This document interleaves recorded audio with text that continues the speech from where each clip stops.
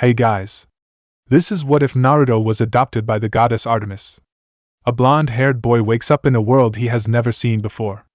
With only a note from his new mother as his guide, he tries to start a new life in this new world and discover his true heritage. Little did he know, he will be stuck in between a feud that could mean the end of the world. Hit like and subscribe if you like this one, and also please check the author in the description. Let's start.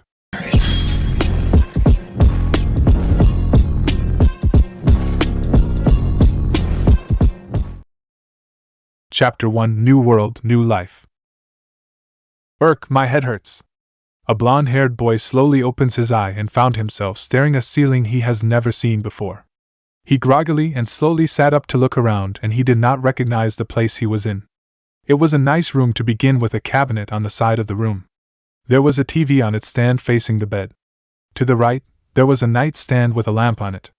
Further to the right of the bed, there is a balcony terrace next to the window. He decides to stand up and look around. He checked the cabinet and found clothes that were his size and a bunch of scrolls with notes attached to them. He went to the TV to check it out, but he couldn't figure out how to turn it on, not knowing that you have to plug it in first. He went over to the balcony window to look out. What he saw made mind blow. He saw buildings so tall they were poking up the clouds. He saw moving objects that he thought they were carriages pulled by horses, except the odd thing was there were no horses pulling it. He sat back down on the bed, still reeling from all the weird things he saw. He lay back down on the bed a little hard, only to have a note flutter down to his face. He picked it up and read what was written. Dear Naruto, I'm sorry I could not wait for you to wake up, but I'm afraid you cannot see me until the time is right. I know about your childhood and how hard it is to live all alone like that, so I took you in. I'm so sorry I couldn't get you sooner, but you're here now. That is what is important. I can tell you who your parents are though. Your father is the man you have looked up to and have been chasing all your life. Minato Namikaze is the fourth Hokage of the Leaf. Your mother is Kushina Uzumaki, the former Jinchuriki of the Nine-Tailed Fox. Don't blame them for leaving you on your own. It's not their fault. They died on the day you were born, protecting you and the village from the Nine-Tailed Fox's attack. They are heroes. I am telling you this for you to know that you were loved and you were not left alone. This time though I will be watching over you. Well, enough of that. If you didn't notice yet, you are in a different world from where you were. You have to start over again. I have some stuff for you. In the nightstand, there are some books on this world. You will need to read up on them to survive in this world. In the cabinet you will find some clothes I picked up for you, so you could fit in with the people. There are also scrolls in there to help you in practicing your jutsu. In the drawer of the nightstand, there is some money for you to spend in this world and a map of the city so you can explore. I know you have a lot of questions. I assure you they will be answered in time. You will just have to be patient. Also, kids your age still have to go to school, so I enrolled you to a boarding school, Yancy Academy. I heard you loved learning, so I see you would not have a problem with this. Unfortunately, you will have to be careful of using your jutsu out in the open. People in this world have no knowledge of parallel worlds or special powers. That is all for now, my boy. Just know that I love you as my own, and I will be watching over you. Love, your new mother. P.S. You will have to brush up on Greek mythology. I guarantee it will come in handy in the future. A single tear ran down the side of his cheek. He was crying tears of joy because this time he felt loved. He was happy to know his parents loved him and didn't abandon him as what the villagers have been telling him all his childhood. He was happy to know that somebody took him in despite his past and how the villagers saw him. He was happy that this time he would make new friends without them judging him for what was sealed inside of him. At the same time, he was sad that he had to leave the friends he had already made back in the Leaf Village. He was scared of what he may face ahead of him. He broke himself out of his thoughts and decided to stand up. He took a deep breath, ready to take on this new world he was in. With one big shout, he said, "Watch out, world, because Naruto Uzumaki is here." Chapter 2: A Furious Encounter. It was not easy to live in a new world with no idea of what you are doing. The first thing Naruto learned in this new world was to follow the traffic lights. One occasion, he was almost hit by a car accidentally because he was reading a book he took a liking to, and he absent-mindedly crossed the street. Thankfully, he heard the car's horn at the last second and was able to get out the way. It took him a few weeks to adjust and to learn about this new world. He gained a lot of knowledge due to his love of reading books. He discovered that he loved learning and buried himself in a lot of books from this world, but he quickly learned that he couldn't sit on one spot for prolonged periods. He would find a lot of time pass by when he was reading. On the other hand, when he was not doing anything, time seemed to be at a standstill. Although he read a lot, he never forgot to keep up with his training. His chakra control massively increased and could tree climb and water walk like it was second nature. He also increased his sensory range by channeling chakra all throughout his body. When he joined Yanxi Academy, he was diagnosed with attention deficit hyperactive disorder, ADHD, which explains why he could not stand still and why time was passing by slowly when he was not doing anything. The guidance counselors placed him in the 6th grade, which was where kids around his age were usually at. As for his room, he was placed in a room with a 12-year-old boy with black hair and sea green eyes. This is Percy Jackson. He quickly learned that Percy also had ADHD and that he has dyslexia. Percy lives in the same part of the city as Naruto. He found out that Percy had been kicked out of every private school that he had been enrolled in due to a series of unfortunate events that happened in every school he was in. His other roommate was a scrawny kid who must have been held back several grades. This is Grover Underwood. Grover is a disabled kid with a muscular disease in his legs causing him to be crippled all his life. He had a note to excuse him from P for the rest of his life. Although Naruto and Percy swears he could run so fast when it was enchilada day in the cafeteria. The three of them quickly became friends and were inseparable ever since. The two boys have been protective over Grover due to him being picked on by bullies.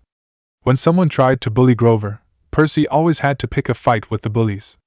Naruto, on the other hand, always seemingly keeps his cool whenever Grover gets bullied. Most of the time, Grover's prankers always found themselves on the wrong end of a prank whenever they tried to pick on him. On one occasion, there were two bullies who tried stealing his lunch money. The next day, these two boys woke up only to find themselves hanging from the flagpole by their underwear while the national anthem was playing. Everyone in the school could not figure out who the mysterious pranker was, but Percy and Grover had a sneaking suspicion that their roommate was the one responsible for the pranks because whenever they asked him if he heard of the pranks, he would have a gleam in his eyes. In their stay at Yanxi Academy, Naruto, being an avid reader, aced his subjects, while Percy managed to get C's and D's despite his dyslexia due to Naruto's help.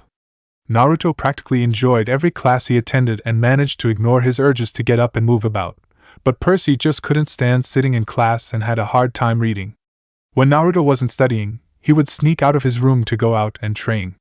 He would just leave out a clone to stay in the room to avoid suspicion and help Percy study.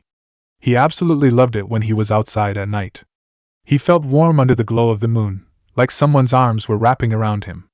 He also feels like someone was watching over him as he trained. The days went by pretty much the same as always. Naruto continued to ace his classes due to his love of learning. His jutsu also managed to improve his control on the wind element, and decided to start learning how to use fire chakra. Percy got into a lot of trouble because he kept on picking fights with the bullies who picked on Grover. This caused him to be on probation, which meant one more incident would cause him to get expelled. The days went on just like before until one day, Mr. Brunner announced they would be going on a field trip to the Metropolitan Museum of Art. Mr. Brunner was this middle-aged man in a motorized wheelchair who always wore a frayed tweed jacket. He had thinning hair and a scruffy beard, and he always smelled like coffee. To most of the class, he didn't seem cool, but to Naruto and Percy, he was awesome and the best teacher in the school. He always told jokes and stories in class and even made them play games. Both Naruto and Percy could not wait for this event. At the same time, Percy had his fingers crossed that the trip would go well because of his previous bad track record of ruining school trips.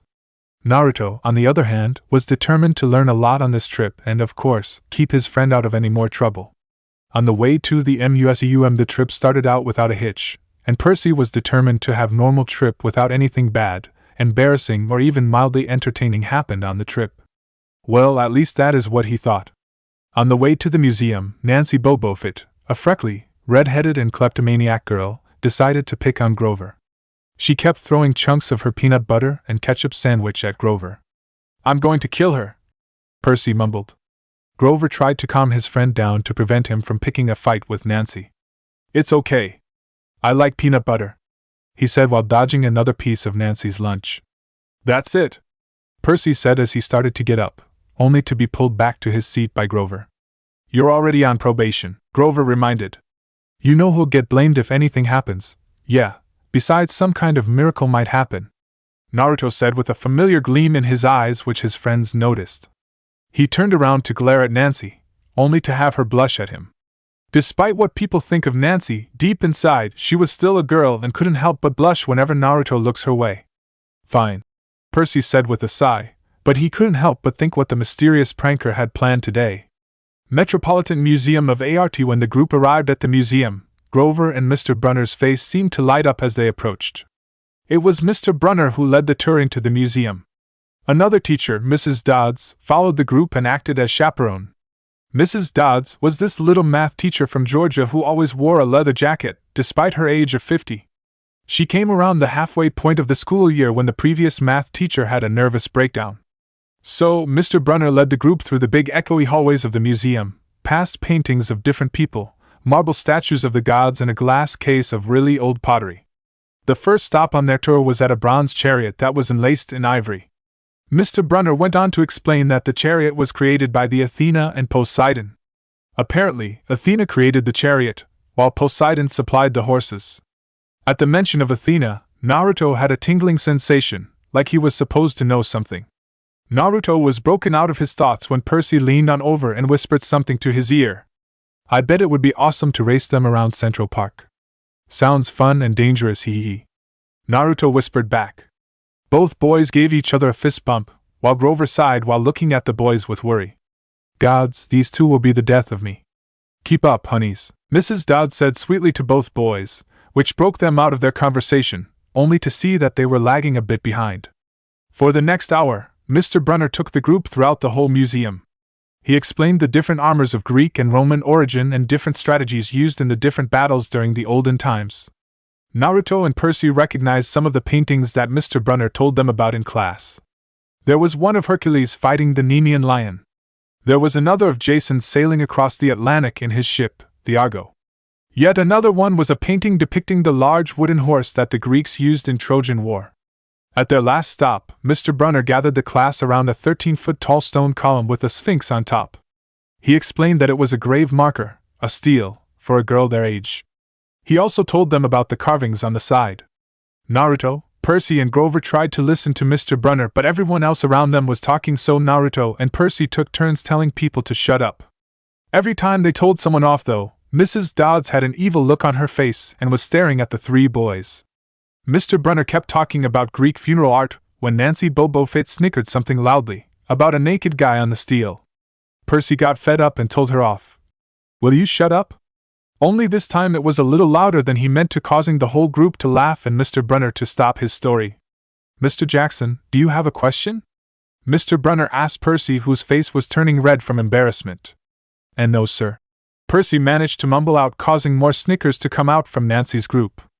Naruto glared at the group, causing Nancy to get flustered and turn pink all over her face. Mr. Brunner pointed to one of the pictures on the steel. Well then, perhaps you can tell me what this picture represents. Percy looked at the carving and was relieved that he knew what it was. That's Kronos eating his kids, right? Yes, Mr. Brunner said, obviously not satisfied with answer. And he did this because? Well, Percy racked his brain to remember. Kronos was the king god and god? Mr. Brunner asked. Titan, Percy corrected. And he didn't trust his kids who were the gods. So, he ate them, right? But his wife hid baby Zeus, and gave Kronos a rock to eat instead.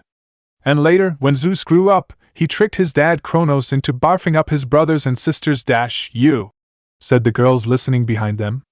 Then there was a big fight, and the gods won. Percy continued, earning a nod of approval from Mr. Brunner. That's correct, he said. Then the world came to be ruled by the 12 Olympian gods, with the most powerful being the three brothers, Zeus, Poseidon and Hades. Ever since they started to rule, the gods came down to earth in order to hook up with mortals because they couldn't keep it in their pants. Naruto spoke up, earning a round of laughter from the group. That is correct, Mr. Uzumaki. Can you tell me the correct term for these children the gods have with mortals? He asked Naruto as he studied him with amused eyes. Demigods, he answered. Part mortal, part god, can you name some of them then? Mr. Brunner asked. Naruto tried to think. Well, there were Hercules and Perseus, who were sons of Zeus. He looked at his friend as he said the latter, knowing that he was named after him. Plus there was Theseus, who was a son of Poseidon. He continued. That's correct, very good, Mr. Uzumaki. It's good to see you are listening in class. At the back of the group, Nancy mumbled to her friends. Like we are going to use this in real life. Like it's going to say on our job applications, please explain why Kronos ate his kids. As if on cue, Mr. Brunner asked. And why, to paraphrase Ms. Bobofit's excellent question, does this matter in real life? Do you know Mr. Jackson? Busted, Grover muttered with a smirk on his face. Percy tried to think, but could not come up with an answer. I'm sorry, sir. I don't know, I see. Mr. Brunner looked disappointed, but his eyes lit up again when he saw Naruto raise his hand. Sir, I guess it's because we can learn from the past mistakes of the gods in order for us not to repeat them, Naruto said. Mr. Brunner smiled. Full credit for you, Mr. Uzumaki, half credit for you, Mr. Jackson. On that note, I believe it is lunchtime. Mrs. Dodds, will you lead us outside? Naruto followed the group, but Percy was pulled aside by Mr. Brunner so he could talk to him. Naruto and Grover looked back to him, and Percy mouthed, I'll see you outside. The two boys nodded and headed for the exit with the group. On another part of the exhibit where there were statues of the Olympian gods, Naruto saw some of them in the corner of his eyes. Curiosity got the better of him, so he entered the room and marveled at the statues he was seeing in front of him. He looked around the room and saw a statue of a beautiful woman wearing a dress that stopped just above her knee and was holding a bow in one hand and an arrow on the other hand. He spotted a plaque in front of the statue, and he read it. Naruto couldn't help but feel familiarity as he was looking at the statue, like all those times he was training out in the open at night as he was bathed in the moonlight. The statue's gaze just felt like all those times. He was broken out of his thoughts when Mr. Brunner wheeled in next to him. Artemis, Mr. Brunner said. Goddess of the hunt, moon, childbirth, wild animals and chastity. Hee, sorry for getting separated from the group, Mr. Brunner. I just got curious of the statues in here. I felt like I was drawn to them, Naruto said while scratching the back of his head. That's okay, my boy. It's good to see you are interested in history, Mr. Brunner replied with a small smile on his face. Come on now. You must be hungry. As the two were about to leave, Naruto had one last look at the exhibit and saw two more notable figures. A woman dressed in battle armor, and a man with winged sandals and a helmet carrying a staff with two snakes wrapped around it. For the second time today, he felt like he was supposed to know something, but his mind couldn't wrap around it, so he just shrugged it off and headed out. During lunch, the class gathered at the steps of the museum as they watched traffic zip by across Fifth Avenue. Overhead, storm clouds were brewing, which the three just figured it was global warming or something.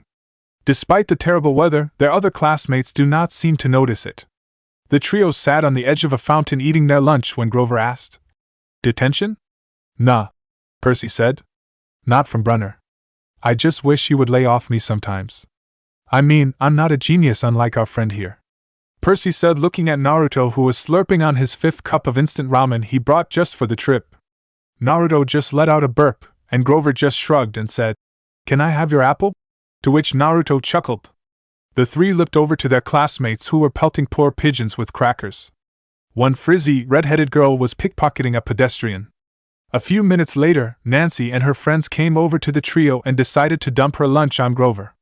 Oops, she said with a grin, trying to avoid the glare that Naruto was giving her.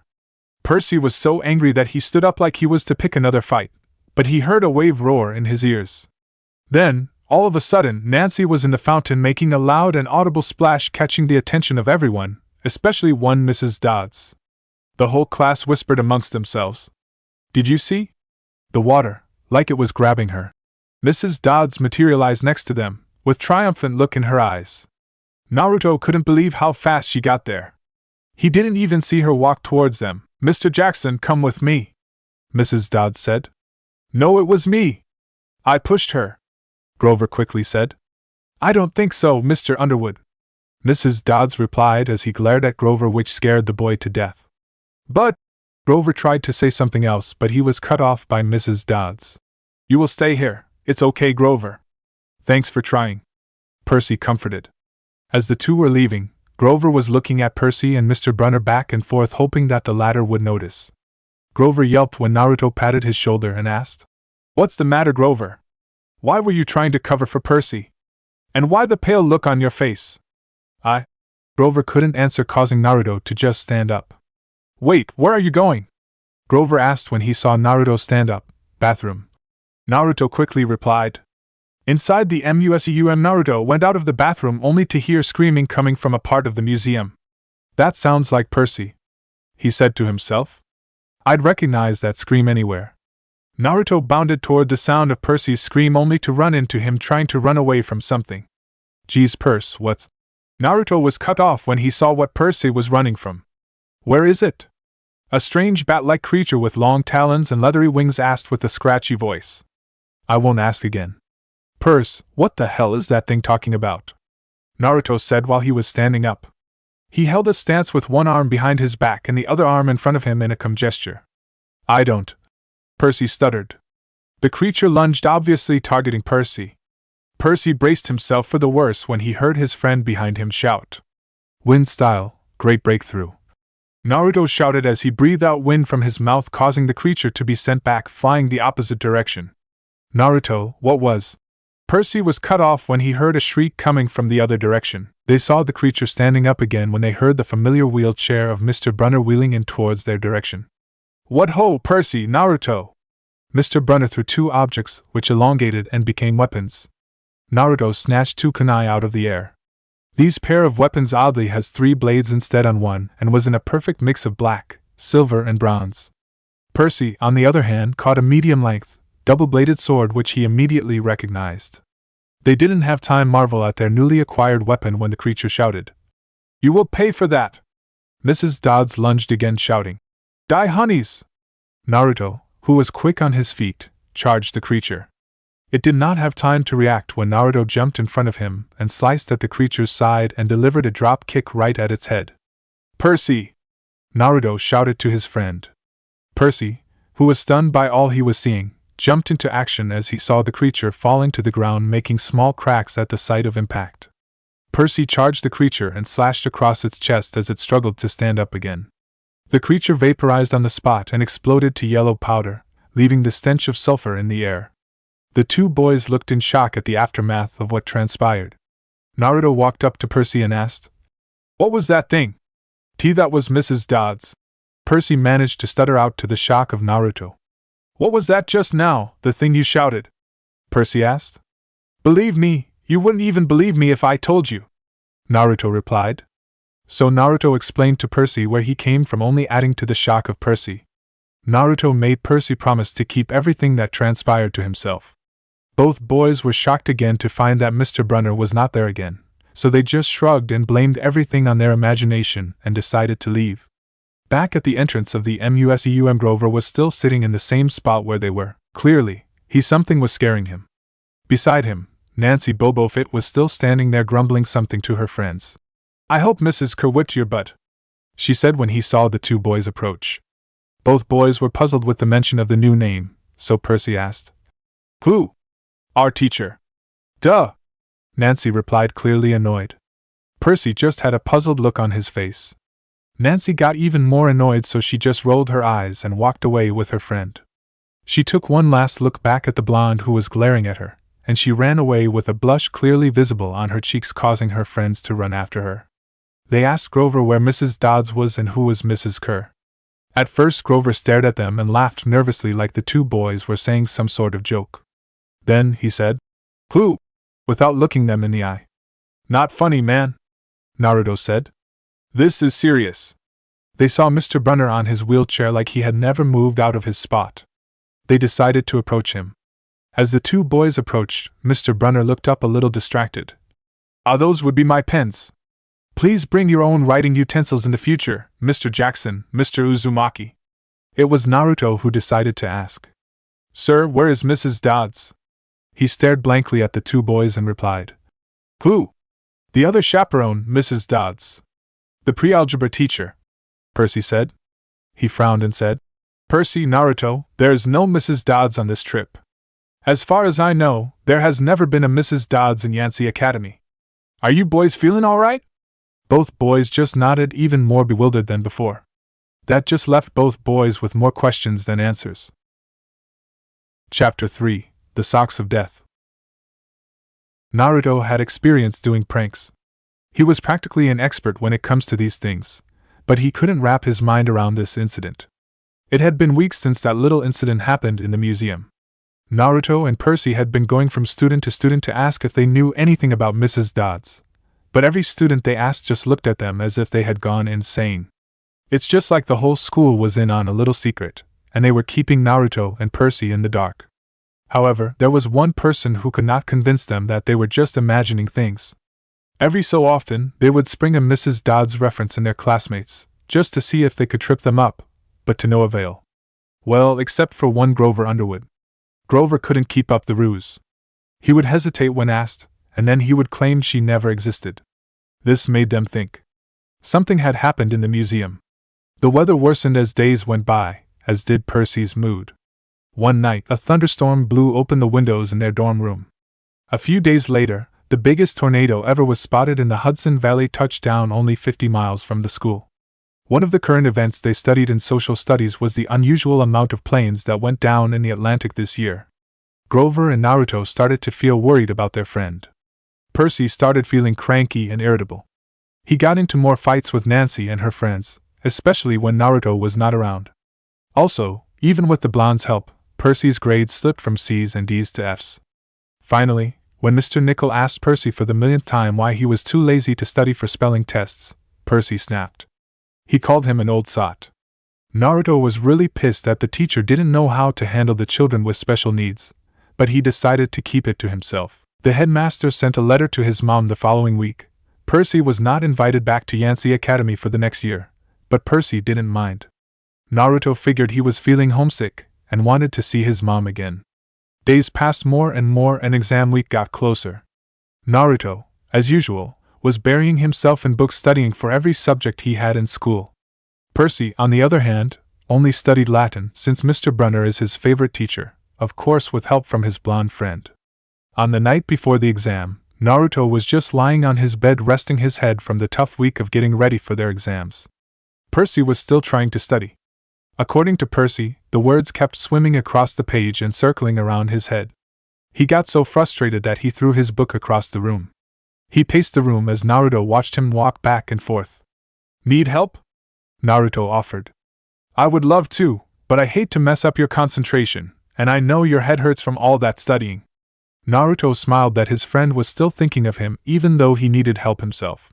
Naruto thought for a while and said, "How about we go ask Mr. Brunner for help? I'll even go with you. Will he be willing to help?" "Of course. He is a teacher after all. Besides, I need a walk to stretch my muscles a bit." And so Naruto and Percy made their way to Mr. Brunner's office. In the hallways of Yancey Academy, Naruto and Percy walked through the hallways of the school on the way to Mr. Brunner's office. They saw most of them were dark and empty. Well, except for one. Mr. Brunner's door was ajar and light from the room was seeping through the window. When they were both about 3 steps from the door, they heard a voice who was definitely Grover say, "Worried about Percy and Naruto, sir." Both of them were surprised at the mention of their names. What's more, they were wondering why Grover was worried about them. Usually, it would be them who would be worried about Grover because of the constant bullying. Curiosity got the better of them, so they leaned in closer to listen in. "Alone this summer," Grover was saying. "I mean a kindly one in the school. Now that we know for sure, and they know too, we would only make things worse by rushing them," Mr. Brunner said. "We need Percy to mature more, and besides, I'm not really sure about Naruto. He is very mysterious. I'm not sure of what to make of him." Naruto's eyes widened. "Do they know who I am? How did they figure it out?" he said internally. "But they may not have time, especially Percy. The summer solstice deadline will have to be resolved without them, Grover. Let Percy enjoy his ignorance while he still can, and keep Naruto in the dark along with him." "Sir, they saw her, their imagination," Mr. Brunner insisted. "The mist over the students and the staff will be enough to convince them of that." "The mist?" Naruto thought. He looked at Percy, who had the same dumbfounded look on his face. "But they have been asking question after question. I don't know how much longer I can keep this up. You have to, Grover. I know they have become your friends during your time here, but this will keep them safe." "Sir, I can't fail in my duties again." Grover's voice cracked with emotion. "You know what that would mean. You haven't failed, Grover." Mr. Brunner said kindly. I should have seen her for what she was. Now let's just worry about keeping them alive until next fall. Thud Percy dropped his mythology book, which caused Mr. Brunner to fall silent. Shit, Naruto said as he grabbed Percy and the mythology book with one swift motion and silently disappeared into one janitor's closets close by.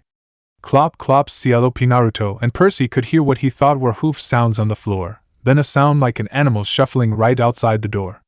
They could see a large dark shape paused in front of the door and stopped. Naruto sat there with a hand over Percy's mouth to prevent him from making a sound somewhere in the hallway. Mr. Brunner spoke. Nothing, he murmured. My nerves haven't been right since winter solstice.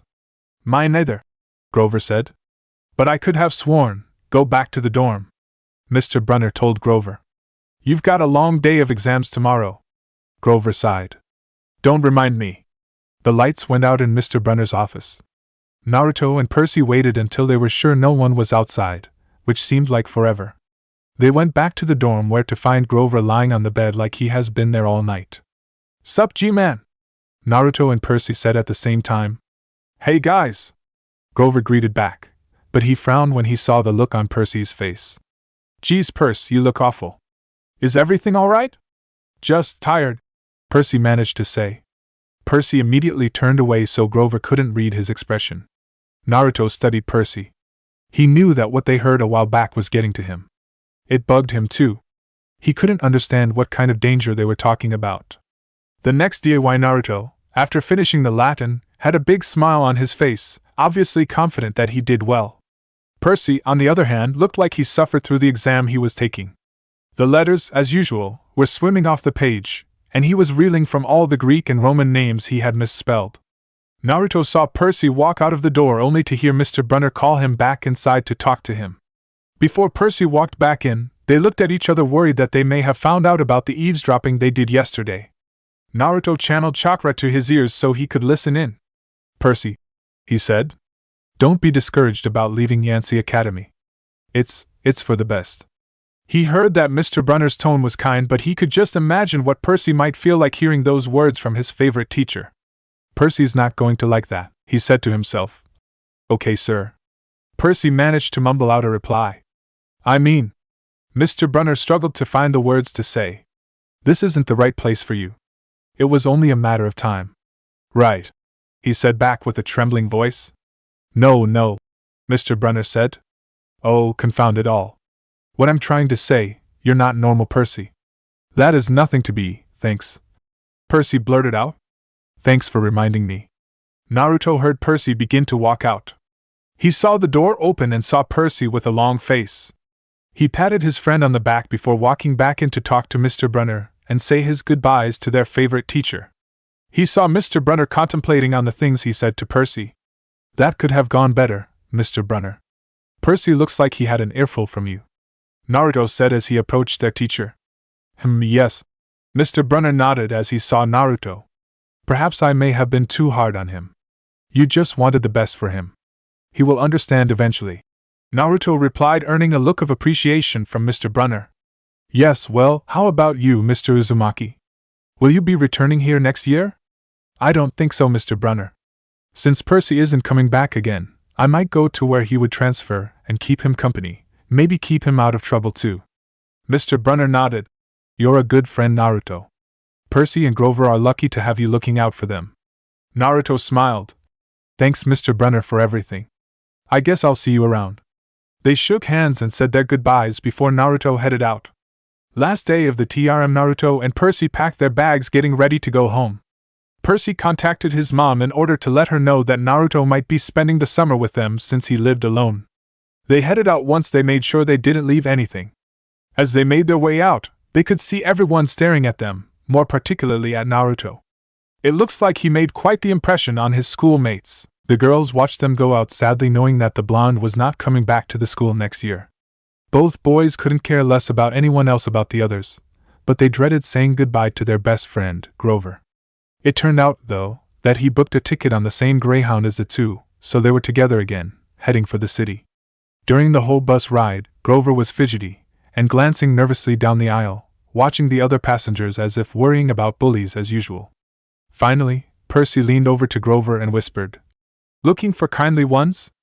Naruto saw what Percy did, so he leaned over to listen in. Grover nearly jumped out of his seat. What do you mean? We kinda listened in on your conversation with Mr. Brunner, Naruto confided, while Percy nodded. Oh, not much, Naruto said. What's the summer solstice deadline? Percy asked out of curiosity. He winced. Look, Percy, Naruto, I was worried about you too, see? I mean, hallucinating about demon math teachers, Grover. Percy tried to cut him off.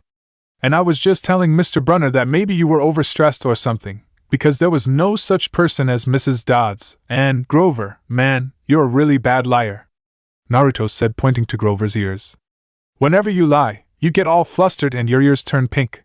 From his shirt pocket, he fished out grubby business cards and gave one to each of his friends. Just take these, okay? In case you need me this summer. The card was in fancy script which was murder to Percy's eyes, but Naruto was able to read it. The card said, Grover Underworkeeper Half-Blood Hilong Island, New York, 800-009-0009. Inchm, fancy hee, Naruto said. What's half? Sure, don't say it out loud, he yelped. That's my summer address. Percy was upset from hearing that, while Naruto was just surprised. They never considered Grover to be rich like the other snobby kids back at Yancey. Okay, Percy said glumly, so like if I wanted to visit your mansion. Grover nodded. Or if you need me, why would I need you? Percy asked. Naruto was just silent about the whole thing, not sure about how he should make of this, until he heard Percy say that. Geez, Percy, go easy on the guy. Grover blushed right down to his Adam's apple. Look, Percy, Naruto, I kinda have to protect you. They just stared at him until they heard a grinding noise under their feet. Black smoke poured out of the dashboard, and the stench of rotting eggs permeated through the whole bus. The driver cursed and limped the Greyhound to the side of the highway. The passengers groaned in disappointment at what happened. The driver went out to the engine compartment and started clanking at the engine to try and get it to work. After a few minutes of no success in tinkering with the engine, the driver announced that everyone should get off the bus. They were stopped at a stretch of country road, no place you'd notice if you didn't break down there. On their side of the highway, there was nothing but maple trees and litter from passing cars. On the other side, across 4 lanes of asphalt shimmering with afternoon heat, was an old-fashioned fruit stand. On the stand were heaping boxes of blood-red cherries and apples, walnuts and apricots, jugs of cider and a clawfoot tub full of ice. There were no customers, just 3 old ladies sitting under the shade of the maple trees, knitting the biggest pair of socks anyone has ever seen. The socks were the size of sweaters, but you would never mistake them to be sweaters. Clearly, they were socks. The lady on the right knitted one of them. The lady on the left knitted the other. The lady in the middle held an enormous basket filled with electric blue yarn. All 3 women looked ancient, with pale faces wrinkled like fruit leather, silver hair tied in white bandanas, bony arms sticking out of bleached cotton dresses. That weirdest thing was they were looking straight at Percy. The blood on Grover's face strained and his nose was twitching. Of Grover! Naruto tried to call Grover's attention. Percy, tell me they're not looking at you. They are, aren't they? Yeah, weird, huh? You think those socks would fit me? Naruto just chuckled. Not funny, Percy. Not funny at all. The old lady in the middle took out a huge pair of gold and silver, long-bladed scissors, like shears. Both boys heard Grover gasp as if catching his breath. Grover pulled both boys by their arms. Come on, we're getting on the bus. Hey, watch it! Both boys said at the same time. As they were about to go, the middle one cut the yarn which the trio heard across the 4 lanes of traffic. The other 2 balled up the electric blue socks, leaving Percy and Naruto wondering for who it might be. At the rear end of the bus, the driver wrenched a big chunk of smoking metal out of the engine compartment. Surprisingly, the bus shuddered and the engine roared it back to life. The passengers cheered. Darn right! The driver yelled. He slapped the bus with his hat. Everybody back on board. Naruto noticed that Percy was feverish as if he got the flu and Grover was shivering and his teeth were chattering. Of Grover? Naruto asked. Yeah? What are you not telling us? Grover dabbed his forehead with his shirt sleeve. What did you guys see at the fruit stand? You mean the old ladies? Percy asked. What about them? They're not like Mrs. Dodds, are they? Grover's expression was hard to read, but Naruto and Percy had a feeling that it was something. He said, Jay, just tell me what you saw. The middle one took out her scissors, and she cut the yarn, Percy said. Grover closed his eyes and made a gesture with his fingers. Naruto thought that he might have been crossing himself, but it wasn't. It was something much older. You saw her snip the cord, Grover said, starting to panic. Yeah, so? Percy asked, but there was no answer from his friend. This is not happening, Grover mumbled. He started chewing at his thumb. I don't want this to be like the last time. What last time?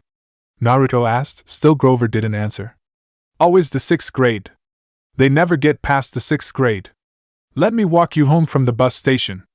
Promise me, Grover said to both boys. Both boys nodded at his odd request. Is this like a superstition or something? Percy asked. Still no answer. Grover, does the snipping of the yarn mean someone is going to die? Grover looked at both boys mournfully, like he was already picking which flowers would work best at their funeral. The rest of the trip was silent. Nobody dared to say anything else. Naruto studied his two friends. Percy was visibly shaken by what happened, and Grover kept mumbling to himself about some kind of failure he had in the past. Naruto just thought, Grover, what are you hiding?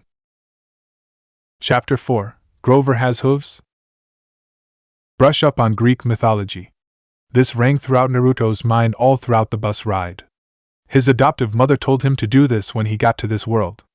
At first, he thought nothing of it, thinking that his mother just wanted to share one of her hobbies to him, but now, he wasn't so sure about it. He sat on the bus thinking about the things that happened so far. He remembered the attack of Mrs. Dodds, the bat-like creature, to which he remembered was a fury. He also remembered that every time he took a whiff of Grover, he smelled like goat, making him remember reading about a breed. Then, just recently, there were the 3 old ladies who were weaving a huge sock with electric blue yarn to the list of weird. He tried to think about where in Greek mythology he read about them. It's them, isn't it? He believed it. Could it be? It couldn't be a coincidence.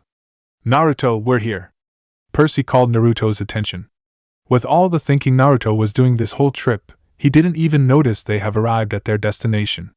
He noticed Grover was still mumbling. Why does this always happen? And, why does it always have to be the 6th grade? To himself as they made their way out of the bus. When they got off the bus, Grover said, Guys, promise me that you will wait for me here. With hands of his pants jumping.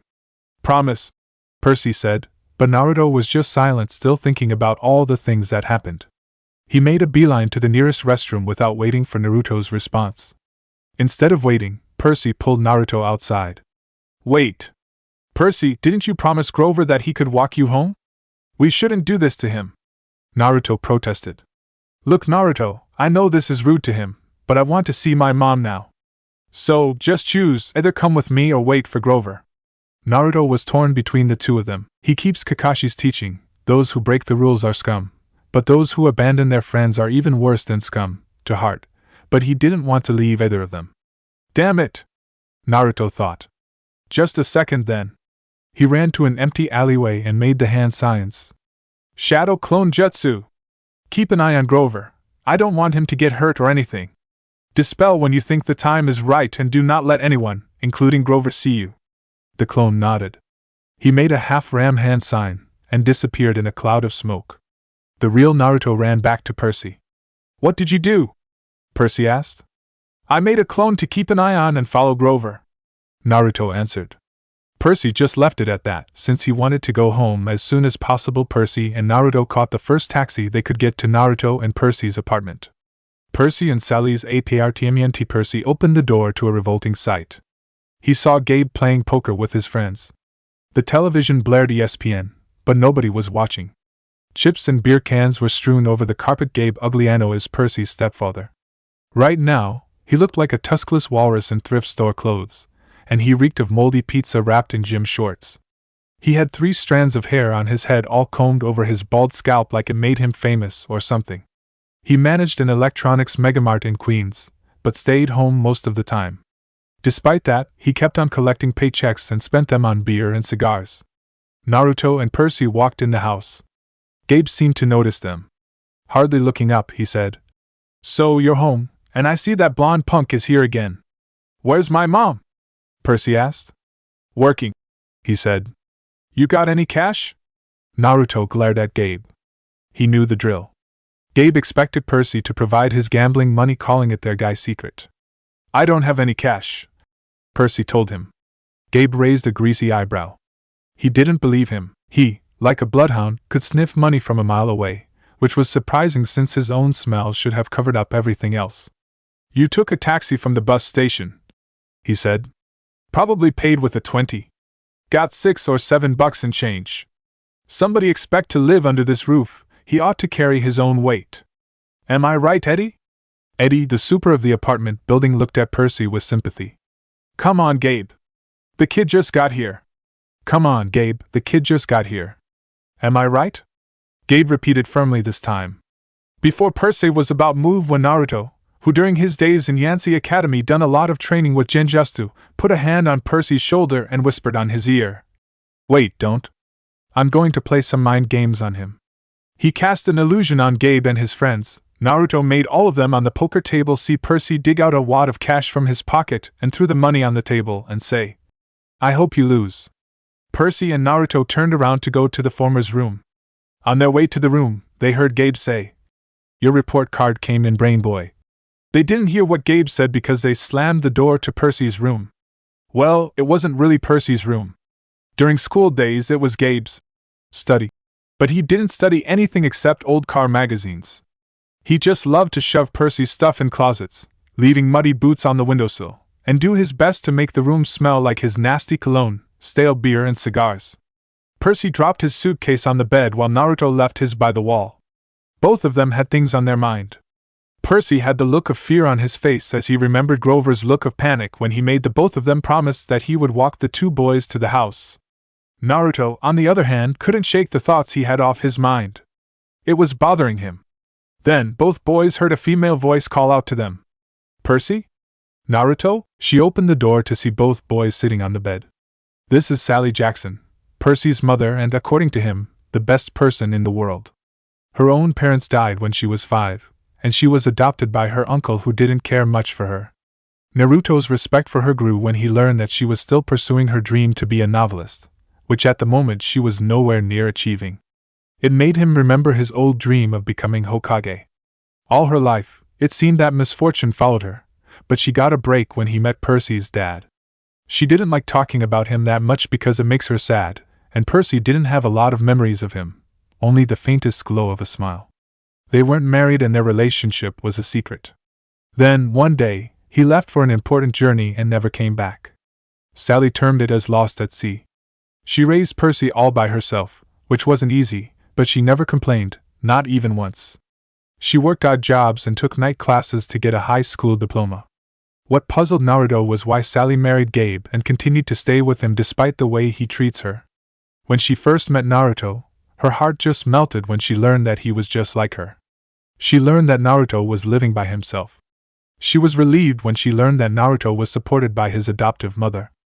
She also offered Naruto to be his guardian, to which he gladly accepted, and ever since, Naruto has been coming over, much to Gabe's annoyance.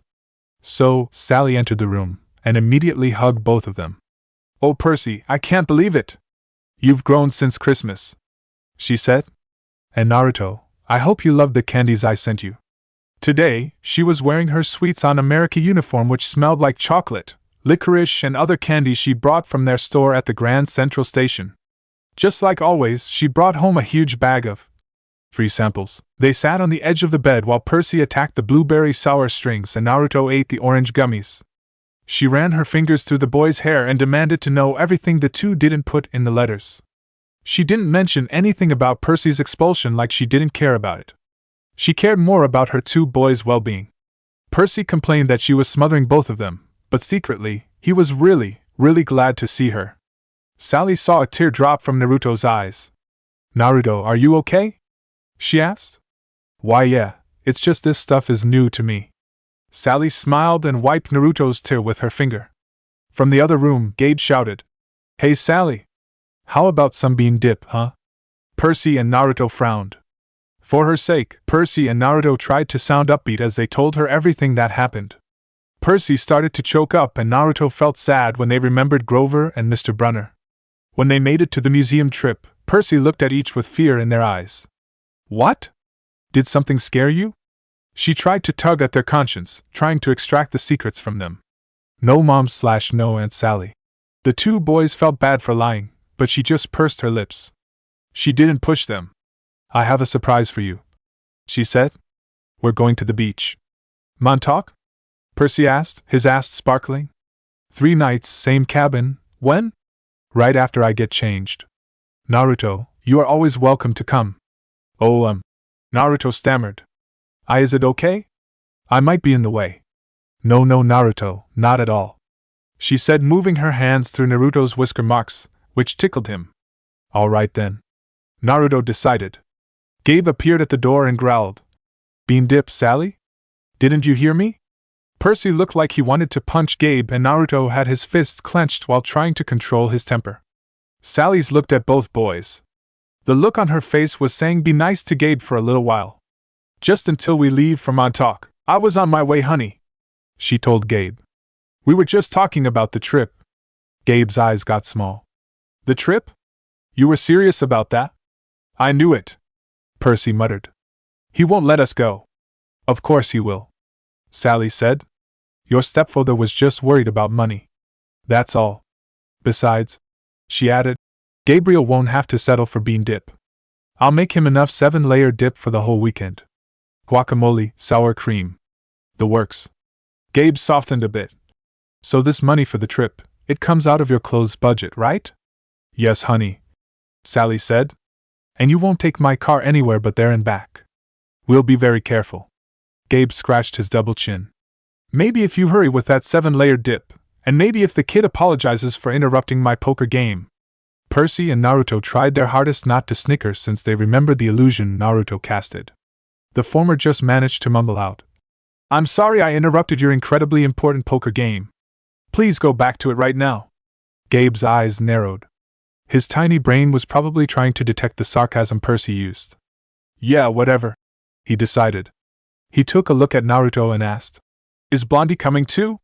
Yes, of course, honey. Sally answered. Gabe just nodded, probably just glad that the blonde wasn't staying in their house. He shuddered when he remembered the blonde wiping him clean of money when he let him join the poker game. Thank you, Percy, my mom said. Once we get to Montauk, we'll talk more about whatever you've forgotten to tell me, okay? For a moment, there was fear in her eyes, the same fear they saw Grover had at the bus, but her smile returned. She ruffled both boys' hair and went to make Gabe's 7-layer dip. After an hour, they were ready to leave. Gabe took a break from his poker game to watch the boys lug the bags to the car. He kept groaning about losing Sally's cooking and, more importantly, his 1978 Camaro for the whole weekend. Not a scratch, Blondie, he warned as the last bag was loaded. Not one little scratch. He normally saves that for me, Percy said. Both shrugged at that. Gabe made his way up to the apartment. Naruto made a half-ram seal and released the illusion. After that, both of them climbed in the Camaro. Naruto made a request to stop by his apartment to get some stuff before they went on their way. As the car drove off, one could hear a Gabe Ugliano shout out in rage. Where's my money? Montauk BACH. When they arrived at the rental cabin at sunset, Sally and Percy's faces seemed to light up. It was located at the South Shore, way out at the tip of Long Island. It was a little pastel box with faded curtains, half sunken in the dunes. There was always sand in the sheets and spiders in the cabinets, and most of the time, the sea was too cold to swim in. Despite the simple style, they both loved it. Percy and Sally started the usual cleaning routine to which they showed Naruto. They walked on the beach, fed blue and orange corn chips to the seagulls, and munched on a variety of blue and orange candies Sally had brought from work. Why blue and orange food, you ask? Well, for the blue food, Gabe and Sally had a fight about blue food not existing. Ever since then, Sally went out of her way to cook and bake blue food, from cakes to corn chips to smoothies. When Naruto came along, he got curious about all the blue food that Sally makes, and Percy explained to him why. Naruto requested Sally if she could make some orange food, to which Sally happily agreed. When it got dark, they made a fire. Sally was impressed that Naruto could make a fire so easily. Naruto just said he went camping a lot as a kid. Sally told them stories about the books she wanted to write someday, when she had enough money to quit the shop. Eventually, Percy asked Sally what was always on his mind whenever they went to Montauk. His father. Sally's eyes went misty. He was kind, she said. Tall, handsome, and powerful, But gentle too. You his black hair, you know, and his green eyes. Sally fished out a blue jelly bean out of her candy bag. I wish he could see you, Percy. He would be so proud. How old was I? Percy asked. When he left? He was only with me for one summer, Percy, right at this beach, this cabin. Sally watched the flames as she explained. But he knew me as a baby. No, honey. He knew I was expecting a baby, but he never saw you. He had to leave when you were born. There was a moment of silence. Sally cleared her throat. What about you, Naruto? What were your parents like? On the first week he was this world, he wondered what his parents were like. One day, he received another note describing his parents. Today, he was giving the short version of what he read. Well, they say I look like my dad. He never knew who his mother was, so he was raised by his father. He grew up a genius. He was what you call a prodigy. He became a soldier, and eventually a war hero. Through this he managed to become a pretty big deal in our village. As for my mother, they say I got her personality. She had a round face and red hair, which always got her teased. She never knew who his father was, so she was raised by her mother. She was mischievous growing up, always pranking people. She was a target for bullies, but she never backed down from them. Do you have any pictures of them? Percy asked. Naruto just shook his head. There was a moment of silence again. Percy broke the silence when he asked, Are you going to send me away again to another boarding school? She pulled a marshmallow from the fire. I don't know, honey. Her voice was heavy. I think we'll have to do something. Because you don't want me around? Naruto just face-palmed internally at the density of his friend. He didn't know why his friend couldn't see that it was hard enough for his mom as it is. There were tears in Sally's eyes as she took Percy's hand. Oh, Percy, no. I have to, honey, for your own good. Because I'm not normal, Percy said. You say as if it's a bad thing, Percy, but you don't realize how important you are. I thought Yancy Academy was far away enough. I thought you'd finally be safe. Safe from what? Percy remembered all the weird and scary things that happened when he was a child.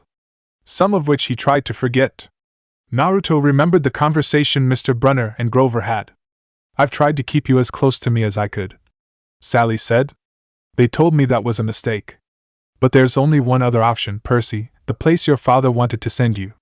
And I just can't stand to do it. They? Who are they? He asked himself, not wanting to interrupt their conversation. My father wanted me to go to a special school. Not a school, she said softly. A summer camp. I'm sorry, Percy, she said, seeing the look in my eyes. But I can't talk about it. I couldn't send you to that place. It might mean saying goodbye to you for good. For good? But if it's only a summer camp. She turned toward the fire, and Naruto knew from her expression that if Percy had asked her any more questions she would start to cry. Naruto didn't know what to say in this situation. He felt like intruding in a private conversation, so he just enjoyed the moonlit night, which reminded him of those missions that he had with Team 7. Percy decided not to ask any more questions, seeing that his mother was about to cry. The three then called it a night. That night it was storming hard, and the three woke up with a start. The storm had woken up Sally when a thunder boomed overhead. Percy was awoken by his weird dream he was having about two animals, a white horse and a golden eagle, were fighting, and a monstrous voice fighting in the background. Naruto's eyes shot open up when the memories of the clone that followed Grover flooded his mind. What was notable was the latter parts of the memories, particularly the area it had seen. It was the area they drove through on the way here. Naruto jumped out of bed and opened the door to see Grover was about to knock. Grover was panting. Searching all night. What were you thinking? Naruto stuttered while scratching the back of his head. Percy made me do it. Sally looked in terror not at Grover, but at the reason of why he'd come. Percy, she said, shouting to be heard over the rain. What happened at school? What didn't you tell me? Percy was frozen, looking at Grover. Oh, Zukai ala Theoi! He yelled. It's right behind me. Didn't you tell her? Naruto and Percy were shocked to register that Grover cursed in ancient Greek, and they understood it perfectly. They were too shocked to wonder what trouble Grover had gotten himself into now. My mom looked at both boys sternly and talked in a tone she'd never used before. Percy, Naruto. Tell me now! Naruto and Percy stammered while they took turns explaining about the three old ladies with electric blue yarn and Mrs. Dodds. Her face turned deathly pale in the flashes of lightning. Sally grabbed her purse, tossed Naruto and Percy their rain jacket, and said, "All of you, get in the car. Now!" All three ran to the car, but Grover wasn't exactly running, he was trotting, shaking his shaggy hindquarters. It hit Naruto like a bullet, the goat scent of Grover, the way he could run but still limp when he walked because, on the lower half of Grover's body, were cloven hooves. It can't be," he said to himself. Chapter 5, Going Hamburger. The Camaro drove through dark country roads bounding towards a place unknown to Naruto and Percy. Wind slammed against the Camaro, and rain lashed through the windshield. Sally kept her foot on the gas the whole time, though Naruto was wondering if Sally could see where they were going. Percy stared at Grover with a dumbfounded look on his face. Naruto spoke up. "No, Percy. You aren't going insane. I can see it too, though I still can't believe it." Like he could read Percy's mind. All Percy could say was, "So you and my mom know each other?" Grover kept glancing at the rearview mirror though there were no cars behind them. "Not exactly," he said. "I mean, we've never met in person, but she knew I was watching you," he continued while pointing at the two boys. "Watching us?" Naruto asked. "Keeping tabs on you. Making sure you were okay. But I wasn't faking being your friend," he added hastily. "I am your friend." What are you exactly?" "That," Grover was about to answer when Naruto cut him off. "He's a satyr." Both boys looked at the blonde. "How did you?" Grover asked. "My mom told me to read up on Greek mythology. I thought nothing of it, at first, but now, it's all starting to make sense." But those are just myths," Percy said. "Were those old ladies at the fruit stand a myth, Percy? Was Mrs. Dodds a myth?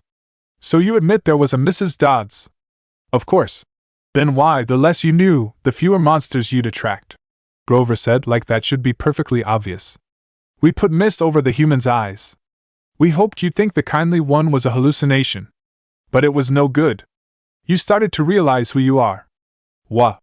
Naruto cut Percy off. "This isn't the time, guys. I sense something coming. It's big and smells like cow." Grover had a surprised look on his face as he stared at Naruto through the rearview mirror. He was about to ask what Naruto meant, but a weird bellowing noise rose up from behind them, closer than before. Whatever it was chasing them was still on their trail. "Percy," Sally said, "there's too much to explain and not enough time. We have to get you to safety." "Safety from what? Who's after us?" "Oh, nobody much," Grover said. "Just the Lord of the Dead and a few of his bloodthirstiest minions." "Grover." "Sorry, Mrs. Jackson. Could you drive faster, please?" Sally made a hard left. They swerved onto a narrower road, racing past darkened farmhouses and wooden hills and a pick-your-own SDRAWBRR license with white picket fences. Where are we going?" Percy asked. "The summer camp I told you about." Sally's voice was tight. She was trying for my sake not to be scared. "The place your father wanted to send you. The place you didn't want me to go."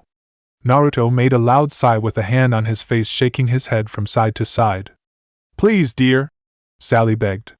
"This is hard enough. Try to understand. Both of you are in danger. Because some old ladies cut yarn." "Those weren't old ladies, weren't they?" Naruto said. "Those were the fates. They appear in front of you when someone is about to die." "You seem to know an awful lot about this, Naruto," Grover said. "I did some thinking when we were on the bus on the way to New York. I just connected the dots." Grover was dumbfounded at what Naruto said. Sally made a hard right and Naruto and Percy made out the figure she'd swerved to avoid a dark, fluttering shape now lost behind them in the storm. "What was that?" Percy asked. "We're almost there," Sally said, ignoring Percy's question. "Another mile." "Please! Please! Please!" Outside there was nothing but rain and darkness, the kind of empty countryside you get way out on the tip of Long Island. There was a blinding flash, a jaw-rattling boom, and the car exploded. "Percy! Naruto!" Sally shouted. "I'm okay," Percy groaned. "That could have gone better," Naruto managed. Actually, the car hadn't exploded, they just swerved into a ditch. The driver's side door was wedged in the mud. The roof was cut like an eggshell and rain was pouring in. Lightning, Naruto thought. We must have been blasted off of the road. Grover! Percy shouted. Grover was slumped over motionless, blood trickling from the side of his mouth. Percy shook him, but he wasn't waking up any time soon. Food, Grover groaned. Naruto chuckled. Hee, as much as I find this funny, Grover, now is not the time. Percy, Naruto, Sally said. We have to. Her voice faltered. In a flash of lightning, through the mud-spattered rear windshield, they saw a figure lumbering toward them on the shoulder of the road. It was a dark silhouette of a huge guy, like a football player. He seemed to be holding a blanket over his head. His top half was bulky and fuzzy. His upraised hands made it look like he had horns. Percy gulped. Who is Percy, Naruto? My mother said in a deadly serious tone. Get out of the car, now! Sally threw herself against the driver's side door. It was jammed shut in the mud. Percy tried his side of the door. It was stuck too. Percy looked up desperately at the hole in the roof. It might have been an exit, but the edges were sizzling and smoking. Climb out the passenger's side, my mother told me. Naruto, when did you? No time. We have to go, now, Naruto said as he pulled Sally, Percy, and Grover out of the car. Boys, do you see that big tree? Sally said, pointing at the direction of the tree. Another flash of lightning, the boys saw the tree she meant, a huge, White House Christmas tree-sized pine at the crest of the nearest hill. That's the property line, Sally said. Get over that hill and you'll see a big farmhouse down in the valley. Run and don't look back. Yell for help. Don't stop until you reach the door. Mom, you're coming too, Percy insisted. Sally's face was pale, her eyes as sad as when she looked at the ocean. You are coming with us, Auntie Sally, Naruto shouted. We are not leaving anyone behind. Food! Grover moaned louder. Naruto was trying hard to control his laughter in the serious situation. The man with the blanket on his head kept coming toward them, making his grunting, snorting noises. As he got closer, they got a clear view of the thing chasing them. The thing that they thought was a blanket over his head was not a blanket at all. They were horns. The big fuzz mass that they thought was too big for his head really was his head. He doesn't want me, Sally told Percy. He wants you. Besides, I can't cross the property line.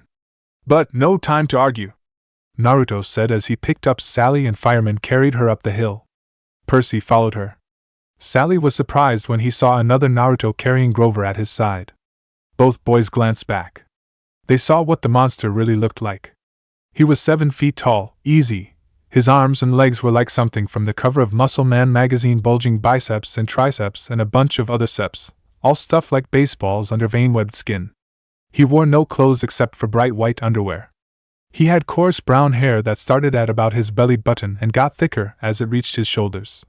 His neck was a mass of muscle and fur leading up to his enormous head, which had a snout as long as an arm, snotty nostrils with a gleaming brass ring, cruel black eyes, and horns, enormous black and white horns with points you just couldn't get from an electric sharpener. That's Pacifi's son, Naruto said. But why is he after Percy? But he's the Min, don't say his name, Sally warned.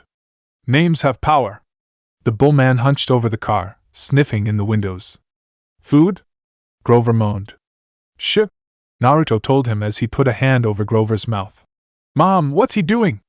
Doesn't he see us? Percy asked. His sight and hearing are terrible, she said. He goes by smell. But he'll figure out where we are soon enough. Roar! As, if on cue, the bullman bellowed in rage. He picked up Gabe's Camaro by the torn roof, the chassis creaking and groaning. He raised the car over his head and threw it down the road. It slammed into the wet asphalt and skidded in a shower of sparks for about half a mile before coming to a stop. The gas tank exploded. Percy, Naruto, Sally said. When he sees us, he'll charge. Wait until the last second, then jump out of the way directly sideways. He can't change directions very well once he's charging. Do you understand? How do you know all this? Naruto asked. I've been worried about an attack for a long time. I should have expected this. I was selfish, keeping both of you near me. Keeping us near you? But dash! The bullman picked up their scent. He let out a huge bellow of rage and started tromping up the hill. The pine tree was only a few more yards,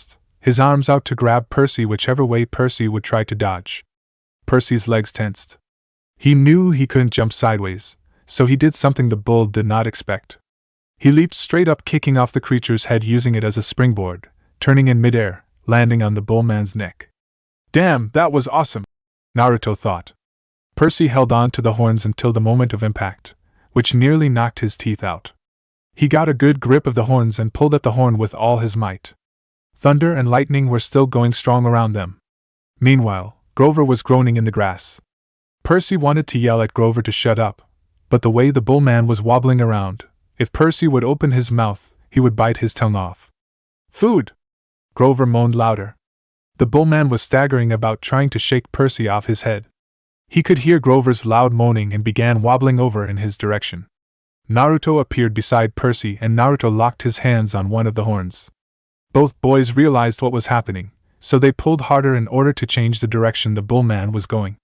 The monster tensed, trying to pull into the direction it wanted to go. There was a tug of war against the two sides, with the Minotaur flailing wildly like a rodeo bull until there was a loud and audible snap. The boys fell down the back of the beast, and the bullman fell forward into another tree. Naruto looked at what he had in his hand and grinned.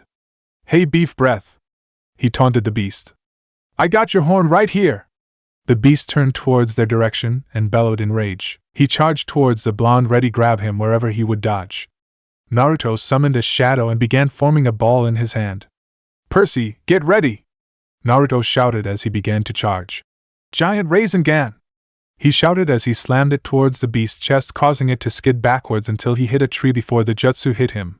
The bullman managed to slam his hands towards one of the Narutos, which unfortunately was the real one. It sent him flying towards the trees close to Grover. "Percy! Finish him!" Naruto shouted as he was sent flying. Percy charged the Minotaur as it hit the tree and drove the horn on its belly. The bullman roared in agony. He flailed, clawing at his chest, then began to disintegrate like crumbling sand, blown away in chunks by the wind, the same way Mrs. Dodds had burst apart. The monster was gone. The rain had stopped. The storm still rumbled, but only in the distance. Percy and Naruto smelled like livestock. Percy had hurt so bad, but he managed to make his way towards Naruto and Grover. The satyr was still unconscious. "You don't look too good," Percy said. "Well, I've been through worse," Naruto replied, trying to get up. "Oh," he said, immediately clutching his chest. "What's wrong?" Percy began to walk towards Naruto, but he began to feel drowsy and exhausted from the encounter. Percy fell down and collapsed right next to Grover. Naruto felt the red chakra dissipate from his system, and he too began to feel exhausted. As he was about to pass out, he heard the clops of hooves approaching. He managed to make out a familiar bearded old man making his way towards them with a girl with curled golden hair who knelt next to him. "Chiron, this one's hurt." That was the last thing he heard when everything went black. Chapter 6, Camp Half-Blood. Crash. Two boys crashed in a foot of a statue. One of the boys was wearing a navy blue, short-sleeved shirt with a high collar and an Uchiha crest on the back, white shorts. His skin was dark gray, and his hair was long and dark blue. On his back, there were webbed claw-shaped wings. This is Sasuke Uchiha. The other boy was wearing an orange and blue jacket with a white swirl tassel on the left side, and a red Uzumaki crest on the back and an orange pair of pants. There was a shroud of translucent red cloak of bubbles of red chakra forming long ears on the head area and 3 tails on the rear end. His eyes were darkened around them and his pupils were red with a slit pattern on them. His teeth also grew fangs. This is Naruto Uzumaki. Naruto was surprised when a huge hand blocked his strike. The huge hand slapped him away, flying towards the foot of the other statue right across it. Sasuke gritted his teeth. "I have no time to waste. This body." Sasuke closed his eyes.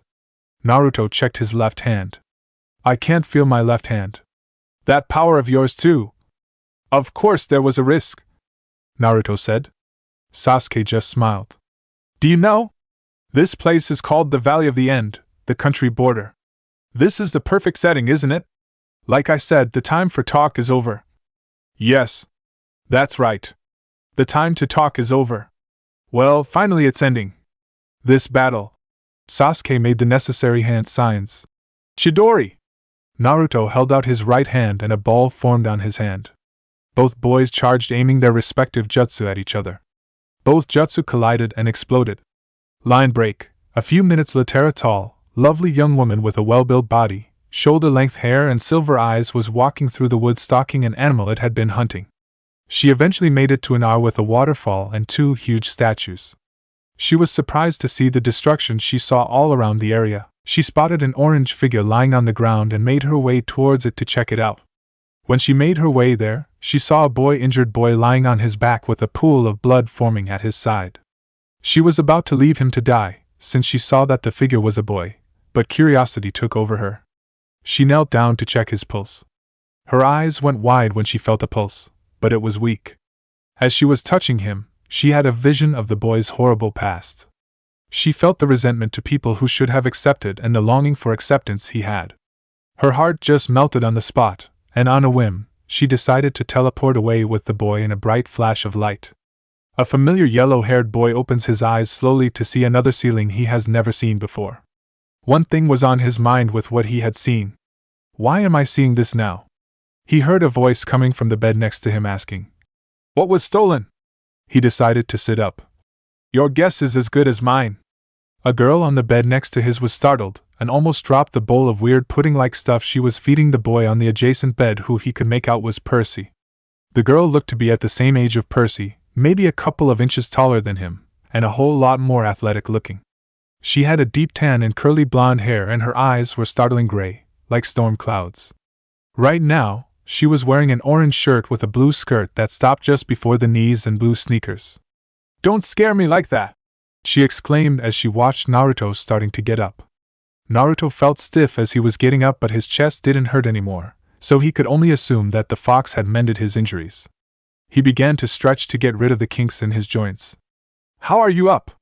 You shouldn't be awake until tomorrow at the very least," she asked with a dumbfounded look on her face. "I have always been a fast healer," Naruto said. "What about him? Will he be okay?" "Oh, yeah. He will be fine. He just needs rest. He should be up by tomorrow," Annabeth replied. "That's good," Naruto said. "Well, anyway, I'm Naruto Uzumaki. Nice to meet you," he said, offering a hand for a handshake with his signature smile. Annabeth looked at him slightly as if she was studying him or finding a way to take him down. She smiled and a little blush found its way onto her cheeks. She finally took her hand, shook it with the smile never leaving her face. "I'm Annabeth Chase. Nice to meet you too. So, where am I?" Naruto asked. "You're at Camp Half-Blood. You probably have a lot of questions. Come on, I'll take you to Chiron and Mr. D," she said, leading Naruto out of the room. On the way out, Naruto saw Greek lettering all over the walls which he somehow knew how to read. That was the medical room. "You were brought in after you caused quite a bit of a ruckus last night," Annabeth explained. "Yeah. Sorry about that. We wouldn't have made all that noise if not for Pacifi's son trying to turn us into a shish kebab last night," he apologized while scratching the back of his head. "You know your Greek history," she said, looking slightly impressed. "My mom told me to brush up on Greek mythology when I first arrived in New York. That's a smart thing to do. What's your mother like?" Annabeth said. Naruto shrugged. "Dunno, I haven't met her yet." She wanted to ask another question, but the somber look on his face made her decide not to. She found herself staring a bit longer at him, to which Naruto noticed. "Is there something on my face?" he asked. Annabeth immediately looked away. And then nothing. Naruto was awestruck with what he saw all around him. The valley marched all the way up to the water, which glittered about a mile in the distance. The landscape was dotted with buildings that looked like ancient Greek architecture: an open-air pavilion, an amphitheater, a circular arena, except that they all looked brand new, their white marble columns sparkling in the sun. In a nearby sandpit, a dozen high school-aged kids and satyrs played volleyball. Canoes glided across a small lake. Kids in bright orange t-shirts like what Annabeth was wearing were chasing each other around a cluster of cabins nestled in the woods. Some shot targets at an archery range.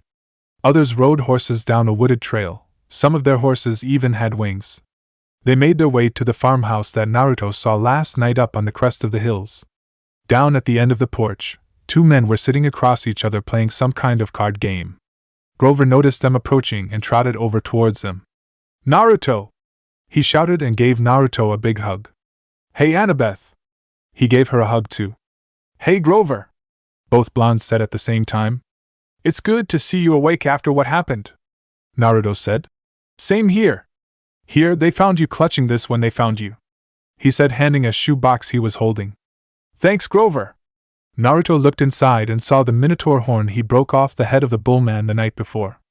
Annabeth was peering in as well, curious to see what it was. Spoils of the battle," Naruto mumbled. He then looked at Grover and smiled. "Gee, thanks. Come on, Chiron would want to see you," Grover said, still excited. When they were at the porch, Naruto immediately recognized one of them to be a familiar old man in a wheelchair with thinning brown hair and a scraggly beard, wearing a tweed jacket. "Mr. Brunner?" Naruto said with an inquisitive look on his face. "Naruto, my boy, it's good to see you are up," Mr. Brunner greeted. "I was not expecting you until tomorrow." "Yeah, I get that a lot," he said, scratching the back of his head. "I see," Mr. Brunner responded. "How about you join us? We can play pinochle while we talk." Mr. Brunner motioned Naruto to sit on a chair with them in front of the table where they were playing cards. "Thank you for bringing him here, Annabeth. You can run along now," Mr. Brunner said to Annabeth. Annabeth took one last look at Naruto, jumped off the porch, and ran off. "Well, for starters, here I am called Chiron? Grover and Annabeth mentioned you while we were talking." "You mean you are the same one from the myths, The centaur who trained famous heroes like Hercules, Achilles, and Jason? The very same, Chiron replied. And this here is Mr. D, our camp director. He was pointing at the other guy sitting on the table with them. The man was small but porky. He had a red nose, big watery eyes, and curly hair so black it was almost purple. He looked like a cherub who turned middle-aged in a trailer park. He was wearing a tiger-pattern Hawaiian shirt, and he looked like he could be one of Tsunade's drinking buddies. This is Dionysus, known here at camp as Mr. D. Mr. D had an uninterested look on his face. Yes, well, welcome to camp, I guess. I apologize for keeping everything from you, my boy. Chiron apologized. It's just that knowing too much would attract more monsters, placing you in more danger than you already were. Chiron apologized. It's okay, Chiron. It's just that I just wish I could have saved Aunt Sally, Naruto said with sad eyes. Chiron put a hand on Naruto's shoulders and comforted the blonde. Okay, so now here's the hard part, Chiron said. If I may make a guess, the Greek gods from the myths are real and exist to this day, Naruto said. Mr. D was beginning to take interest in the blonde. My, you seem to have an idea on what I am getting at, my boy, Chiron said. I was told brush up on Greek mythology. Plus, I was attacked twice by things we all thought were myths at first. This couldn't have to be a coincidence. I see. Chiron nodded. Well, as you have said, the gods are very much alive. Over the years, they moved from country to country following Western civilization. As you have learned in Latin class, the gods come down to earth and fall in love with mortals, and sometime, if not most of the time, this love would produce a half-human, half-god offspring, a demigod. Naruto nodded. Yes, and where we are now is Camp Half-Blood. This camp is where demigods train and hone their skills, meet other demigods and form close friendships. For many, Camp Half-Blood is a place to call home because their scents may sometime attract monsters, which makes living in the mortal world dangerous. I see. That makes sense. You seem to be taking this rather well, my boy. Well, after everything that happened, I wouldn't be surprised. I mean, I woke up in this world, which I did not recognize, and I thought that would be the weirdest thing I will see in my lifetime. Mr. D was being more intrigued with the conversation. In this world? What do you mean? Mr. Brunner asked, curious at Naruto's last statement. Since you're being straightforward with me, I should be honest with you, Naruto said. I am from another world where the people use energy, known as chakra, to manipulate the elements and perform amazing feats. Chiron and Grover looked at Naruto, speechless at what the blonde said. Only Mr. D was able to speak. Do you mean you are from the elemental nations? Naruto nodded. This isn't true. You must be lying, Mr. D said.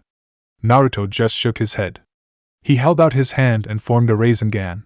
Grover gasped at the sight. Yep, that is chakra all right, Mr. D said, now amused. I must say, this is a first. We have never had anybody from the elemental nations here before. But that doesn't explain why you are able to enter, since you said you were taken in. If you were a regular mortal, you wouldn't be able to enter the borders, much less see this area. Naruto nodded. I woke up in an apartment with a note from someone who said she is taking me as her own. That makes sense. Only the gods are capable of traversing different worlds. Well, what's important is that you are safe here in camp, Chiron added. Wait. Hold on. What are the elemental nations? What is chakra? And what is that blue thing Naruto has made? Well, Grover. Naruto was about to explain to Grover everything, when Mr. D mumbled. I am going to need a drink for this. Then, with a wave of a hand, he summoned a glass of wine. Thunder boomed. Mr. D, your restrictions, Chiron reminded while he was looking at his cards. Mr. D looked at the wine and feigned surprise. Oh dear me. Old habits. Sorry. Thunder boomed again.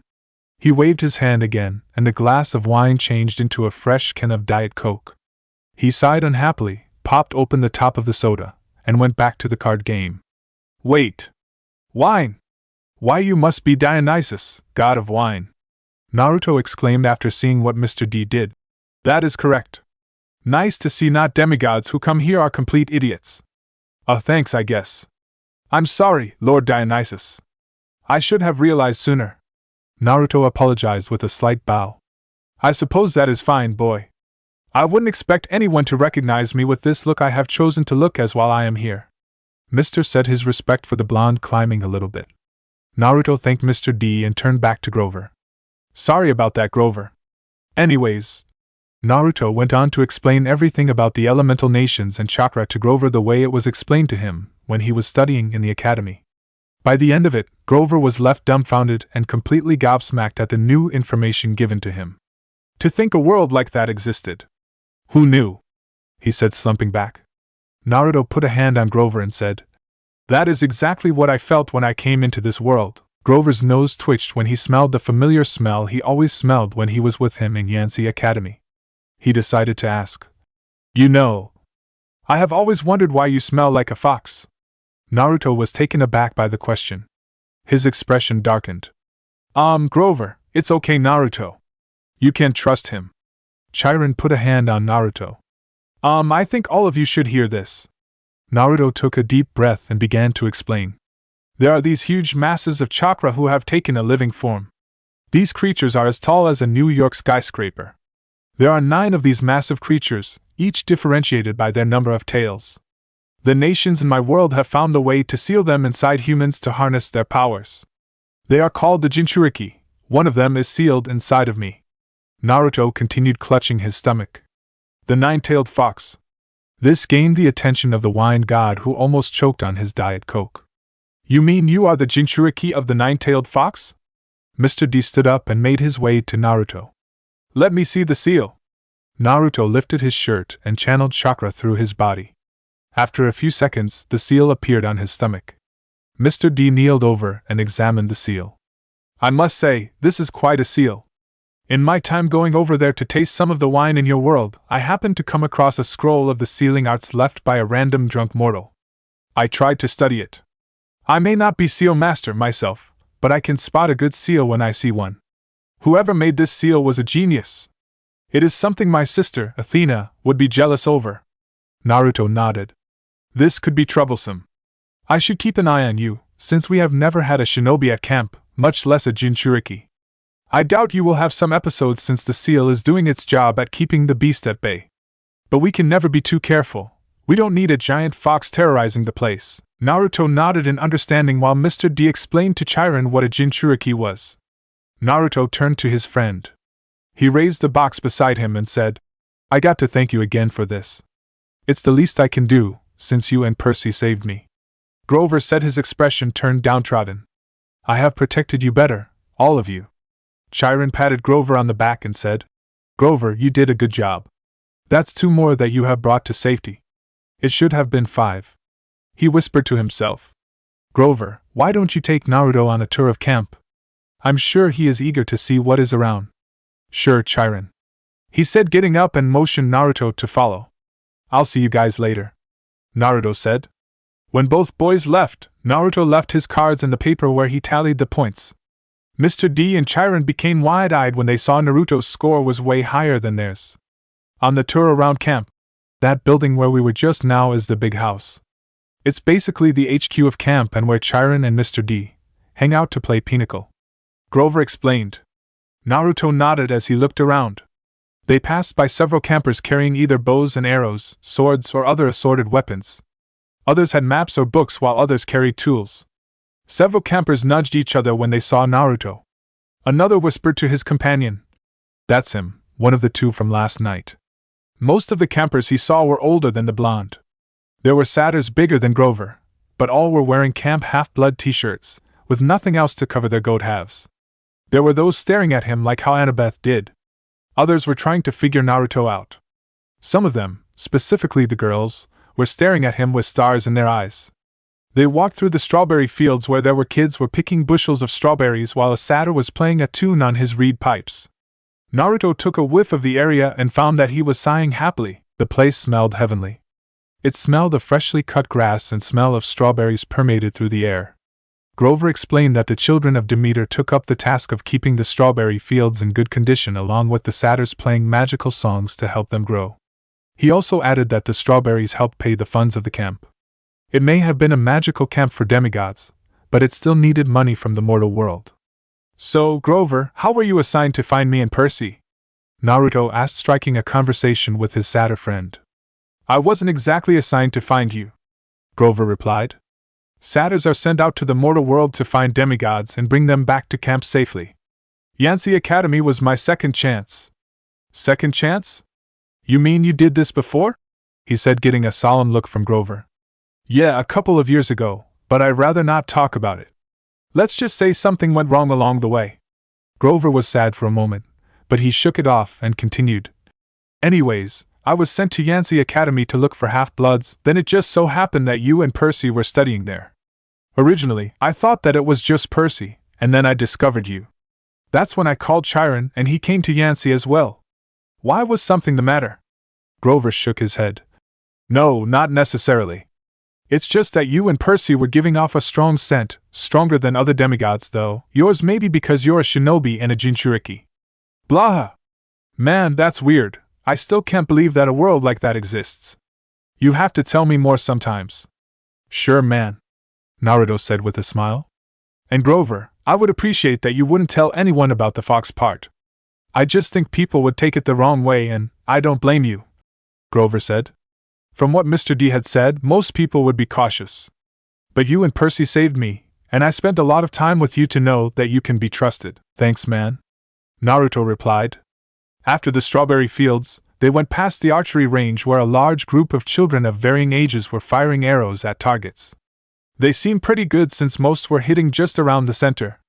Grover showed Naruto the Pegasus stables, the forges, the circular arena, the archery field, the canoeing lake, the open-air pavilion where the campers eat at their assigned tables, and the amphitheater where the campers have a campfire, tell stories, and sing songs. Naruto loved all of them, especially the Pegasus stables where he saw a beautiful girl with blonde hair and blue eyes. They made eye contact and smiled at each other. Naruto was about to go follow her, but Grover pulled him, saying that there was a lot more to see. Naruto asked Grover about the woods around camp. Grover said that it was stocked with monsters that the campers can go and hunt. Naruto said it might be fun and that it was a good thing he brought his bag of kunai and shuriken. Grover shook his head and said that monsters could only be killed with celestial bronze, much to the disappointment of the blonde. Grover made him feel better by saying that they can visit the forges finally. They made their way to the cabins. There were 12 of them nestled in the woods by the lake. They were arranged in a U, with 2 at the base and 5 in a row of either side. Not a single cabin had the same design, except for a brass number placed above the door. Cabin 1 and 2 were the only ones with almost the same design. They looked like his and hers mausoleums, big white marble boxes with heavy columns in front. Cabin 1 was the biggest and bulkiest of the 12. Its polished bronze doors shimmered like a hologram, so that from different angles lightning bolts seemed to streak across them. Cabin 2 was more graceful somehow, with slimmer columns garlanded with pomegranates and flowers. The walls were carved with images of peacocks. Number 9 had smokestacks, like a tiny factory. Number 4 had tomato vines on the walls and a roof made out of Rio grass. 7 seemed to be made of solid gold, which gleamed so much in the sunlight it was almost impossible to look at. They all faced a commons area about the size of a soccer field, dotted with Greek statues, fountains, flower beds, and a couple of basketball hoops. In the center of the field was a huge stone-lined fire pit. Even though it was a warm afternoon, the hearth smoldered. A girl about 9 years old was tending the flames, poking the coals with a stick. She had brown hair with a small bandana covering her hair, and wore a brown dress that went down to her knees. She turned to Naruto and gave him a smile. She then walked into the flames and disappeared. Grover explained that each cabin represents one of the 12 Olympians and houses the demigod children of that said god. Naruto noticed that some cabins were empty and asked, "Why are there cabins that are empty?" "Well, cabin 2 is empty because Hera is the goddess of marriage, so she doesn't have affairs, so no demigod children. The cabin's just ordinary. Cabin 1 and 3 are empty because the big 3, Zeus, Poseidon and Hades, had a pact to have no more demigod children due to some bad past events. Cabin 8 is empty because Artemis took an oath, along with Athena and Hestia, to remain a virgin, so no demigod children. Her cabin's mostly honorary." "Mostly honorary?" Naruto asked. "Yeah," Grover nodded. "From time to time, the hunters of Artemis, her handmaidens, sometimes visit camp. When they're here, they sleep there." Naruto stared at cabin 8 and felt like something was telling him to go there, but he ignored it. "What about children of the other gods? They just stay at cabin 11. Naruto frowned. "Won't that make the cabin overflow with campers?" Yeah, Grover nodded. But Hermes is the god of travelers, so they accept anyone to stay there, even the unclaimed. As they were talking, a girl who had been staring at them from the cabin with barbed wires on the roof and a stuffed boar on the doorway approached them with 2 other bulky boys. Hey, Blondie! Chapter 7 Fights and Fire. Hey, Blondie! A buff girl wearing an XXXL Camp Half-Blood t-shirt under a camouflage jacket called out to Naruto.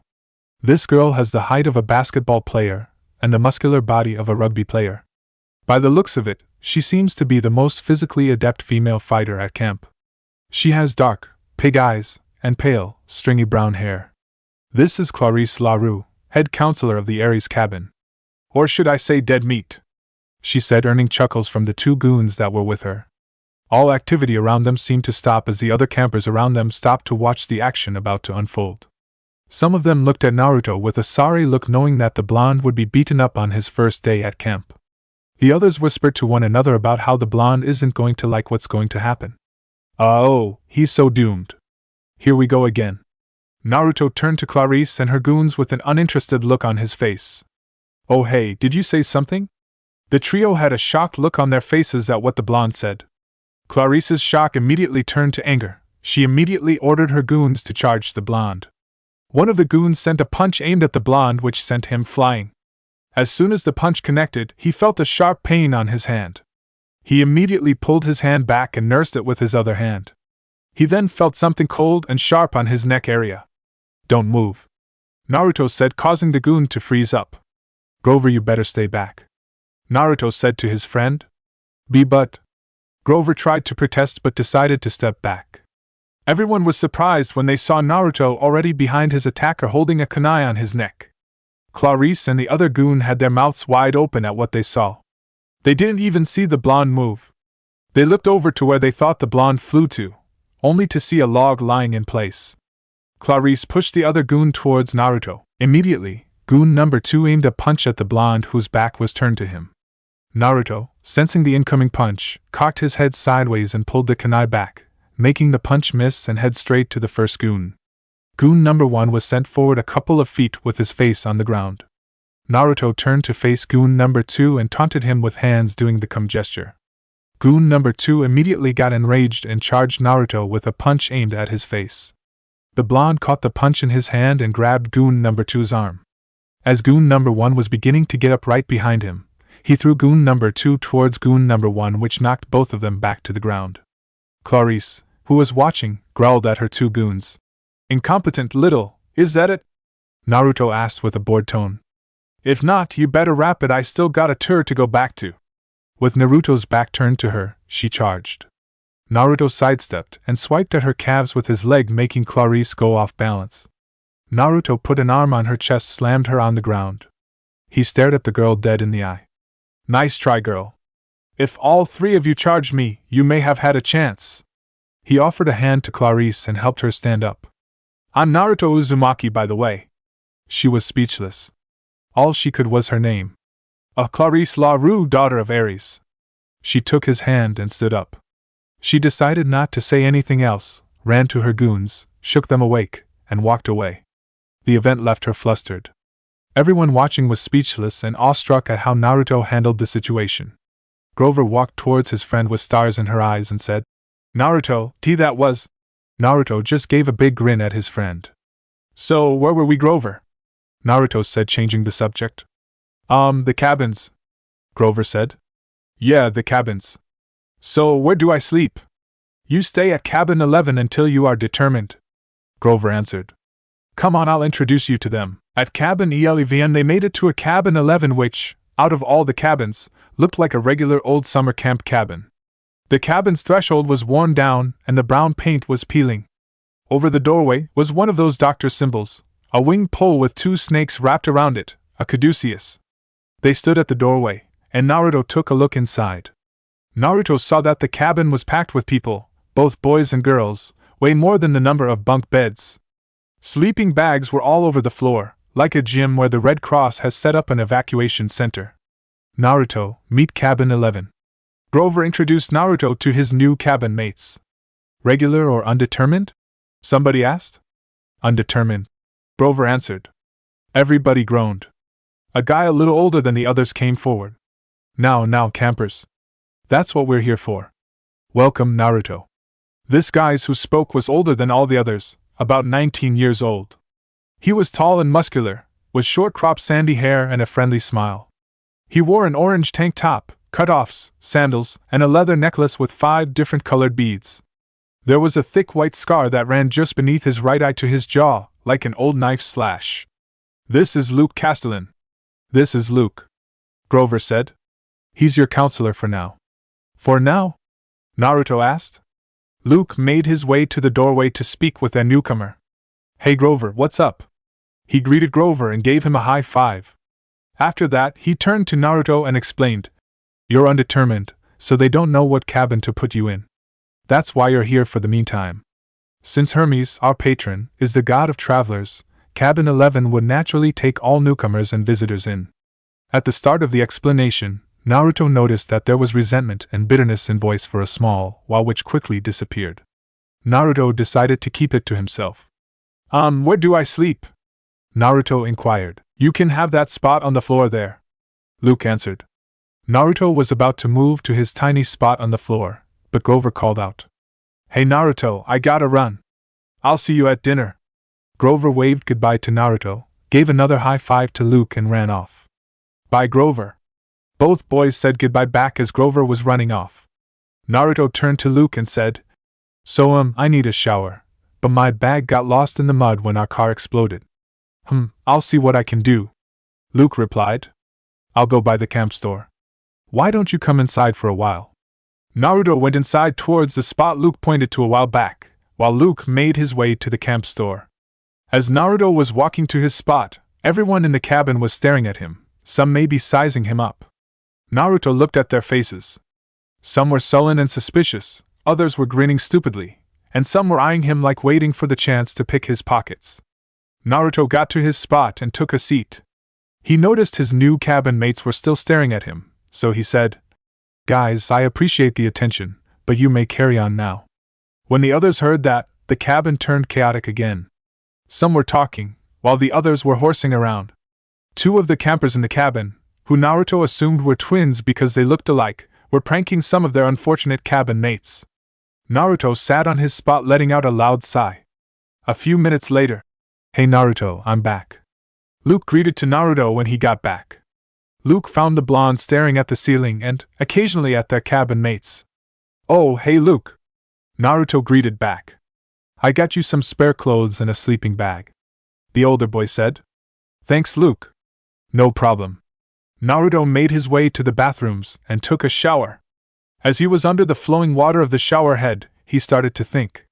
With him alone in the showers, he started to show the emotions he was keeping bottled up. He felt regret for being too slow to save his Aunt Sally. He felt so angry with himself because he could have kept an eye on her better. He punched the wall right next to him and said, Damn it! Then, he remembered his teammate Sasuke. He remembered his hate for his older brother, Itachi. He remembered how consumed he was in hatred that he was willing to go to Orochimaru in search for power. At that moment, he resigned himself to go a different path as his former teammate. He told himself that he found a new home, and he should get stronger in order to protect his new home. He also told himself that if the time comes, he will save his Aunt Sally whatever it takes. When he was done showering, he went to explore the camp by himself. He looked for places to train. He also tried the climbing wall. He got up quickly, but another camper trying to climb the wall with him almost got singed with lava for being too slow to climb the wall. Fortunately, Naruto was able to pull him out of the way just in time. He also looked for great places to hang out during his down times. He made it to a hill overlooking camp. He climbed a nearby tree and looked out at camp. Man, I'll never get over this view, he said to himself. He sat there for the rest of the afternoon admiring the exhilarating view of camp. He loved this place more and more. He rested on the trunk of the tree, watched the other campers doing their activities. Naruto heard a conch horn blow in the distance. He noticed that the campers were stopping their activities. He shrugged it off and lay back down. A few minutes later, a familiar voice called out to him. There you are, my boy. Naruto looked down and saw Chiron in his centaur form calling out to him at the foot of the tree. It's time for dinner, Chiron called out. Sure, Chiron. Naruto replied and jumped down from the tree. The conch horn signals meal time. When you hear it, you must head out to the dining pavilion. Sorry, Chiron. I wasn't told about it. That's okay, my boy. Come, I'll take you to dinner. Naruto was about to walk when Chiron picked him up, placed him on his back, and galloped towards the open-air dining pavilion. Dining Pavilion and Chiron dropped Naruto off at the dining pavilion. Naruto was still shocked when he got off of Chiron's back. That was definitely an experience, Naruto said, shaking the shock off of him. Chiron placed a hand on Naruto's shoulders and said, Before we go in, Naruto, I should tell you that you shouldn't hold the burden you are carrying to yourself. Mr. D has informed me of the hardships that Jinchuriki faces. You should know that you won't have to face those hardships here. Do not feel that you have to hide yourself from us, we're all family here. They will be wary of you, at first, but they will learn to accept you. Everyone here has felt left out and considered an outcast at some point in their lives, so if you decide to tell them, they will understand you and accept you for who you are. Thanks, Chiron, Naruto said, wiping a tear from his eyes. You don't know how much I appreciate that. When Mr. D introduces you to everyone later, he will let them know you are from the Elemental Nation, but he will leave it to you to tell them about your tenant when you are ready. Naruto nodded and the two walked in. Inside the pavilion, Naruto saw that there were torches blazing around marble columns. A central fire burned in a bronze brazier. Each cabin had its own table, covered with white cloth trimmed in purple. 4 of the tables were unoccupied, but one table was overcrowded with campers. Naruto figured it was cabin 11 since he saw Luke and the twins he saw in the cabin sitting there. Naruto also spotted Annabeth at a table with other campers who had similar features to her. The two made their way to the head table where Mr. D was sitting. As they were walking, there were a few whispers from the crowd. Hey! That's him, one of the two from last night. Did you hear about what he did to Clarice a while back? The whisker marks on his face are so cute. He's so hot. Naruto shrugged off the comments, except for the last comment, which caused him to get a tingling sensation up his spine. Back in the Elemental Nations, he had a fair share of these so-called fangirls, which he had to hide from all the time. Chiron pointed at the overcrowded table and told Naruto to join his cabin mates. Luke saw Naruto and greeted him. Hey Naruto. Where have you been? We've been looking for you. Hee, sorry about that. I went exploring for a while, Naruto said while scratching the back of his head. Come on, have a seat, Luke offered. Make room, guys. The campers shifted to give way for Naruto and the blonde sat beside Luke. A few moments later, Chiron pounded his hoof against the marble floor, and everybody fell silent. He raised his glass and shouted, To the gods! Everyone else raised their glass and shouted as well, To the gods! Wood nymphs came forward with platters of food. There were grapes, apples, cheese, fresh bread, and barbecue. Naruto noticed that everyone else's cups were filled with whatever drink he could think of. Luke explained to him that the cups were enchanted and would fill up with whatever drink they desired. Orange juice. The cup filled with an orange liquid. The blonde gave it a taste and grinned happily at the taste. Perfect, he said. Luke handed Naruto a huge slab of ribs, much to the appeal of the latter. He loaded his plate with everything he could see. He was about to devour the contents of his plate when he saw that everybody else was standing up carrying their plates to the fire in the center pavilion. This prompted Naruto to do the same. When they made it to the fire, Naruto saw that the other campers scraped a portion of their food into the fire and said a few words. He saw that they were scraping in the juiciest slice of beef, the ripest strawberry, and the warmest, most buttery roll. When it was Luke's turn, he took a cluster of fat red grapes, tossed it to the fire, and bowed. Hermes, he said. It was Naruto's turn. The blonde took about a quarter of his ribs, the meatiest portion, and scraped it to the fire. This is for you, Mom, wherever you are. Naruto took a whiff of the smoke before getting back to his table. He was surprised that the smell was a lovely mix of hot chocolate, hamburgers, wildflowers, and other good things that shouldn't have gone well together, yet it smelled awesome all the same. He got back to the table with his cabin mates and devoured the food that was on his plate. He suddenly remembered how much he missed ramen. The blonde caught one of the nymphs and asked if he could have some ramen. To his delight, the nymph gave him a bowl of ramen that resembled one of those videos he had seen on the internet. He tasted and concluded that it was tasty but was not as delicious as the ones he had at Ichiraku. While eating, he got to talk to the resident prankers of the camp, the two who he thought were twins. He told them of the pranks he did when he was younger, the times he had to prank in order to get the villagers to notice him. When he got to the part where he painted the Hokage stone faces, the twins practically worshipped him and called him king of pranks. He told them that these days, he wasn't pranking anyone anymore unless there was a good reason, much to the dismay of the twins. After dinner, Mr. D, from the head table, stood up and cleared his throat to get the attention of the other campers. As you know, we have 2 new arrivals last night. One of them is joining us tonight. I'm sure you all have heard rumors that both of them have defeated the Minotaur last night. That is indeed very much true. Many of the campers began to whisper amongst themselves as if not believing what Mr. D had told them. Mr. D snapped his fingers and the shoebox the blonde left at the Hermes cabin appeared in front of Naruto. Naruto opened it and took out the contents, revealing the Minotaur horn. Many marveled at him, except for the campers of the Ares cabin who looked at him with a tinge of jealousy. Mr. D began to speak again. The one with us tonight is Naruto Uzumaki.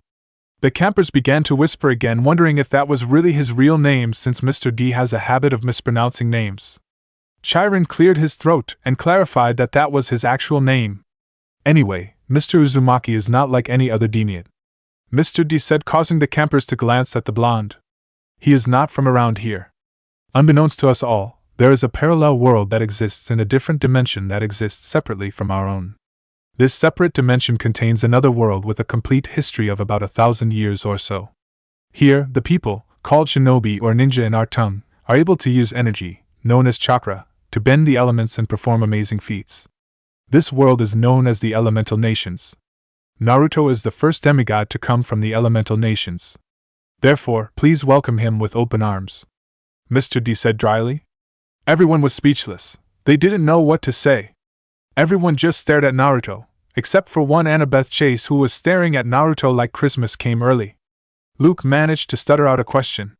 And Naruto, is that true? Naruto nodded. Do you think you could show us a shinobi trick? Luke asked. Naruto stood up and made his way to one of the stone pillars. He made a half-ram seal and started to stroll up the stone pillar as if he was walking on the ground. Whoa! Everyone said in unison. I wonder what else he can do. Someone asked in the crowd. Very good question. Naruto said aloud. He dropped down the pillar and, with another half-ram seal, shouted, Transform! In a puff of smoke, he appeared as Mr. D. Everyone was looking back and forth at the real Mr. D and the copy, comparing the two. It was an exact perfect copy of Mr. D. Even the wine god was impressed with the copy of himself. Naruto cancelled the jutsu only for the campers swarm him, asking him more about his world, how he came into this world, and what other cool trick he could do. Naruto even swore he heard someone ask him if he has a girlfriend. Luckily for him, Chiron pounded his hoof on the floor again to get the campers' attention. There was a collective groan from the group. That is enough introductions for one night. It's time for us to move to the amphitheater for our campfire.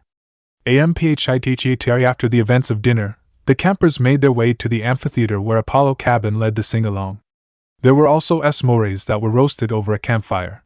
In the middle of the singing, Naruto sensed a presence beside him.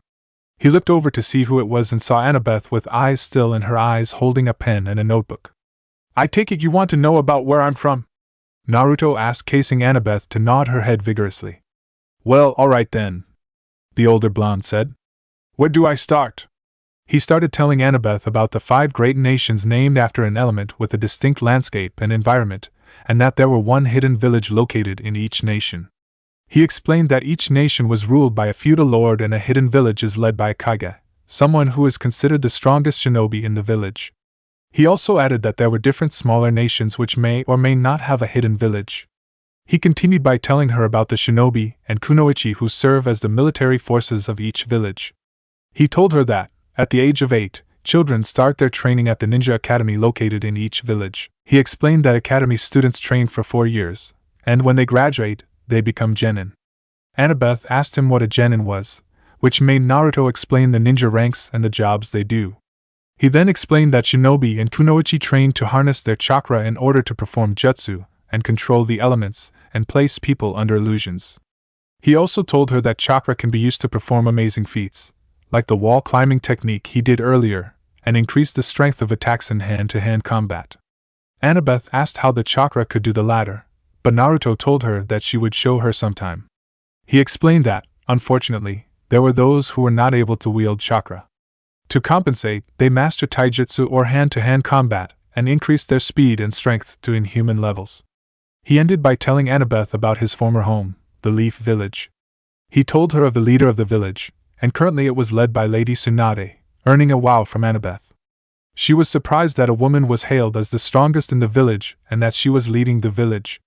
Finally, Naruto told Annabeth about the landscape in and around the Leaf Village. He told her about his favorite spots in the village. He told her about the Hokage monument that was like Mount Rushmore in the United States, the training field where they fought Kakashi for the bell test, the library and bookstore where he spent most of his childhood reading, the ramen stand where he spent the rest of his childhood if he wasn't reading books, and other spots he liked to hang out in. Annabeth kept scribbling on her notebook, jotting down the things that Naruto. At the end, she took a deep breath and exclaimed, "This is amazing, a whole different civilization with so much to learn about it. I take it you love to learn?" Naruto said, to which Annabeth nodded her head rapidly. "Oh, absolutely. As a child of Athena, I am expected to love learning, most especially reading." "Me too.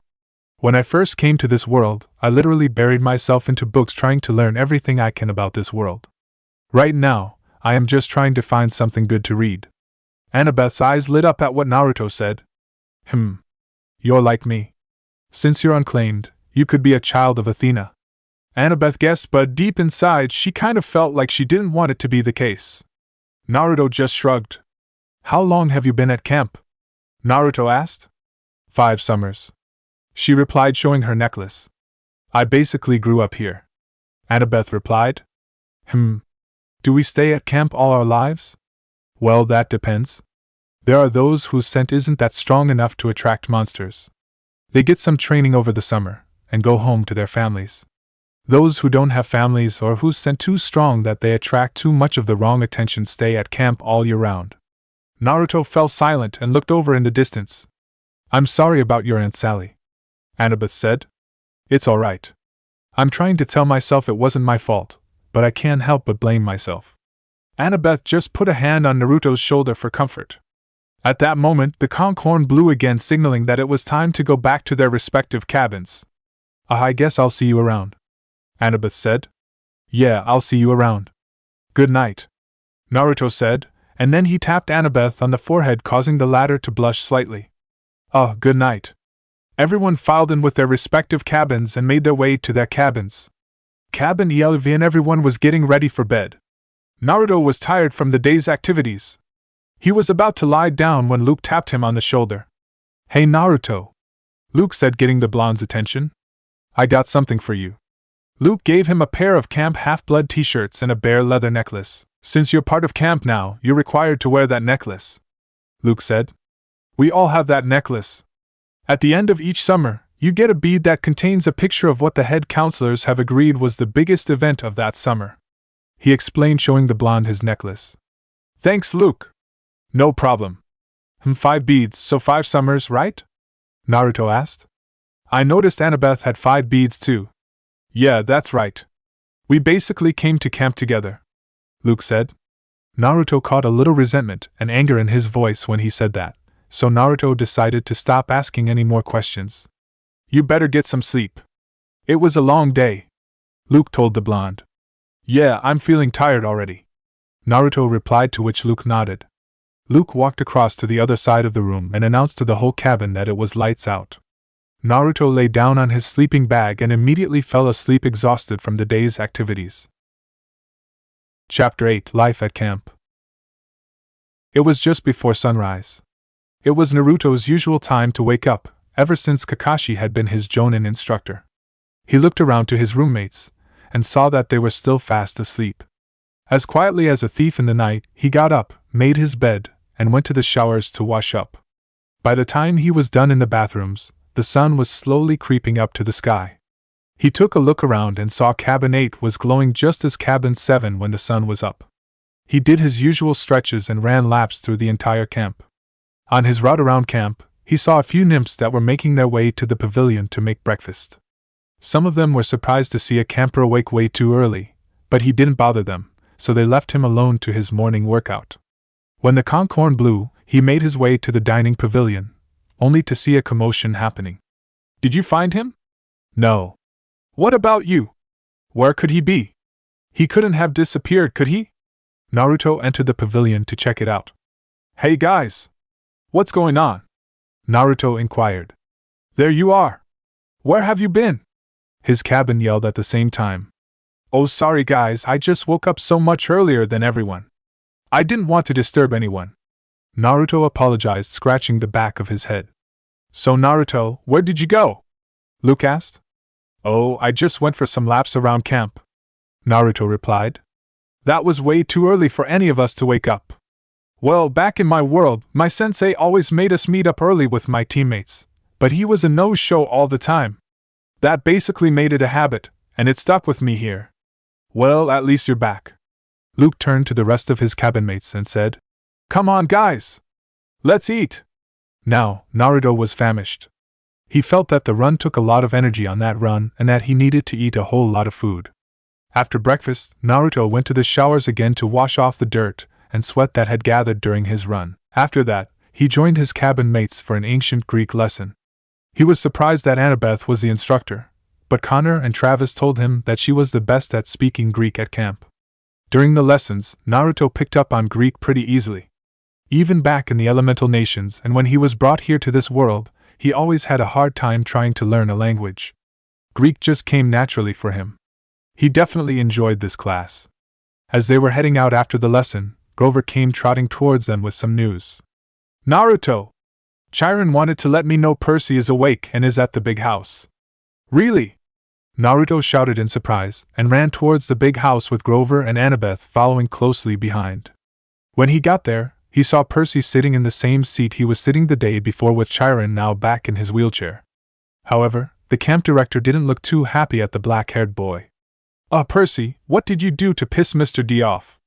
Naruto asked as he arrived at the big house. At the sound of his voice, Percy's eyes went wide. He turned around to see his blonde-haired friend walking towards him. Naruto!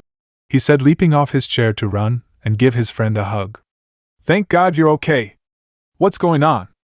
I know this is a lot to take in, Percy. Naruto comforted his friend. It will take time for you to accept who we are, but what Chiron said is true. You mean the gods being real and my mom? Naruto's smile disappeared on his face and all he could say was, I'm sorry, Percy. Everyone else too, well everyone except Mr. D, felt sad for Percy. His friend just looked down in sadness. Naruto, who wanted to brighten up the situation, brought Annabeth forward and introduced her to his friend. Well anyway, Percy, this is Annabeth. She found us unconscious at the border and to camp. Percy looked up to look at Annabeth. When he saw her, his cheeks were colored pink. Naruto saw this, and he was trying so hard to hide his laugh. There was silence for a few seconds as Annabeth stared at Percy just as she stared at Naruto. She was staring at him like she was studying him, or finding a way to take him down. Finally, Annabeth broke the silence saying, You drool when you sleep. To which Naruto burst laughed at the expense of his friend. After that, she sprinted off. Meanwhile, Percy looked like his pride was hurt, but his eyes went wide when he saw Chiron shifting as if trying out of his wheelchair. What a relief! Chiron said. I'd been cooped in there for so long, my fetlocks have fallen asleep. Come, I will take you to the other campers. Chiron told Percy, who was gaping like a fish at seeing Chiron's centaur form. Mr. D let out a huge yawn, say to Grover. I'm tired. I believe I will take a nap before the sing-along tonight. But first, Grover, we need to talk again about your less-than-perfect performance on this assignment. Why yes, sir. Grover answered with his face beading with sweat. Mr. D swept into the big house with Grover following behind him, his head hanging low. Percy turned to Chiron. Will he be okay? Oh, old Dionysus isn't really mad. He just hates his job. Chiron replied. Yeah, I've been wondering about that. Why is he here anyway? Naruto inquired. He's been, grounded, I guess you could say, for chasing an off-limits nymph. He just can't stand waiting another century before he's allowed back on Olympus. That explains why he's grumpy all the time. Naruto shrugged. Wait, did you say Olympus, as in Mount Olympus? Percy asked. You mean there's really a palace there? Oh boy, this is going to be a long one. Naruto mumbled to himself and let out a loud and deep sigh. So during the whole tour, Chiron explained to Percy about Western civilization and how the gods migrated following where the flame was strongest. Naruto tagged along with Percy as Chiron took them on the same route as yesterday so that Percy could be comfortable. While walking, Percy was trying hard not to walk behind Chiron like he was on a Macy's Day Thanksgiving parade working as Pooper Scooper. After a long tour filled with a lot of questions from Percy, they made it to the cabins where Annabeth was waiting for them in front of cabin 11.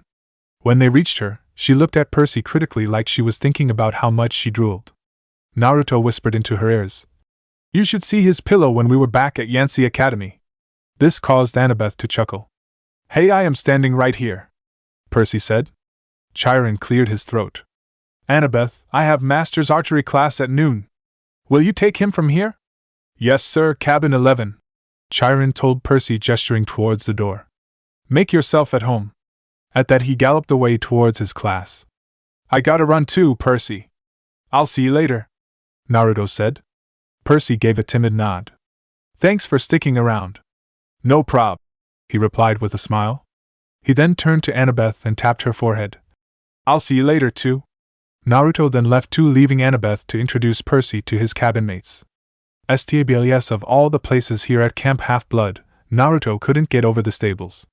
He had seen some weird things when he came to this world, but he didn't expect to see that Pegasi, the winged horses, were real. When they came by the stables again during Percy's tour, he felt that he had to go back and look at the Pegasi again, so he made his way back to the stables to check out the Pegasi.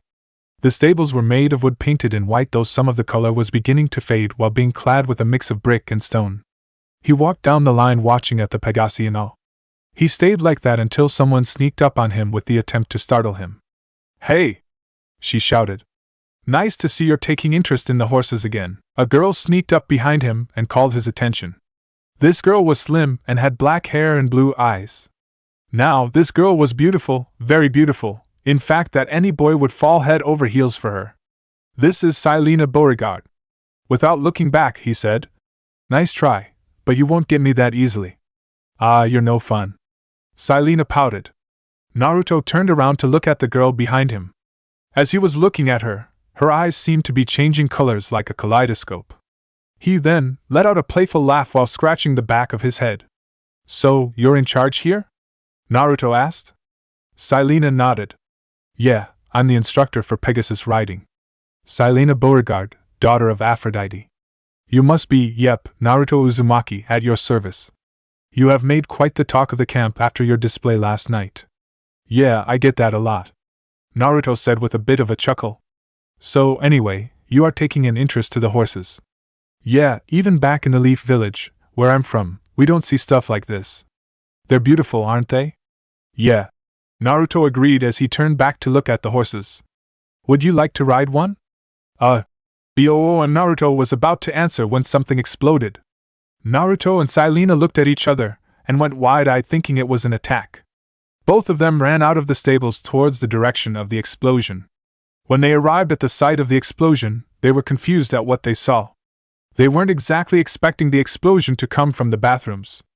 When Naruto saw Percy in the middle of the commotion, Naruto laughed so loud the other campers' attention shifted to him.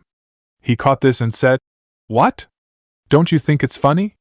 He neared his friend and, this time stifling a laugh, offered a hand to help him get up. "So, Percy, you didn't like the bathrooms, did you?" "Ha ha, very funny," Percy said.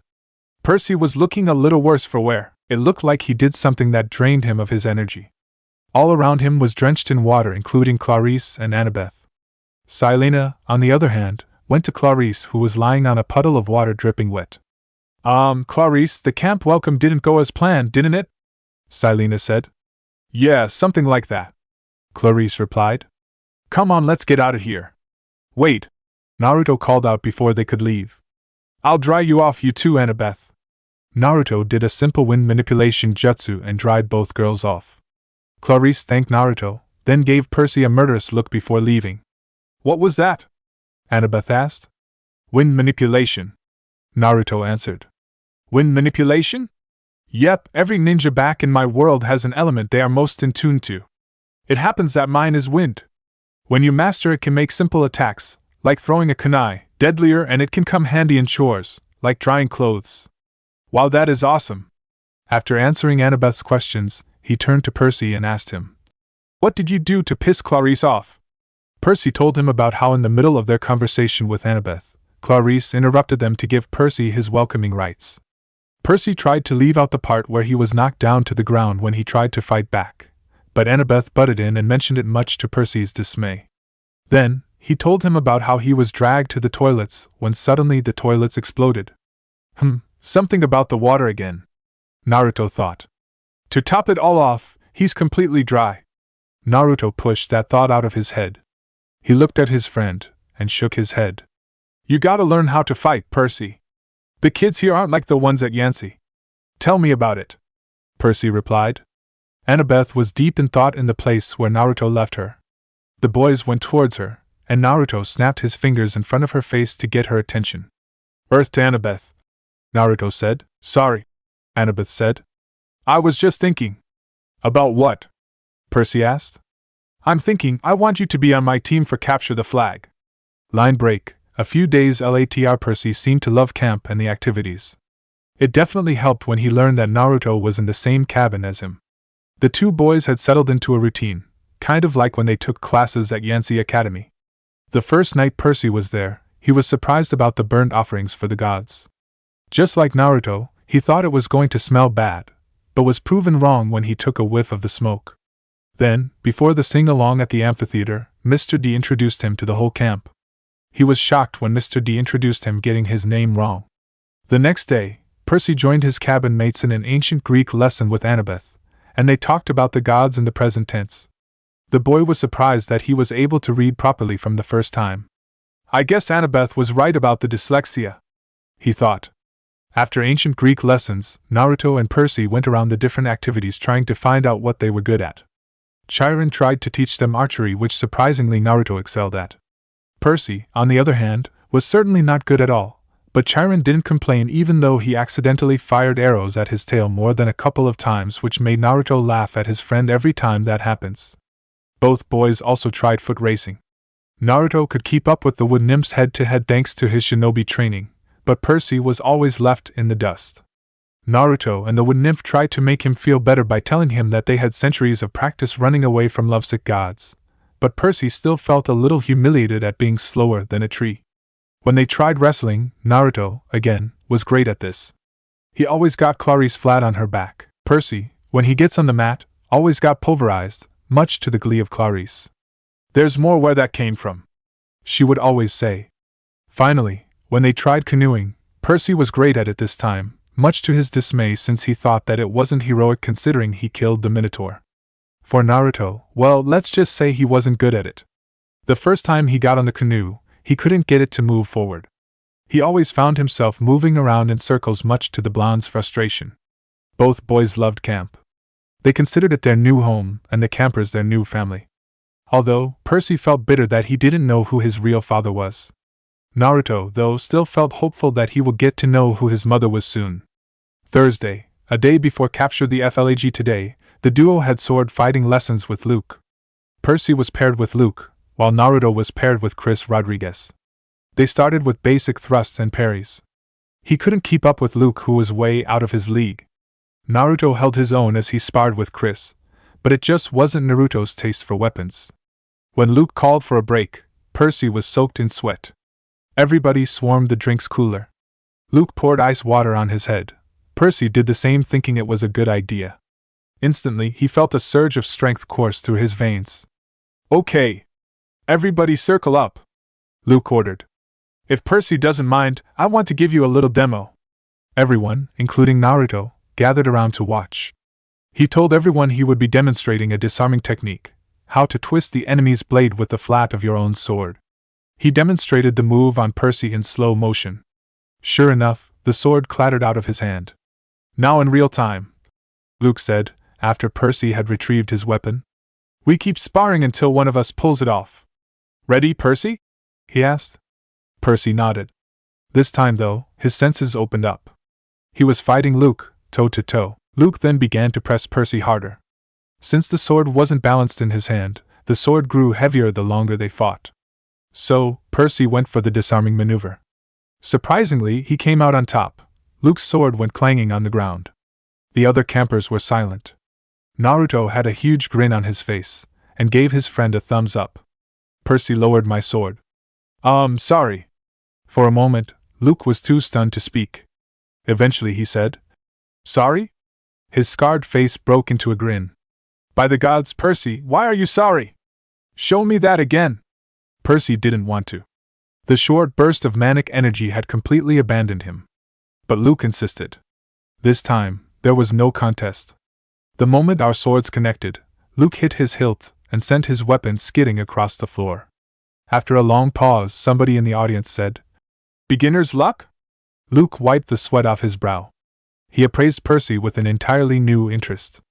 Maybe, Luke said. But I wonder what Percy could do with a balanced sword. The group broke off back into pairs for them to try it along with their partners. The lesson ended when the sound of a sword clanging on the ground permeated through the sword arena. Naruto had managed to pull off the move on Chris, his sparring partner. The odd thing was Naruto had no clue what happened. He just pictured the move happening in his head and his mind just clicked as he processed the best way to perform the move. Luke looked at him curiously. He gave him a thumbs up and said, Good job, Naruto. Thanks, Naruto said. After the sword fighting lessons, the Hermes cabin broke off to get showers just in time for dinner. At dinner, everything went just as usual, only this time, Mr. D announced that there would be Capture the Flag the next day. He announced that, presently, the golden laurels were held by the Ares cabin, causing cheers to erupt from the Ares table. After that, they went to the amphitheater, as usual, to have the sing-along. Friday, the day of Capture the Flag today, camp activities were temporarily suspended in order for the two groups to plan and strategize for the games that would be held that night. From what was explained to them, this was held every Friday and would serve as first-hand experience in combat. It would provide the demigods the real-life training the demigods needed to survive in the real world. For tonight's games, the camp was split into two groups, the blue team and the red team. The blue team was comprised of the Athena, Hermes and Apollo cabins. On the red team, there were the Aphrodite, Demeter, Aphrodite and Hephaestus cabins. Naruto, Grover and Percy were sitting on the bank of the lake after trying to climb the climbing wall. Grover was an expert at it, and Naruto was great at it too. Percy, on the other hand, almost got singed by the lava. Luke found them sitting there. There you guys are, she said. Hey Luke, the trio greeted. What brings you here? Naruto asked. We need you at HQ, Luke said. Me?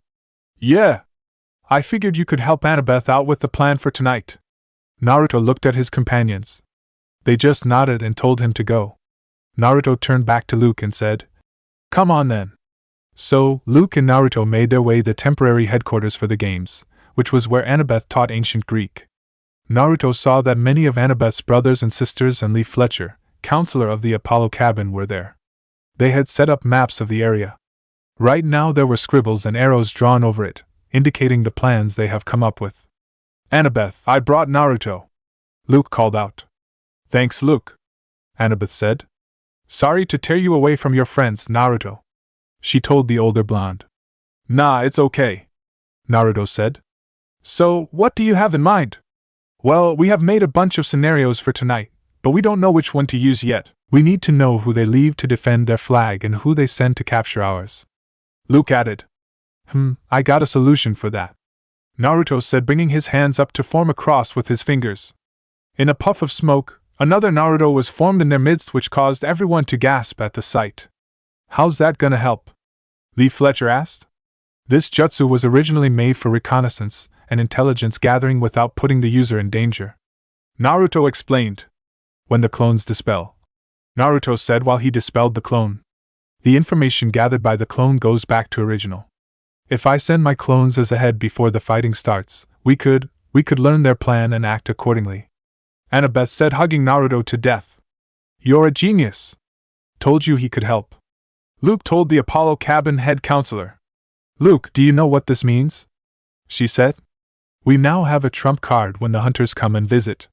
Hunters, you mean the hunters of Artemis? You play capture the flag with the hunters of Artemis? Yeah, Annabeth said with a sad look on her face. Despite having the home field advantage, the hunters have won the last 50 games. Ouch, was all Naruto could say. They're that good? Yeah, they have a century's worth of experience hunting monsters alongside their patron. Naruto looked over at Luke, who stayed silent at the mention of the hunters. Naruto figured he had a run-in with them that didn't end very well. Annabeth then went back to her siblings to discuss some plans, while Naruto asked Luke to go with him to the forges. What do we need go to the forges for? Luke asked. I don't really want a sword for a weapon, he said while bringing out a kunai from his pouch to show Luke. I very much prefer using this. I was thinking they could forge some for me in celestial bronze. I don't think anyone would be there since they would be planning for the games. If there were any, they may not help you since they are on the opposite team. Well, that sucks, Naruto said with his head hung low. Let's try the armory, Luke said, which caused the blonde to perk up. Naruto nodded. So, Luke took Naruto to the armory so they could find weapons for Naruto. When they arrived there, Luke began digging for some weapons for Naruto. I'm pretty sure we don't have any kunai here, Luke told Naruto. Will hunting knives do? Naruto took a look at the hunting knives and held them in his hands. Well, they are close to kunai. I guess these will do for now. Thanks, Luke. No prob, Luke said. It's smart to stick with weapons you're good at while practicing other skills. Naruto nodded. I gotta go back to HQ so we can talk more about the plans. Luke said, you can go back to Percy if you want. I'm sure he needs some encouragement for tonight. See you later then, Luke. Naruto gave Luke a fist bump and they went their separate ways. Back with Percy and Grover. Yo, I'm back. Naruto greeted his friends. Naruto found his friends still sitting on the same spot. When he neared them, he overheard them talking about stable cleaning duty and a quest. Percy and Grover turned to greet their friend. Hey Naruto. Nice hunting knives, Percy said. Thanks. Luke found them for me for tonight. Tonight.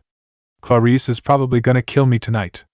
Don't worry, there would be a lot of battles tonight that they won't notice you. I guess so. Percy was thankful that his friends were there to keep him calm. They sat in silence when Percy began to ask questions about the empty cabins. Grover explained that cabin 2 was Hera's cabin and her being the goddess of marriage. He also told him about the oath of the Big Three. And the brothers kept their word, no kids? Percy asked.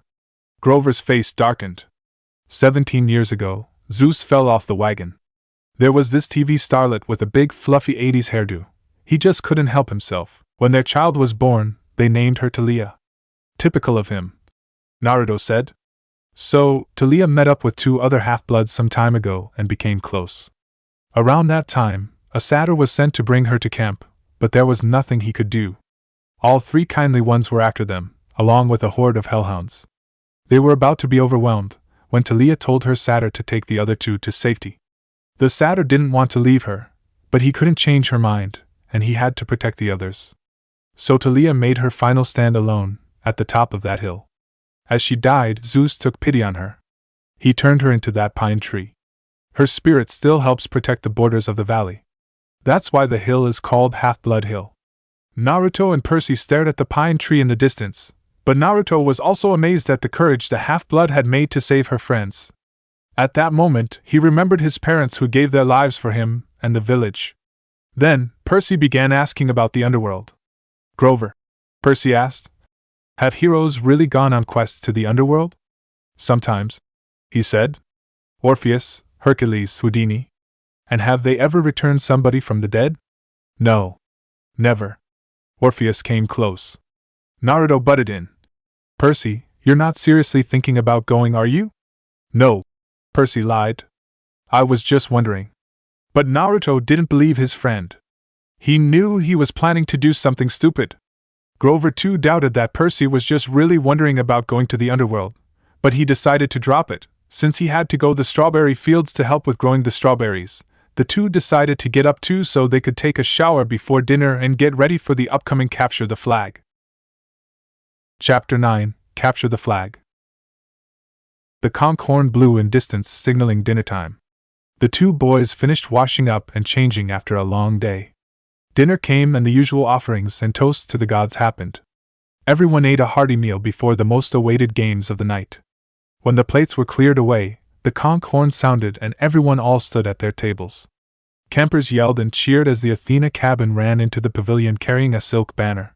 It was about 10 feet long, glistening gray, with a painting of a barn owl above an olive tree.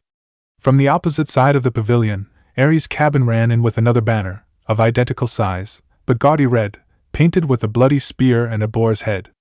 "Those are the flags?" Percy yelled through the noise. "Yeah," Luke replied. "Athena and Ares always lead the teams?" Naruto asked. "Not always, but often," Luke said. "So, if another cabin captures one, what do you do? Repaint the flag?" Percy asked. Luke grinned. "You'll see. First we have to get one." Chiron hammered his hooves on the marble floor. "Heroes," he announced. "You know the rules. The creek is the boundary line. The entire forest is fair game. All magic items are allowed. The banner must be prominently displayed, and have no more than 2 guards. Prisoners may be disarmed, but may not be bound or gagged. No killing or maiming is allowed. I will serve as referee and battlefield medic. Arm yourselves!" He spread his hands, and the tables were suddenly covered with equipment: helmets, bronze swords, spears, ox-hide shields coated in metal. "Here, you will need these," Luke said as he gave identical armors and helmets to Naruto and Percy. They both took their equipment and strapped them on. "Whoa," Percy said. "We're really supposed to use these?" Luke looked at me as if I were crazy. "Unless you want to get skewered by your friends in cabin 5. "Oh yeah, Annabeth said you'll be on border patrol." Percy was carrying a shield that was the size of an NBA backboard, with a big caduceus in the middle. It looked like it weighed about 1,000,000 pounds. He also carried a sword that was terribly balanced in his hand. I could snowboard on one of these. Damn, I wish no one expects me to run with these, Percy thought. Percy noticed Naruto didn't put on his helmet. "Aren't you going to wear a helmet?" he asked. "The armor is heavy enough already," Naruto replied. "Plus, it would obscure my vision." "Well, suit yourself," Percy said with a pout. "At least you don't have a big bullies waiting to skewer you." "It'll be fine," Naruto said with a thumb up. "I got you." Then Annabeth yelled, "Blue team, forward!" The group wearing blue horse-plumed helmets cheered and shook our swords and followed her down the path to the south woods. The red team, wearing red horse-plumed helmets, yelled taunts at them as they headed off toward the north. Naruto noticed Clarice and her buddies eyeing Percy like he was prey. Percy pulled Naruto as they caught up with Annabeth at the front of the group.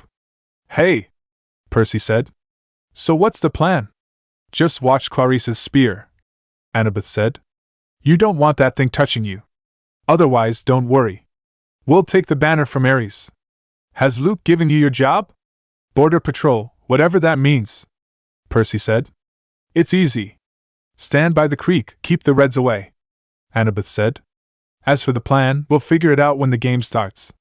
Naruto narrowed his eyes, remembering the look Clarice was giving Percy. "Hold up," Naruto said. "You aren't using Percy as bait, are you?" "What?" Percy said. "No," was all she could say. I thought so," Naruto said. Naruto turned to his friend. "I'll come for you as soon as I can." Percy didn't like what was going to happen, but he trusted that his friend would come through for him. Mount Olympus, a familiar auburn-haired goddess, was sitting on a couch in her temple. In front of her, there was a window-like object on a rainbow projecting a feed of Capture the Flag game, just like the other gods. The only difference is hers was focused on a blonde-haired boy among some campers with blue horse-plumed helmets. She had her hands in front of her face with her fingers interlaced, and her elbows were resting on her lap. She took a deep breath. This woman was waiting for this day for a very long time, the day she would reveal to the world her son. She also worried about how her girls, the hunters, would react. But she resolved herself, and mentally asked a favor from Iris to open a similar viewing window for her girls to watch. Hunters of Artemis main camp, in an unknown location in the middle of a forest unseen by mortals, there was a campsite that contained various different-sized silver tents with a big campfire in the middle. Surrounding the campfire were girls wearing white shirts, silver jackets, silver camo pants, and black combat boots. They were enjoying their meals when a viewing window similar to what the gods and goddesses were using. One of the girls that was directly in front of the viewing window screamed as she saw it appear. "Someone, get rid of it!" The girl next to her screamed too. "Enough!" A girl who looked older than the others, wearing a silver tiara on her head, spoke out with authority. "But," another girl tried to protest. "No buts," the girl with the silver tiara said. There is no doubt that thou lady is showing us this for a reason. Therefore, we will watch, and we won't complain. What are you trying to show us, my lady? Zoe thought. Murmurs of complaint were heard from the group as they gathered around the viewing screen to watch. Frowns could be seen on their faces as they watched, definitely not happy about it. Camp Half-Bielo di Naruto stood among the campers in the blue team as they waited for the horn to sound. When the horn sounded in the distance, Annabeth gave Naruto the go signal. The older blonde raised 2 fingers with each hand, forming a cross. Shadow Clone Jutsu! In a puff of smoke, 10 clones of Naruto appeared, causing those who haven't seen the jutsu yet to gasp. The 10 clones then jumped into the trees into different directions hidden in the shadows. The original had his eyes closed waiting for the information from his. All the gods were watched in disbelief at what they watched. The gods quickly realized that the blonde boy was from the elemental nations. Meanwhile, the hunters were watching wide-eyed, having never seen anything like that before. Naruto, how much? Annabeth stood beside Naruto, tapping him on the shoulder. No doubt her ADHD was kicking and making her restless. Wait. After a few moments, Naruto opened his eyes. Got it. Okay, there are 4 different groups. They split one group into 2, going at the left side and right side of the forest. It looks like they want to sandwich our defenders. The other group is lying in wait a little ways away from the flag to wait for our attackers. The third group is a group of 5, heading towards the border. Just as I suspected, it's Clarice and 4 of her siblings. The last is a group of 2 guarding the flag. Naruto, that is fantastic, she said, squeezing Naruto in a hug. Thank the gods you are on our team. Annabeth then divided the blue team into 4 smaller groups. They were about to send the teams out when Naruto called out. Can I modify the plan a little bit? What do you have in mind? Luke asked. I laid down a lot of traps on both sides of the forest. It would be faster if we concentrate on defending one side at a time. How about we combine the groups to intercept the left and right groups? Then, we do a pincer maneuver on one side. That would quickly dispatch the side we decide to go on. The traps would slow down the other side until we can send a group to get there. After dispatching the first group, we can send a small group to get the flag. That could just work, Annabeth said. They rearranged their teams and headed out. Naruto jumped into trees towards Percy. Creek, the boundary line. Percy was stationed next to a little creek that gurgled over some rocks. Standing there alone, with a big blue feathered helmet and a huge shield, was Percy, holding a bronze sword, practicing some swings. He heard a small canine-like growl somewhere close by. Naruto made it up the trees near the creek and saw Percy muttering something about Annabeth wanting him on her team and about him being used as bait. Then Naruto also heard the same growling sound.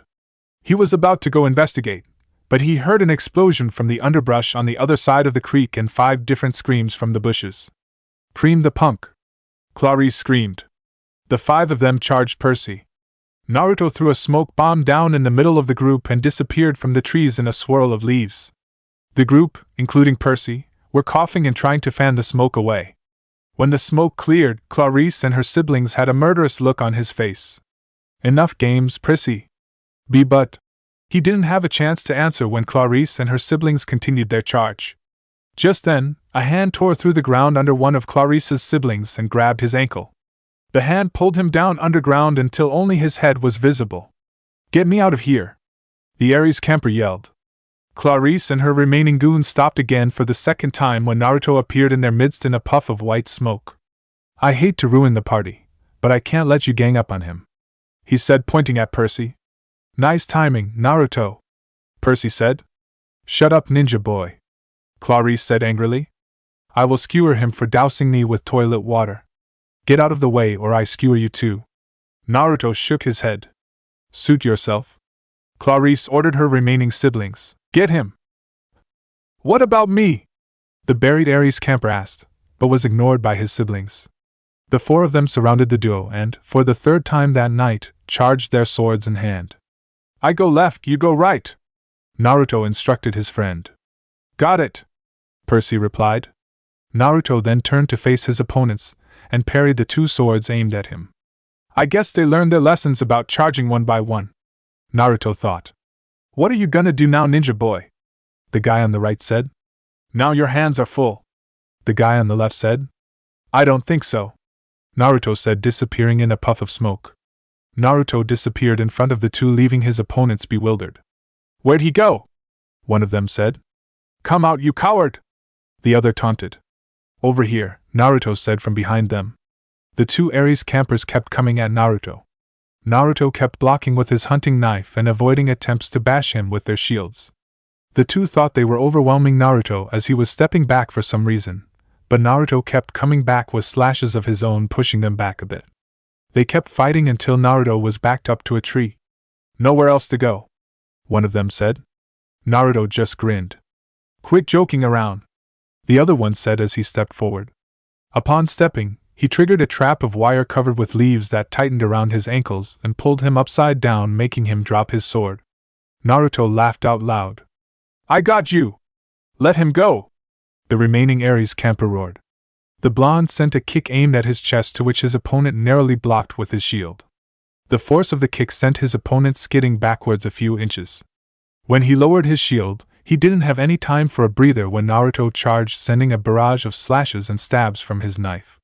The remaining Aries camper almost couldn't keep up, but thanks to his shield, he was able to narrowly block them. He was able to send occasional attacks at Naruto, which he just dodged.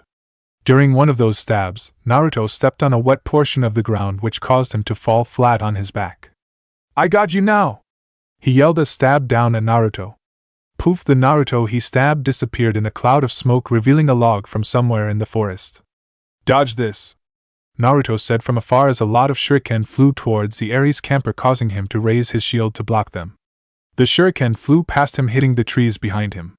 "Ha! You dash!" He wasn't able to finish his sentence when a black wire pulled him back towards the tree directly behind him. Naruto walked out of the shadows laughing out loud. "Works every time. I will get you." Yeah.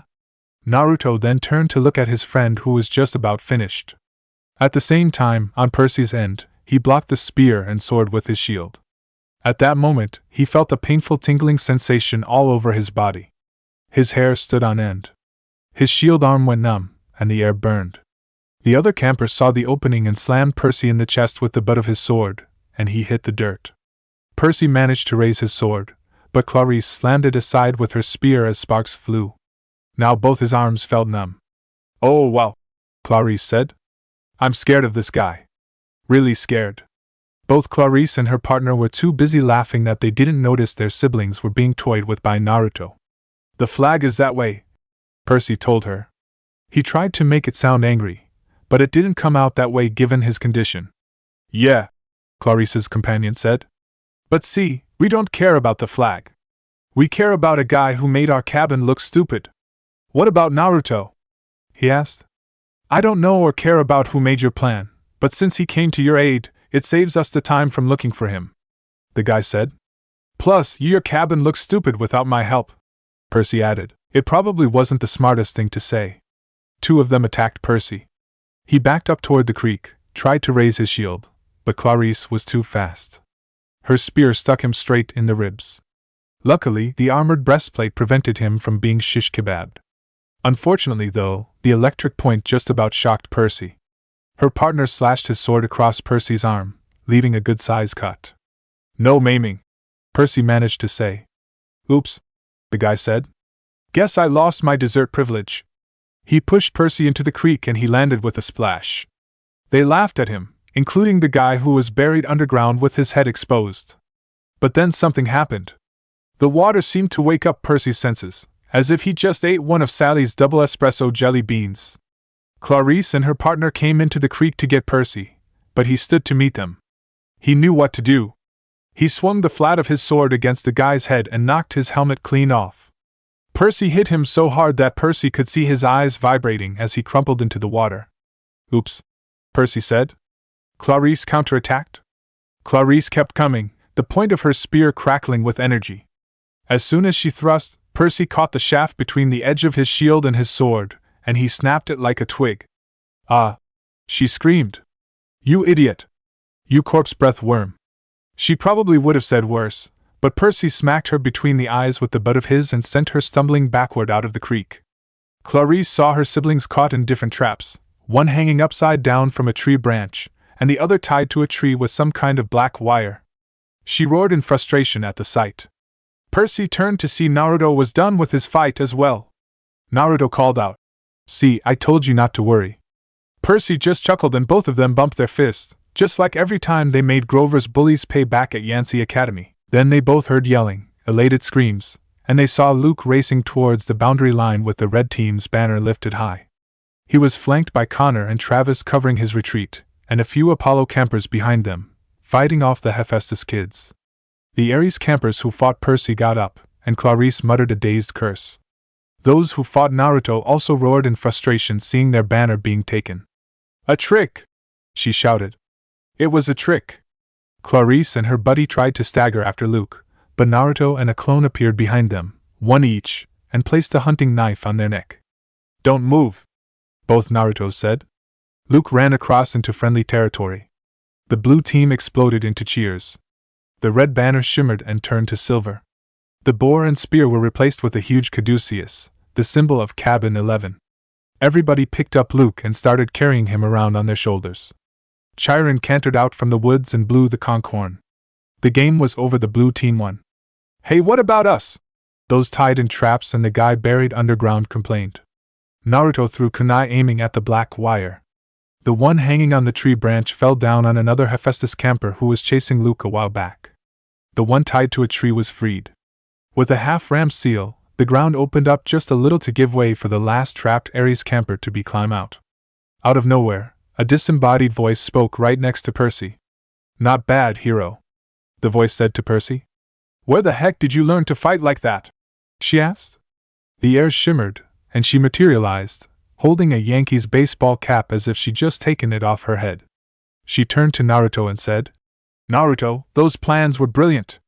They were immediately overwhelmed. "And that fighting?" she swooned. Naruto chuckled while scratching the back of his head. "You were watching the whole time? Where were you when Clarice tried to skewer me?" "I came as fast as I could. I was about to jump in, but..." Annabeth shrugged. "You didn't need help." Then she noticed Percy's wounded arm. "How did you do that?" "Sword cut," Percy said. "What do you think?" "Wait. You have a sword cut?" Naruto asked. "No. He had a sword cut. Look at it." Annabeth shook his head, pointing at the wound. The blood was gone. Where the huge cut had been, there was a long white scratch, and even that was fading. As Naruto and Percy watched, it turned into a small scar and disappeared. Yet another thing with the water. Naruto thought. "I don't get it," Percy said. "As slow as ever, Percy," Naruto said, making his friend growl in annoyance at the blonde's comment. Annabeth was thinking hard.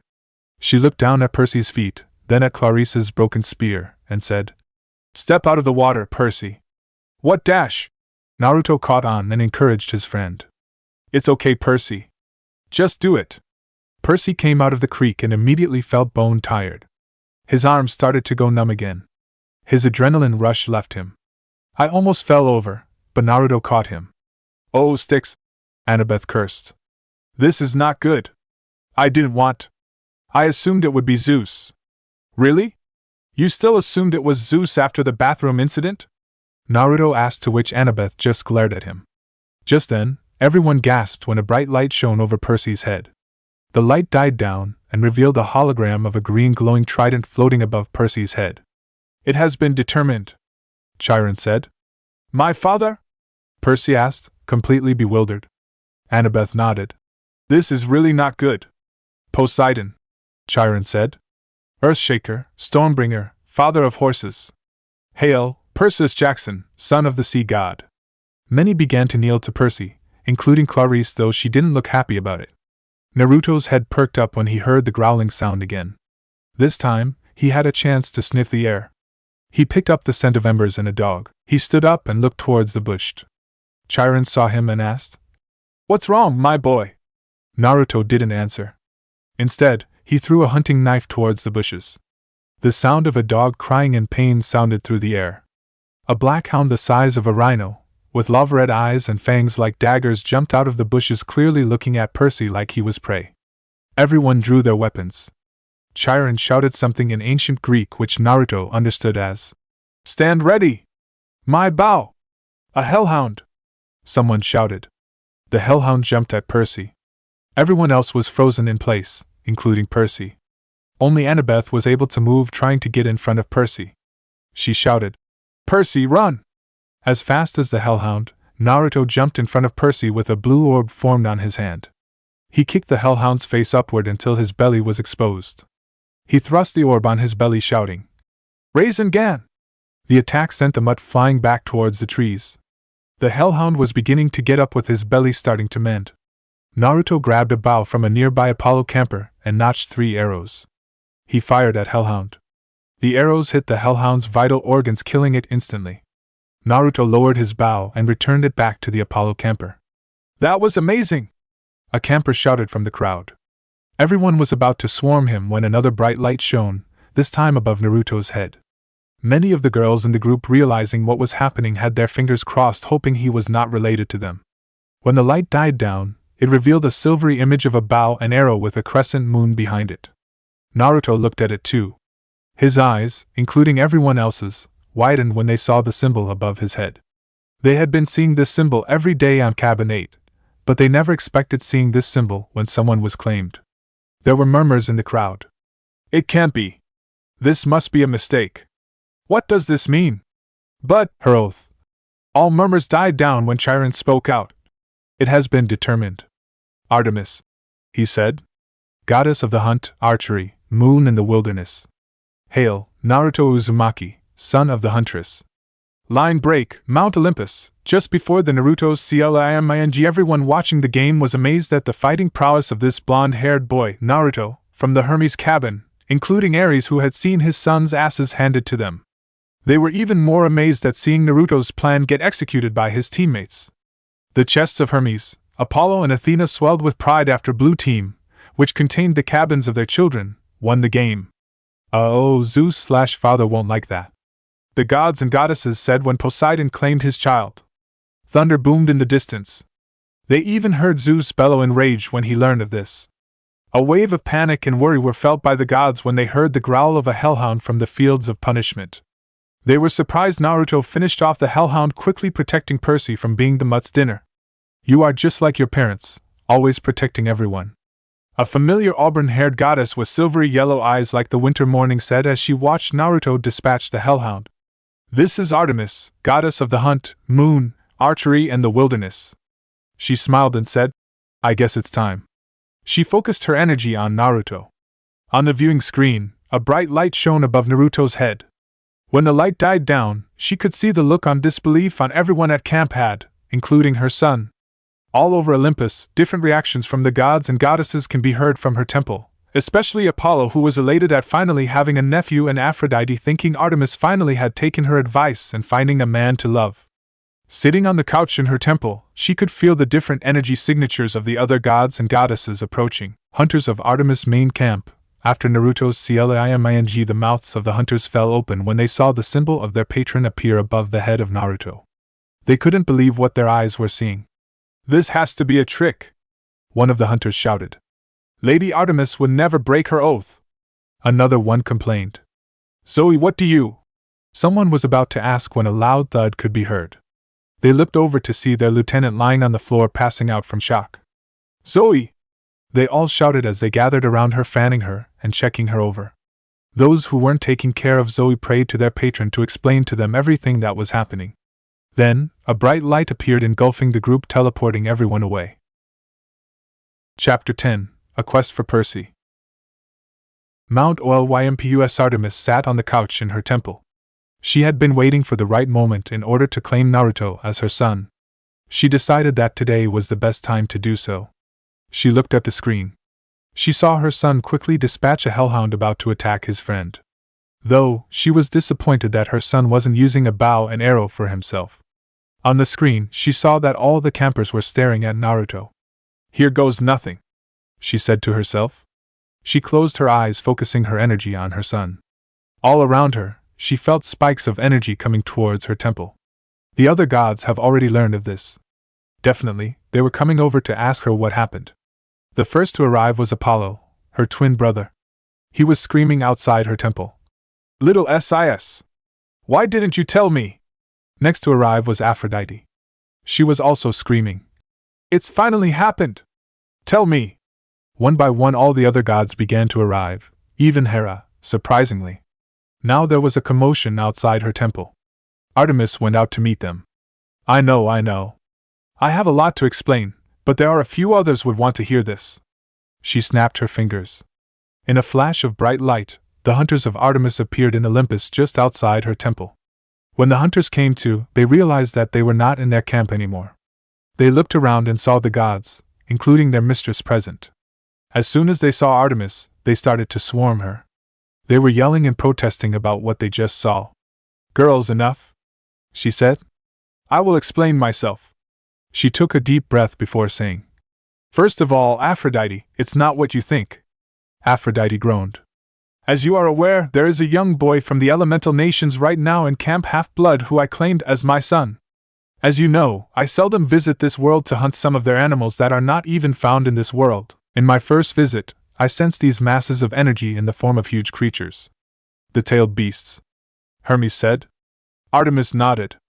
During one of my visits, I decided to see these animals for myself and hunt them down. I appeared in a forest near some high walls of a village. Surprisingly, I sensed one of those beasts inside the village, so I disguised myself as one of the maidens and entered the village. I tracked down the beast down in a house. I entered the house unnoticed, but I couldn't see the fox anywhere. All I could see were humans inside. She paused for a bit. Oddly though, I could sense the beast coming from the woman in the group. I sensed that there was a seal keeping the beast at bay. So, I decided to enter the seal myself. Once inside, I discovered that the beast inside the seal was a fox, a huge fox with 9 tails. Gasps were heard from the hunters. What I didn't expect as well was that the woman was carrying a child. The fox wasn't too happy about this. In fact, he was bitter for being sealed inside humans and used as a weapon. But that's not what I was explaining. Anyway, we had a chat, so I stayed there for quite a while. I didn't know that the fox, inside the seal, was influencing how the child would look like. During my time in the seal, my essence was transferred to the child, just like the fox. So that's why, Athena said. Yes, what he inherited from me is there, but it's subtle. I'm surprised you noticed. You won't even notice it if you don't pay close attention. So, in a way, you could say he's my child too. But why is he here? One of the hunters asked. 13 years later, I went back to the elemental nations to hunt again. I was following my prey through a forested area. I kept following it until it led me into a waterfall with 2 big statues on both sides. I could see that a big fight has recently occurred in the area. Below the cliff, I noticed an orange figure lying on the ground.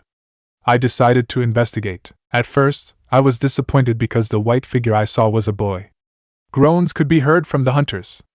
I studied him before going to leave him there to die. I decided against that idea when I noticed subtle auburn streaks in his hair. There were whisker marks on his cheeks which reminded me of the fox I hunted in the past. When I knelt down to touch him, I felt my essence coursing through him. I sensed him as the same child that the woman I saw, all those years ago. Because of that, I decided to take him in. Won't they be looking for him? I went back to the area where I found him and saw a man looking for him. I approached him and talked to him. I learned about his horrible past, which explained the bitterness and resentment the boy was harboring. We went back to the village and I talked to the village leader, who surprisingly was a woman. Basically, after some tests, they concluded that we were related, and they allowed him to come home with me after making necessary arrangements. And he's a Jinchuriki, right? Athena asked. Artemis nodded. Father's going to be paranoid about him again. He's always like that, Hera said. But little sis, Apollo said, changing the subject. You still didn't answer my question. Why didn't you tell me? Because I know you would overreact like that as usual, Artemis replied. Ares also spoke up. The little punk ain't bad. Could make a good challenge. Artemis shot him a murderous look. Don't you dare. Aphrodite had scowl on her face. I thought you took my advice about finding someone. Artemis shook her head. Never, Aphrodite, never. You know I have an oath. Aphrodite's face lit up when an idea lit up in her mind. She squealed. I'm going to give him a great love life. She just looked at Aphrodite and sighed. I knew it, she thought. She looked over to her hunters. They were shuffling nervously at their seats. Clearly they didn't know how to take this all in. Girls, she said, getting the girls' attention. What do you feel about this? Zoe spoke up for the group. My lady, we are relieved that you have still kept your oath. We really thought that you have broken your oath when you claimed him as your son. As for your son, he being a boy already puts him in a bad light. We just don't know. We have to meet him ourselves for us to judge him properly. Artemis nodded, accepting their answers. Do you all feel this way? She asked. The hunters nodded. I think this is much excitement for one day. I believe it's time for us to leave, Hera said. We came here for an explanation and we were given one. Plus, after Poseidon's claiming, Zeus would probably be in a bad mood. One by one the gods walked towards her and congratulated her before going out on their own ways. The last one to leave was Apollo and Hephaestus. I was not expecting for me to have a nephew from me sister, so I'll try to keep an eye on him, Apollo said before leaving. Thanks, Artemis replied. Apollo patted her head, treating her as his little sister, much to Artemis' great dislike. Hephaestus handed Artemis a ninja pouch similar to that of Naruto's. Here, I just finished your order. I believe I understand who it is for now, he said. Thank you. Any time. After that, Hephaestus made his way back to his forges. Artemis turned to her hunters. Thank you for understanding, girls. I know this is all of a sudden for you. One of the hunters spoke up. Since he had inherited some parts of you, he may not be so bad. There were murmurs of agreement from the other hunters. Though he will have to prove himself to us, Zoe said. Thank you, girls, she said gratefully. She then clicked her fingers and the hunters disappeared in a flash of light. Camp Half-BLOD Naruto sat on a bench in the center of the cabins looking at his mother's cabin. Just a few minutes ago, Artemis claimed him as her son, though it is still unclear to him. Beside him was his best friend Percy, who, just like him, was claimed by his father. All around them, the campers were staring at them. They were staring at Naruto like he might be a mistake, even though Chiron already told them that the gods don't make mistakes when it comes to claiming. For Percy, many were shocked that Poseidon claimed him as a son. This meant that Poseidon has broken the pact between the big three. It definitely was a bad sign. So, I guess we aren't roommates anymore, Naruto said, breaking the silence. I guess not, Percy replied. Naruto looked at the campers who were staring at them. The last time he was stared at like this was when he was a little kid. Thankfully, these stares were not hateful stares, unlike the villagers of the Hidden Leaf. And unlike the last time, he was not alone. Naruto continued to talk to his friends so he could try to ignore the stares. Taking in the moonlight that night definitely made him feel better. Chiron trotted towards them. Those were some surprising claims. The whole camp has still been reeling from that. Now though, we have to move you into your parents' cabin, he said. Percy, you will go to cabin 3, he said, pointing towards the cabin that looked like it was made of sea rock. He turned to Naruto. And you, Naruto, you will go to cabin 8, he said hesitantly, pointing to the cabin glowing in the moonlight. Now go get your things from cabin 11. Percy and Naruto went on their way. They didn't forget to thank Luke for helping them on their first days and for taking them in when they didn't know their godly parent yet. On their way back, Chiron pulled Naruto aside. We have a little problem about your cabin. The hunters of Artemis come over once in a while, and they stay at the cabin when they are here. Naruto thought. Is there any chance that any of the cabins would take me in while I am here?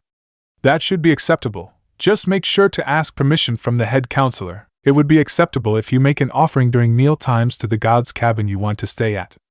Naruto nodded. Chiron looked around and saw that the other campers were still outside their cabins and staring at them. All right, everyone, he said. Go inside your cabins now.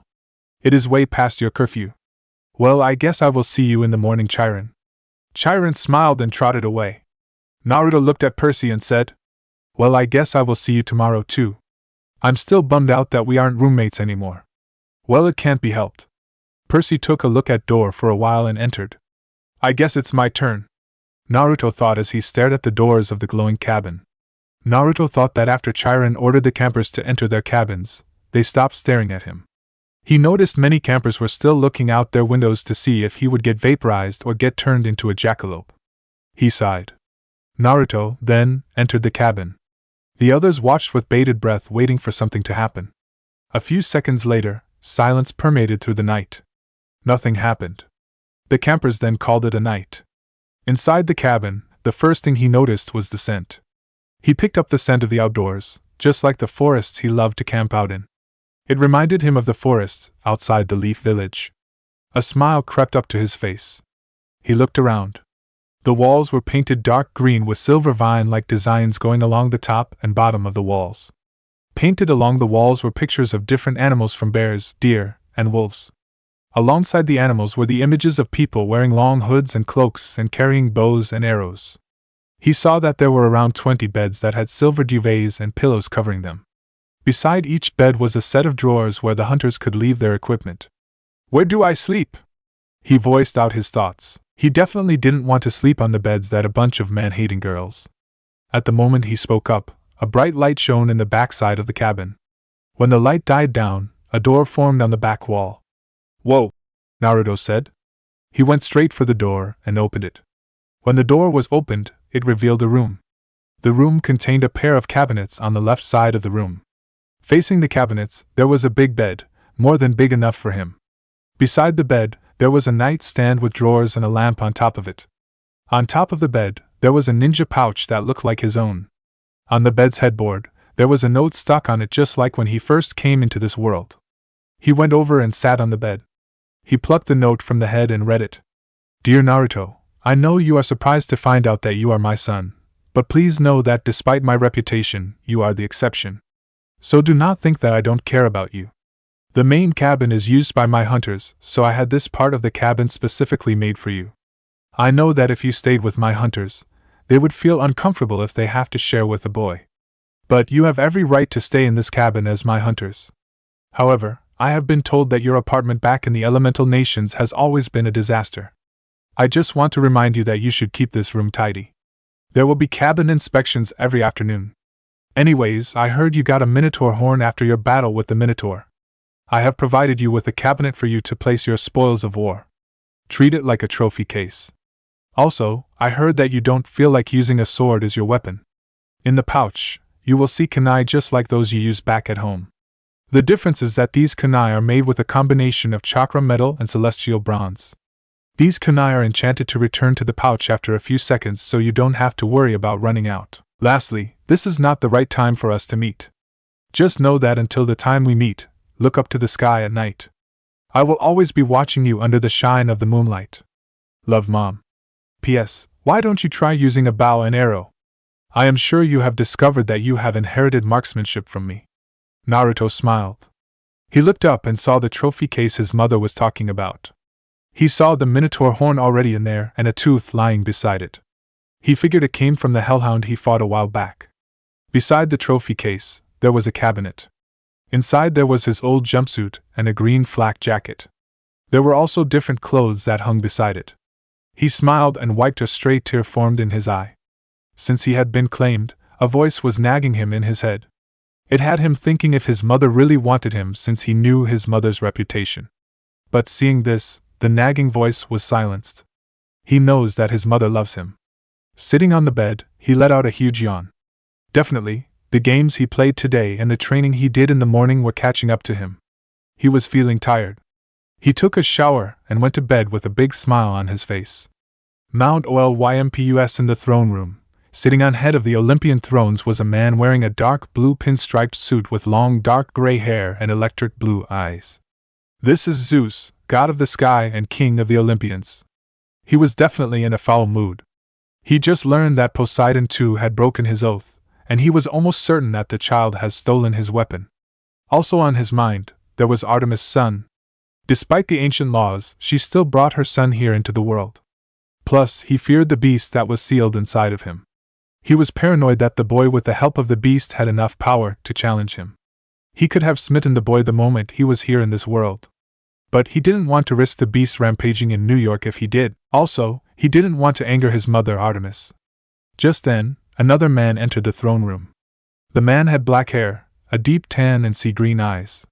He was wearing Birkenstocks, khaki Bermuda shorts and a Hawaiian shirt. This was Poseidon, god of the sea. The moment he entered, the tension in the air thickened. The two started arguing about Poseidon's son stealing Zeus' weapon. All around the world, thunderstorms, earthquake, and storms hit various countries answering to the anger of the two brothers. The next Naruto stretched as he exited the cabin. As usual, he woke up earlier than the other campers. Though he woke up so early, he still felt refreshed after having one of the best sleeps in his life. The bed his mother gave him was definitely very, very soft and comfy. He went around camp for his usual jog. Towards the end of his jog, just before breakfast, the other campers were already awake. As he was going for a shower, he noticed that many of the girls were staring at him with blushes on their faces. This is going to take some getting used to, he thought. After his shower, the conch horn blew right on schedule. Campers all around the camp made their way to the dining pavilion. Naruto went to his new table. He will definitely have to get used to eating by himself. In the past few days, he had people eating with him at the Hermes table. Now, being the only son of Artemis, he was alone on the table. After the usual offerings, everyone had a hearty meal. For Naruto, well, his appetite never failed to amuse the other campers. They watched as plate after plate stacked on his table. Despite being alone on the table, it looked like a whole cabin sat on the table after he finished.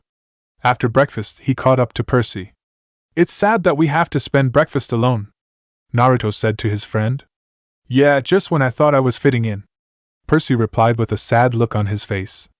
Naruto understood his friend. The other campers were avoiding him now like he had some kind of disease. It reminded him of the villagers in the hidden leaf when he was young. He patted his friend on the shoulder. "Cheer up, Percy. Think of it this way. At least you have a whole cabin to yourself." Percy's face lit up. "Yeah, sleeping at night doesn't kill my back anymore." Both of them laughed. As the two walked, thunder boomed in the distance. Grover had told them that bad weather never found its way into camp, yet the clouds above camp darkened and the ocean was getting wild, with the waves reaching meters high. The duo was looking up at the sky when their sadder friend made his way over to them. "Hey, Percy," Grover called out. "Mr. D wants to see you." "Why?" Percy asked. "He wants to kill. I mean, I'd better let him tell you," Grover replied. Naruto did a double take on what Grover told Percy. "Wait, did you say kill?" "And no," Grover stuttered. Grover's expression told him that he was hiding something. "If Percy is in trouble in any way, I'm coming too," Naruto offered. "Why you can't?" "Mr. D specifically asked to bring Percy only." "Oh," Naruto said. "Oh well. I guess I'll see you later, Percy." Grover then left with Percy, leaving Naruto alone. A few minutes later, Naruto was sitting on a bench near the cabins. It started to rain. The rain clouds looming over the camp didn't pass around as Grover had said. He sat there thinking. The satyr's words didn't leave his mind. "He wants to kill. I mean, I'd better let him tell you." Grover's words were spoken in his mind. He was worried that his friend might be in some kind of trouble with Mr. D. He was told about the Pact of the Big Three after World War II. He was not supposed to be born. He thought that Mr. D was calling him because of this. This made him curious. A grin made its way into his face. "I will find out what is going on," he thought. He stood up and made his way to the big house. When he got to the big house, he noticed that Percy and Mr. D were not there anymore. Only Chiron and Grover were visible in the area, sitting on his fake wheelchair, cards in hand and chewing Coke cans respectively. Visible is the operative word here. He sensed someone else was in the area, only he couldn't see where he or she was. He tried to pinpoint where this other person was. When he was almost certain where he or she was, he put up an illusion and went in. As fast as he got in, he got out just as quick. Struggling in his arms was an invisible human-shaped mass he couldn't see but could hear and feel. "Ship," he said in a whisper. "You don't want us to be found out, do you?" The invisible form in his arms stopped struggling and took off something on its head. "How did you know I was there?" The form, who was revealed to be Annabeth, asked, also in a hushed tone. "Oh hey Annabeth," he greeted first. "I sensed you skulking around the area." Annabeth frowned. "So, what are you doing there, Annie?" "Just the same as you," Annabeth whispered. "And don't call me Annie." "Whatever you say, Annie," Annabeth growled at Naruto. "So, where's Percy?" Naruto asked. "Oh, he went up to the oracle to get a prophecy for his quest." "What?" he asked a bit loudly, but still made sure both of them weren't heard. He couldn't even defend himself here at camp. "Wow, way to have confidence on your best friend," Annabeth commented. "I'm just worried about him," he said. "So, what's it about?" Basically Zeus is missing his master bolt, his symbol of power, and he's blaming Percy for it." Naruto remembered the stories about Zeus' weapon, the first weapon made by the Cyclopes for the war against the Titans.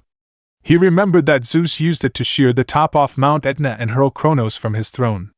Naruto sighed. Let me guess. Zeus is paranoid that his brother, Percy's dad, is plotting to overthrow him, and he's blaming Percy even though we were together all this time, and we have never been to Olympus. Pretty much. Annabeth shrugged. Why am I not surprised? Naruto sighed again. Was there even a time when these two were not fighting? Annabeth just nodded. Just then, they heard footsteps approaching the area. It was Percy. He had just finished his audience with the Oracle. He sat down on his chair by the pinnacle table and slumped. Grover had his fingers crossed like he was wishing for something to happen. Chiron asked. Well? She said. Chapter 11, Percy Jackson's Day Out. A few minutes earlier, the big house ATTIC Percy thought that seeing his best friend be half-goat was the weirdest thing he had so far. Damn, was he wrong. When he accepted the quest, Chiron told him it's his time to visit the Oracle. He told him to go up to the attic. For a moment, he felt a little fear. He remembered that apparition he saw looking at him in his first day at camp. Assuming you are still sane. Chiron's words rang in his head. He was in the attic. All around him, there was stuff that he described as Greek hero junk stored there. In the other corner of the room, he saw the thing he thought he saw as an apparition in his first day awake at camp. Getting up from its stool was a mummy. There was green mist coming out from its mouth in the form of tendrils sending chills up his spine. The mummy was not wrapped in bandages as pop culture has popularized. It was a shriveled human female body. She was wearing a tie-dyed sundress, with lots of beaded necklaces, and a headband over long black hair. Her face was thin and leathery over her skull, and her eyes were glassy white slits, as if the real eyes had been replaced by marbles. In short, she'd been dead a long, long time. He shook himself back to reality when he heard the mummy spoke. I am the spirit of Delphi, speaker of the prophecies of Phoebus Apollo, slayer of the mighty Python. Approach, seeker, and ask. The oracle spoke in his head. Fear coursed through his body. His instincts were telling him to answer, no thanks, wrong door, just looking for the bathroom. But he gathered his courage and asked, what is my destiny? The green mist around the oracle swirled more thickly and changes into Gabe and his drinking buddies. The oracle used everyone present in the image to say, you shall go west, and face the god who has turned. You shall find what was stolen, and see it safely returned. You shall be betrayed by one who calls you a friend. And you shall fail to save what matters most, in the end. Present. Percy slumped on his chair at the pinnacle table after he got down from the attic. Well? Chiron asked. Percy recounted the lines of the prophecy as stated to him by the oracle. Though he left out the last line of the prophecy fearing what it might pertain to. Anything else? Chiron asked, clearly unsatisfied. No, that's about it. Percy lied. Naruto, who was hiding near the area with Annabeth, rolled his eyes. He's definitely lying. Naruto whispered to Annabeth. Annabeth just shook her head. He left out the last line. Chiron studied Percy's face. Very well, Percy. But know this, the oracle's words often have double meanings. Don't dwell on them too much. The truth is not always clear until events come to pass. Okay, Percy said, anxious to change topics. So where do I go? Who's this god in the west? Think, Percy, Chiron said. If Zeus and Poseidon weaken each other in a war, who stands to gain? Somebody else who wants to take over? I guessed. Naruto face-palmed and whispered loud enough for only Annabeth to hear. It looks like he doesn't listen to your lectures, or maybe he doesn't know anything of Greek mythology at all. He's a seaweed brain. Annabeth commented. Naruto thought back to Mrs. Dodds. She was definitely looking for something, but she was asking Percy. Then there was this hellhound who was somehow summoned from right inside camp. It couldn't be a coincidence. Mrs. Dodds and the hellhound attacking Percy. He muttered. Naruto listened back to the conversation. Percy must go to the underworld, find the master bolt, and reveal the truth. At the mention of the underworld, one thing hit Naruto and Percy's mind. Aunt Sally/Mom. They thought. Naruto saw a chance for him to redeem himself. He failed to protect Sally when they were attacked by the Minotaur. By one way or another, he saw this as his way to get him back, whatever it takes, even to fight Hades. He took a look back towards them. Percy looked like he was planning to do something stupid. He couldn't blame him. He knew Percy hasn't gotten over the loss of his mom yet. Grover, well, he started trembling and eating the pinnacle cards like potato chips. Percy spoke up. Look, if we know it's Hades, why can't we just tell the other gods? Zeus or Poseidon could go down to the underworld and bust some heads. Suspecting and knowing are not the same, Chiron said. Besides, even if the other gods suspect Hades, and I imagine Poseidon does, they couldn't retrieve the bolt themselves. Gods cannot cross each other's territories except by invitation. That is another ancient rule. Heroes, on the other hand, have certain privileges. They can go anywhere, challenge anyone, as long as they're bold enough and strong enough to do it. No god can be held responsible for a hero's actions. Why do you think the gods always operate through humans? You're saying I'm being used, Percy answered. I'm saying it's no accident Poseidon has claimed you now. It's a very risky gamble, but he's in a desperate situation. He needs you, Chiron corrected. Naruto turned to Annabeth. Hey Annabeth, why were you still hoping that Percy was a son of Zeus after the bathroom incident? Shut up, Annabeth answered. It was wishful thinking, okay? I was always with him back at Yancey, and it was always the water that answers to him. Was he a seaweed brain even back then? Naruto chuckled softly. Yep, he always tends to get into trouble. Annabeth let out a muffled laugh. I think by definition, we demigods are magnets to trouble. I guess you're right. Both of them turned back to Chiron, Percy and Grover's conversation. Annabeth perked up when she heard Percy say, Gee! Who else would be stupid enough to volunteer for a quest like this? Annabeth jumped out of their hiding spot and ran to the three, which startled Grover, who was already jumpy. I've been waiting a long time for a quest, seaweed brain, she said. Athena is no fan of Poseidon, but if you're going to save the world, I'm the best person to keep you from messing up. Naruto sighed and walked out of his hiding place. Hold it! Naruto said. Chiron, Percy and Grover's widened their eyes in surprise. It was Percy who voiced out. Naruto, where were you, in plain sight? It's a ninja trick. Plus, I caught Annabeth here skulking around, so I wasn't alone, Naruto said. Annabeth blushed when Naruto said that last part. Shut up, she blurted out. I had to be a part of it. Chiron, they're going to need all the help they can get, Naruto told Chiron. Someone has to keep Percy from causing trouble. Hey! Percy protested. Naruto, I understand your concern for Percy, but… Chiron said. Naruto insisted. But Chiron, they're new to this. Even genin in the elemental nations don't go out on missions like this. Chiron sighed. Very well, Naruto. This afternoon, we will take you as far as the bus terminal in Manhattan. After that, you are on your own, he explained to the whole group. Lightning flashed. Rain poured down on the meadows that were never supposed to have violent weather. No time to waste, Chiron said. I think you should all get packing. Later that day, after their meeting at the big house, the questers went on their separate ways to pack. Although Naruto and Percy had a problem since they lost their luggage in the attack of the Minotaur. Fortunately, Grover found them backpacks. Naruto sat in his room. He packed in the clothes his mother had given him the night before. It didn't take it long to pack. He already knew what to get since he has been through this countless times before. As he was finishing, he saw his green flak jacket hanging on the leftmost side of the closet. He stared at the green flak jacket he got after the old man Hokage died. He remembered the friends he left in the Hidden Leaf. He remembered the missions he had, especially with the ones with Team 7. Then, he remembered Sasuke. He had promised Sakura to save him from the darkness, but right now he didn't know if he would be able to do it. One thing at a time, I guess. He shook himself out of his melancholy. Oh yeah, I got a mission. I have to get it together. Eventually, he plucked the flak jacket from his closet, put it on, and went out. Naruto met up with his teammates at the camp store to get the supplies they would need. He was supposed to get some mortal money from the store, but he had some money left from what his mother has been giving him. However, he still got some golden drachmas for non-mortal transactions, as Chiron had put it. Finally, he got some ambrosia and nectar for emergency purposes.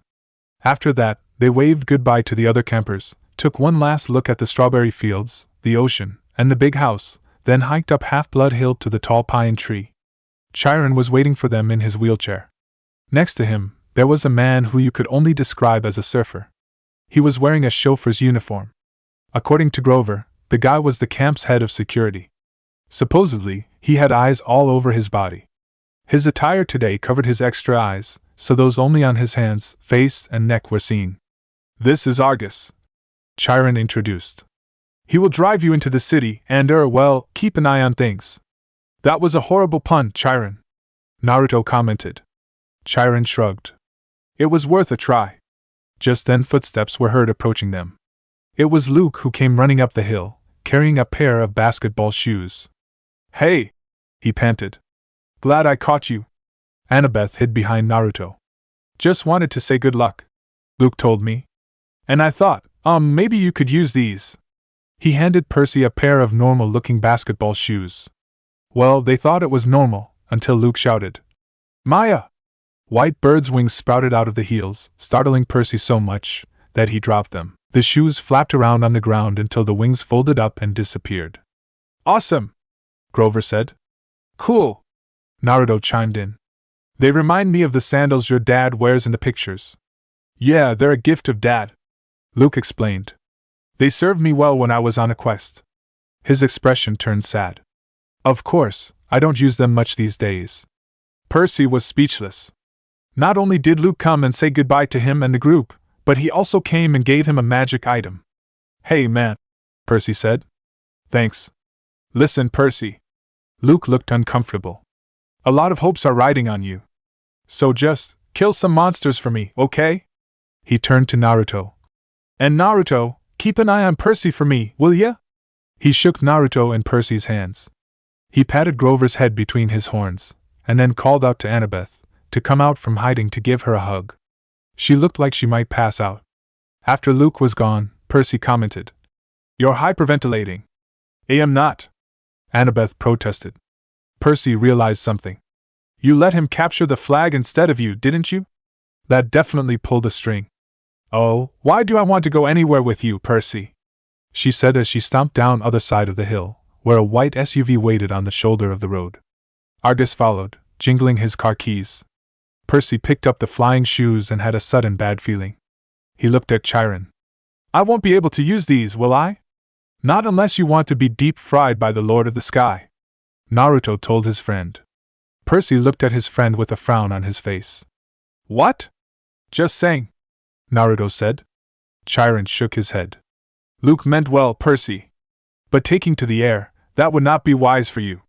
Percy nodded, clearly disappointed, but then he got an idea. "Hey, Grover. You want a magic item?" His eyes lit up. "Me?" Pretty soon, Naruto and Percy had laced the sneakers over Grover's fake feet. "Maya!" he shouted. He got off the ground okay, but then fell over sideways so his backpack dragged through the grass. The winged shoes kept bucking up and down like tiny broncos. "Practice," Chiron called after him. "You just need practice." Hey! Grover went flying sideways down the hill like a possessed lawn-mower, heading toward the van. Before the boys could follow, Chiron caught Percy's arm, causing both of them to stop. "I should have trained you better, Percy," he said. "If only I had more time. Hercules, Jason, they all got more training." "That's okay, Chiron," Naruto said. "That's why I'm here." Percy looked bummed out. Though, it was not about the lack of training. He envied Annabeth and Luke for receiving items from their godly parents. "I just wish." Percy stopped himself. He didn't want to sound like a spoiled brat. "What am I thinking?" Chiron cried. "I can't let you get away without this. Naruto, you too," he added. He pulled pens from his coat pocket and handed them to the two boys. They were ordinary disposable ballpoint pens with black ink. One had a removable cap. The other had a button to press to reveal the ballpoint. "Gee," Percy said. "Thanks. These look like the pens from the museum, Chiron." Chiron nodded.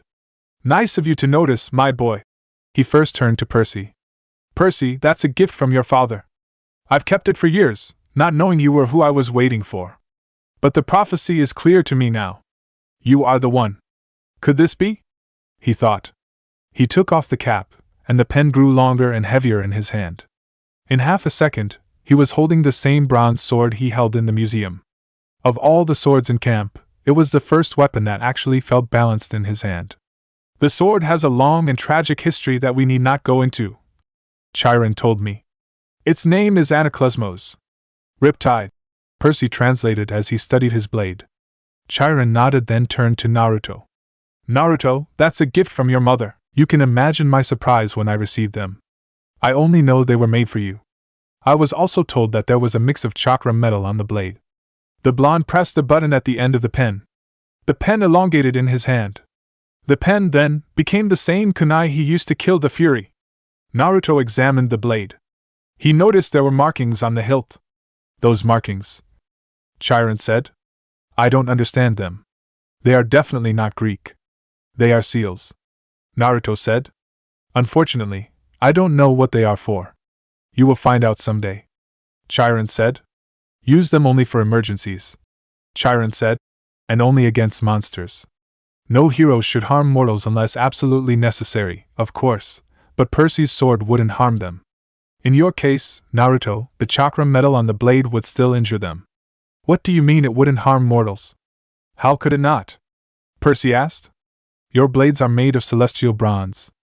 The metal is forged by the Cyclopes, tempered in the heart of Mount Etna, cooled in the river Lethe. By itself, it's deadly to monsters, to any creature from the underworld, provided they don't kill you first. But the blade will pass through mortals like an illusion. They simply are not important enough for the blade to kill. And I should warn you, as a demigod, you can be killed by either celestial or normal weapons. You are twice as vulnerable. Chiron explained.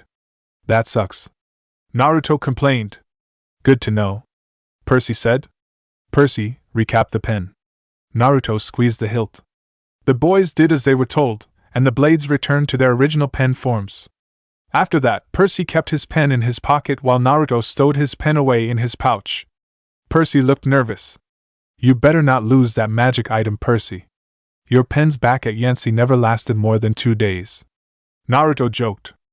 Shut up, fish cake. Percy teased to try to get back at the blonde. Actually, you can't, Chiron said. What? Percy and Naruto asked. You can't lose the pen, Chiron explained. It is enchanted. It will always reappear in your pocket. Try it.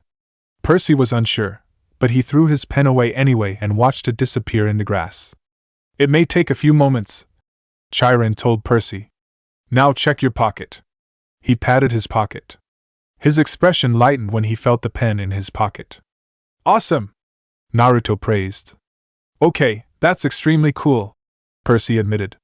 But what if a mortal sees me pulling out a sword? Missed, Percy, Naruto said. Missed? Percy asked. Yes, Percy. You should read Homer's Iliad. It mentioned the stuff a lot. Chiron nodded. Whenever divine or monstrous elements mix with the mortal world, they generate mist, which obscures the vision of humans.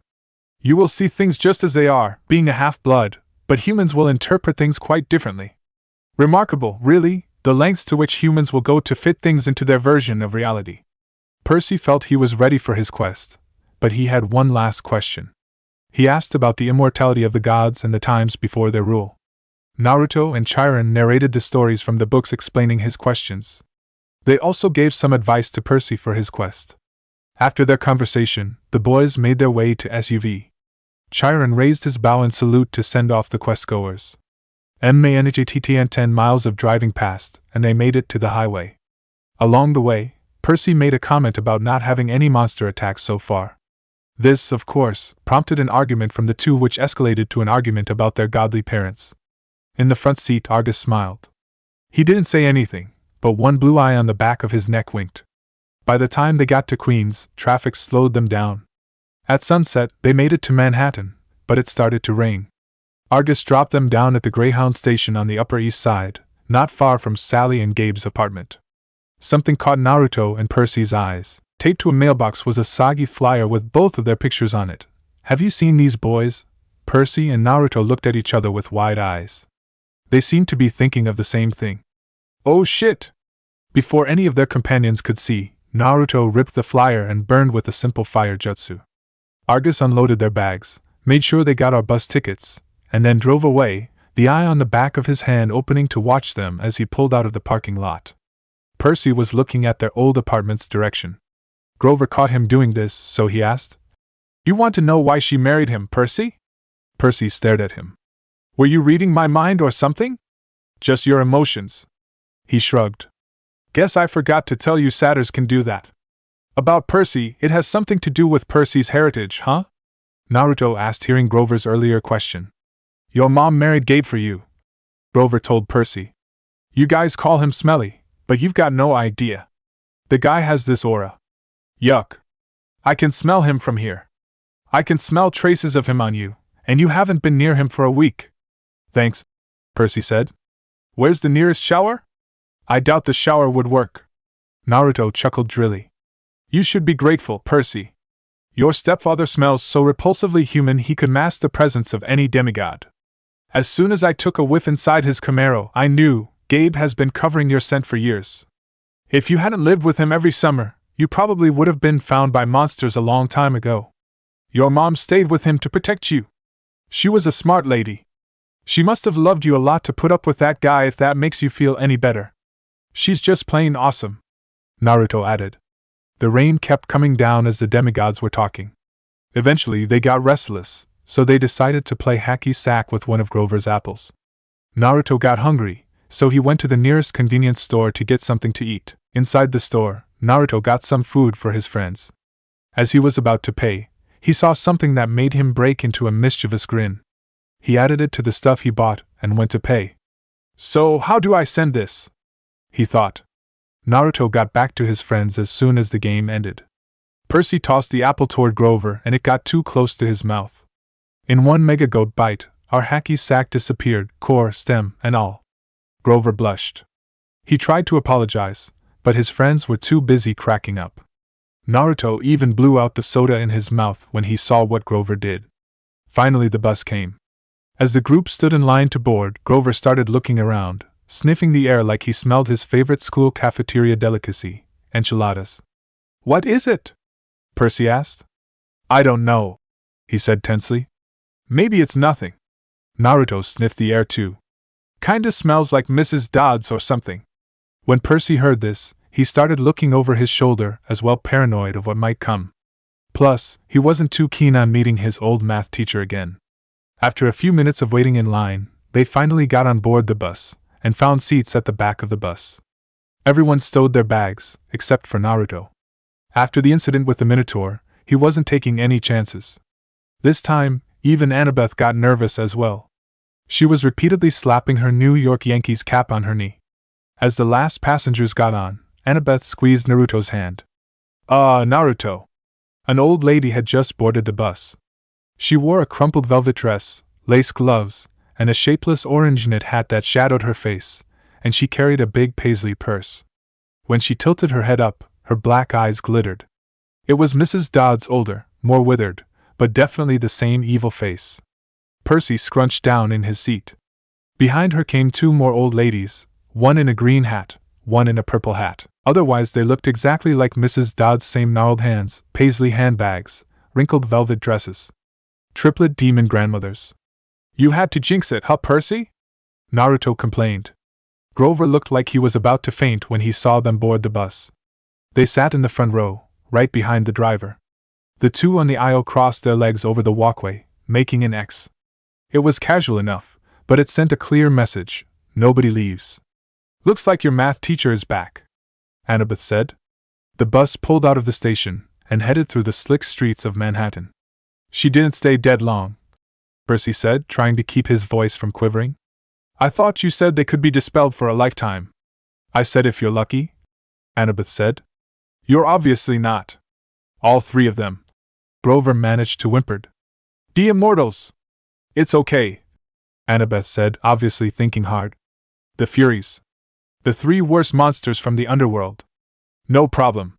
No problem. We'll just slip out the windows. Easier said than done, Naruto said. Plus, they won't open. A back exit? She suggested. There isn't one. Grover shook his head. By that time, the bus was on 9th Avenue, heading for the Lincoln Tunnel. They won't attack us with witnesses around, will they? Percy asked hopefully.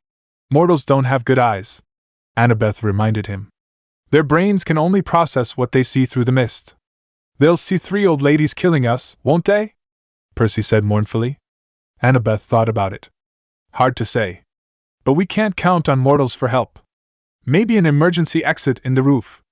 The bus hit the Lincoln Tunnel, and it went dark except for the running lights down the aisle. It was eerily quiet without the sound of the rain. Mrs. Dodds got up. In a flat voice, as if she'd rehearsed it, she announced to the whole bus. I need to use the restroom. So do I, said the second sister. So do I, said the third sister. They all started coming down the aisle. Heads up, Naruto warned. Here they come. Chapter 12, Running into Trouble. I didn't ask for this. Why is it like my fault? Percy thought as he watched three old ladies who looked like Mrs. Dodds made their way down the aisle of the bus. Clearly they were after him. He and Annabeth had argued in the car about the bad luck of talking about no monsters attacking during a mission.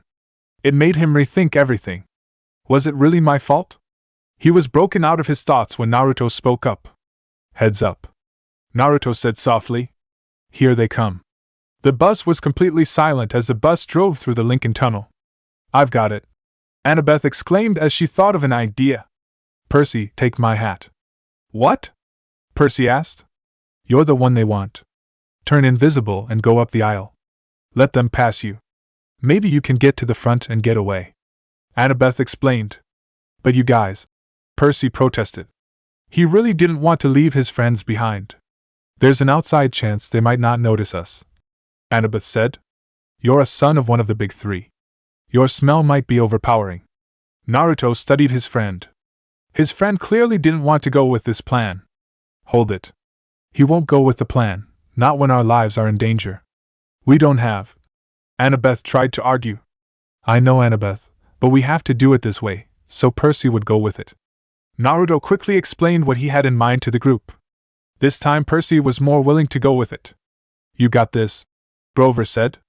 Go. Percy's hands trembled as he took the cap from Annabeth. He put it on. As soon as the cap was on his head, he disappeared from view and made his way to the front of the bus. Naruto and his two other companions watched as the old woman who they knew as Mrs. Dodds stopped walking and sniffed the air.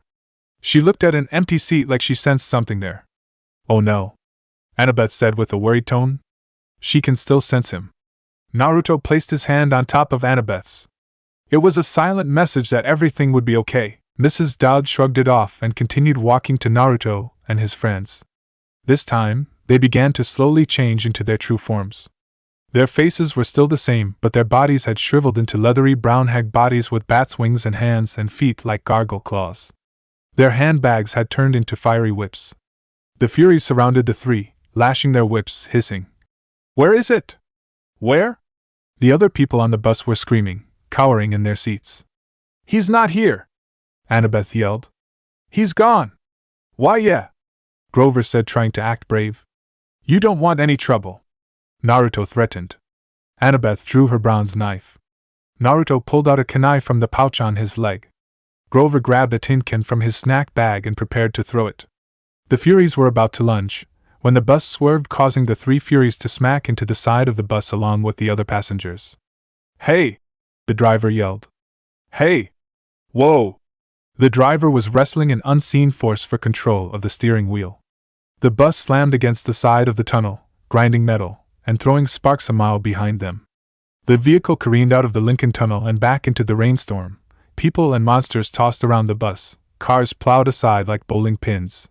Somehow, the driver found an exit.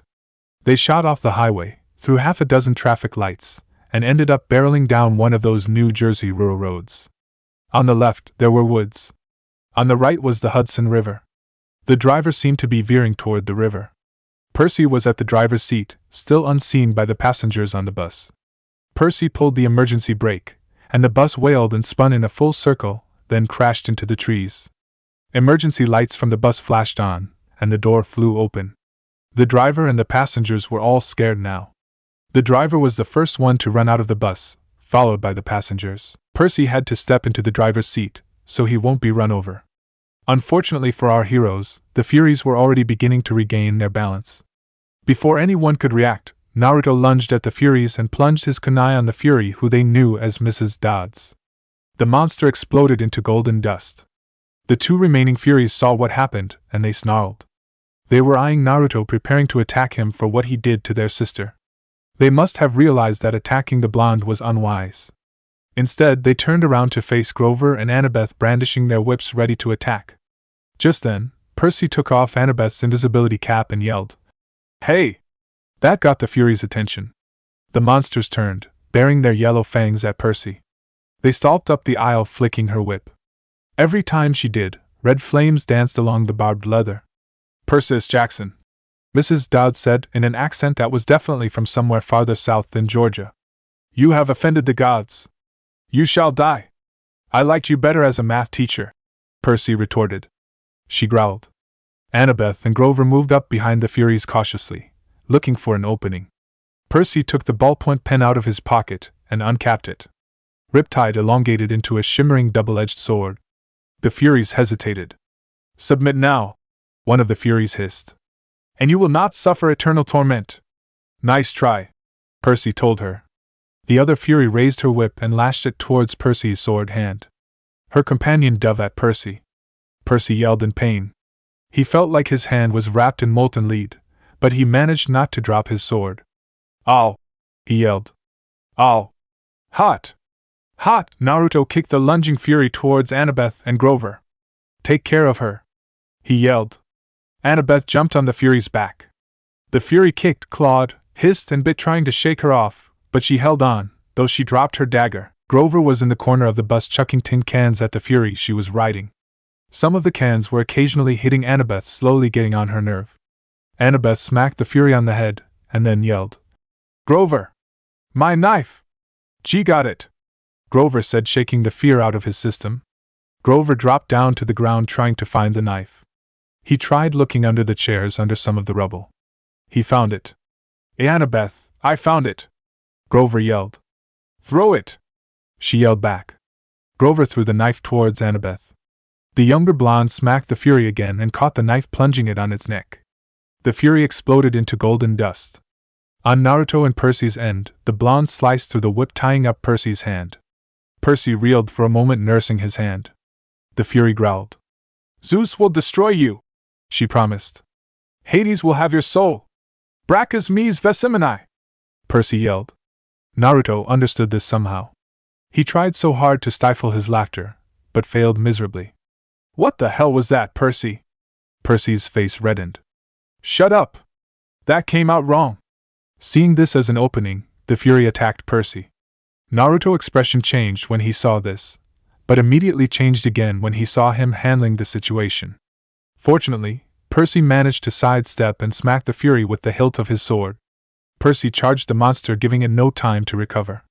Before the Fury could get up, Percy swung his sword, and it exploded into golden dust like a piñata, killing the last monster. The group got to celebrate their victory and check each other for injuries. "I see you guys were trained well at camp," Naruto said. "Well, our teachers back at camp are awesome," Annabeth said. Grover put his head down. Naruto saw this and put a hand on his shoulder. "It's okay, Grover. Fear gets the best of us, even me." Grover looked up. "Even you? How?" Naruto's story and their celebrations were cut short when the bus was shaken by thunder. "Oh," Percy said. "That's not good. Get out," Annabeth yelled. "Now." The group rushed outside and found the other passengers wandering around in a daze, arguing with the driver, or running around in circles yelling, "We're going to die." A Hawaiian-shirt tourist with a camera snapped Percy and Naruto's photograph. "Our bags," Grover realized. "We left our dash." BOOM! The windows of the bus exploded as the passengers ran for cover. Lightning shredded a huge crater in the roof. "This is not good. The authorities will arrive anytime soon," Annabeth said. The others nodded, and they plunged into the woods as the rain poured down, the bus in flames behind them, and nothing but darkness ahead. Entering the forest gave Naruto some relief. He was in his mother's element, making feel right at home. Our group of demigods were walking through the woods along the New Jersey riverbank, the glow of New York City making the night sky yellow behind them, and the smell of the Hudson reeking in their noses. All along the way, Grover was shivering and braying from fear. He kept muttering to himself, "Three kindly ones. All three at once." Annabeth kept pulling them along. Come on. The farther away we get, the better. They trudged through the forest across muddy ground. They were still in shock about the lightning striking the bus. The sound still ringed in their ears. Percy said, breaking the occasional silence. All our money was back there. Our food and clothes. Everything. What do we do now? Well, maybe if you hadn't decided to jump into the fight. Annabeth argued, but Percy didn't let her finish. What did you want me to do? Let you get killed? You didn't need to protect me, Percy. I know how to protect myself. Plus, if anything went wrong, Naruto was there with us. You sound like an old married couple. Grover commented. Shut up, goat boy. We do not. Annabeth and Percy yelled, not liking what Grover said. Come on, guys, arguing won't get us anywhere, Naruto said, breaking up the argument. Grover brayed mournfully. Tin cans. A perfectly good bag of tin cans. The rain turned the soil at their feet muddy. They sloshed through the muddy ground through nasty trees that smelled like sour laundry. Grover even had to remove his fake feet and carry them the whole way since they kept getting stuck to the mud. After a few minutes, a smile made its way to Naruto's lips when he saw Annabeth fall into line next to Percy. Look, her voice faltered. I appreciate your coming back for us, okay? That was really brave. We're a team, right? She was silent for a few more steps. It's just that if you died, aside from the fact that it would really suck for you, it would mean the quest was over. This may be my only chance to see the real world. The thunderstorm had finally let up. The glow of the city behind them, leaving them in almost total darkness. You haven't left Camp Half-Blood since you were 7? Percy asked. No, only short field trips. My dad, the history professor. Yeah. It didn't work out for me living at home. I mean, Camp Half-Blood is my home. She was rushing her words out now, as if she were afraid somebody might try to stop her. At camp you train and train. And that's all cool and everything, but the real world is where the monsters are. That's where you learn whether you're any good or not. Naruto, who was listening to their conversation, commented. You're pretty good with that knife. Really? You think so? Annabeth said, her eyes lightening up after hearing Naruto praise her. Yeah. Percy agreed. Anybody who can piggyback ride a Fury is okay by me. Annabeth was smiling now. Getting compliments from her friends definitely made her day. You know, she said, maybe I should tell you something funny back on the bus. Whatever she wanted to say was interrupted by a shrill toot toot toot, like the sound of an owl being tortured. Hey, my reed pipes still work, Grover cried. If I could just remember a Fine Path song, we could get out of these woods. He puffed out a few notes, but the tune still sounded suspiciously like Hilary Duff. Instead of finding a path, Percy immediately slammed into a tree and got a nice size knot on his head. Naruto laughed at the expense of his friend. After tripping and cursing and generally feeling miserable, mostly for Percy, for another mile or so, the group started to see light up ahead, the colors of a neon sign. They could even smell food, fried, greasy, excellent food. A grumbling sound was heard. Percy let out a laugh of embarrassment. Man, I sure could use a cheeseburger, Percy said. His friends laughed at him. Then, another grumbling sound came from the rest of the group, which prompted everyone to laugh all together. I guess we all need a cheeseburger. Though I prefer ramen, I'll take whatever I can, Naruto commented. I wish they have other food other than cheeseburgers, Grover said. Let's see, Annabeth said. They kept walking until they found themselves at a deserted 2-lane road through the trees. On the other side was a closed-down gas station, a tattered billboard for a 1990s movie, and one open business, which was the source of the neon light and the good smell of fat and greasy food. Unfortunately, the building they saw was not a fast food restaurant as they had hoped. Instead, they came across one of those weird roadside curio shops that sell lawn flamingos and wooden Indians and cement grizzly bears and stuff like that. The main building was a long, low warehouse, surrounded by acres of statuary. The neon sign above the gate was impossible for the demigods to read. To them, it read as Atnumis Duran Gomen Meproim. What the heck does that say? Percy asked. I don't know, Annabeth said. Grover translated. Auntyms Garden Gnome Emporium. Flanking the entrance, as advertised, were 2 cement garden gnomes, ugly bearded little runts, smiling and waving, as if they were about to get their picture taken. I got a bad feeling about this, Naruto said. Percy crossed the street, following the smell of the hamburgers which got stronger when they got to the road. Hey! Grover warned. Percy, where are you going? Naruto asked. The lights are on inside, Annabeth said. Maybe it's open. Snack bar, Percy said wistfully. Snack bar, Annabeth agreed. Are you too crazy? Grover said. This place is weird. Not you too, Annabeth. Naruto complained. For Percy, I'm not surprised, but you. Grover trotted along to follow the two who went ahead, leaving Naruto at the other side of the road. Naruto's stomach grumbled. He sighed. I guess it wouldn't hurt to try. He went on to follow his teammates, ignoring the nagging feeling telling him not to go because he too was hungry. The front lot was a forest of statues, cement animals, cement children, even a cement satyr playing the pipes, which gave Grover the creeps. Blah ha ha, he bleated. Looks like my Uncle Ferdinand. They stopped at the warehouse door. Don't knock, Grover pleaded. I smell monsters. Your nose is clogged up from the Furies, Annabeth told him. All I smell is burgers. Aren't you hungry?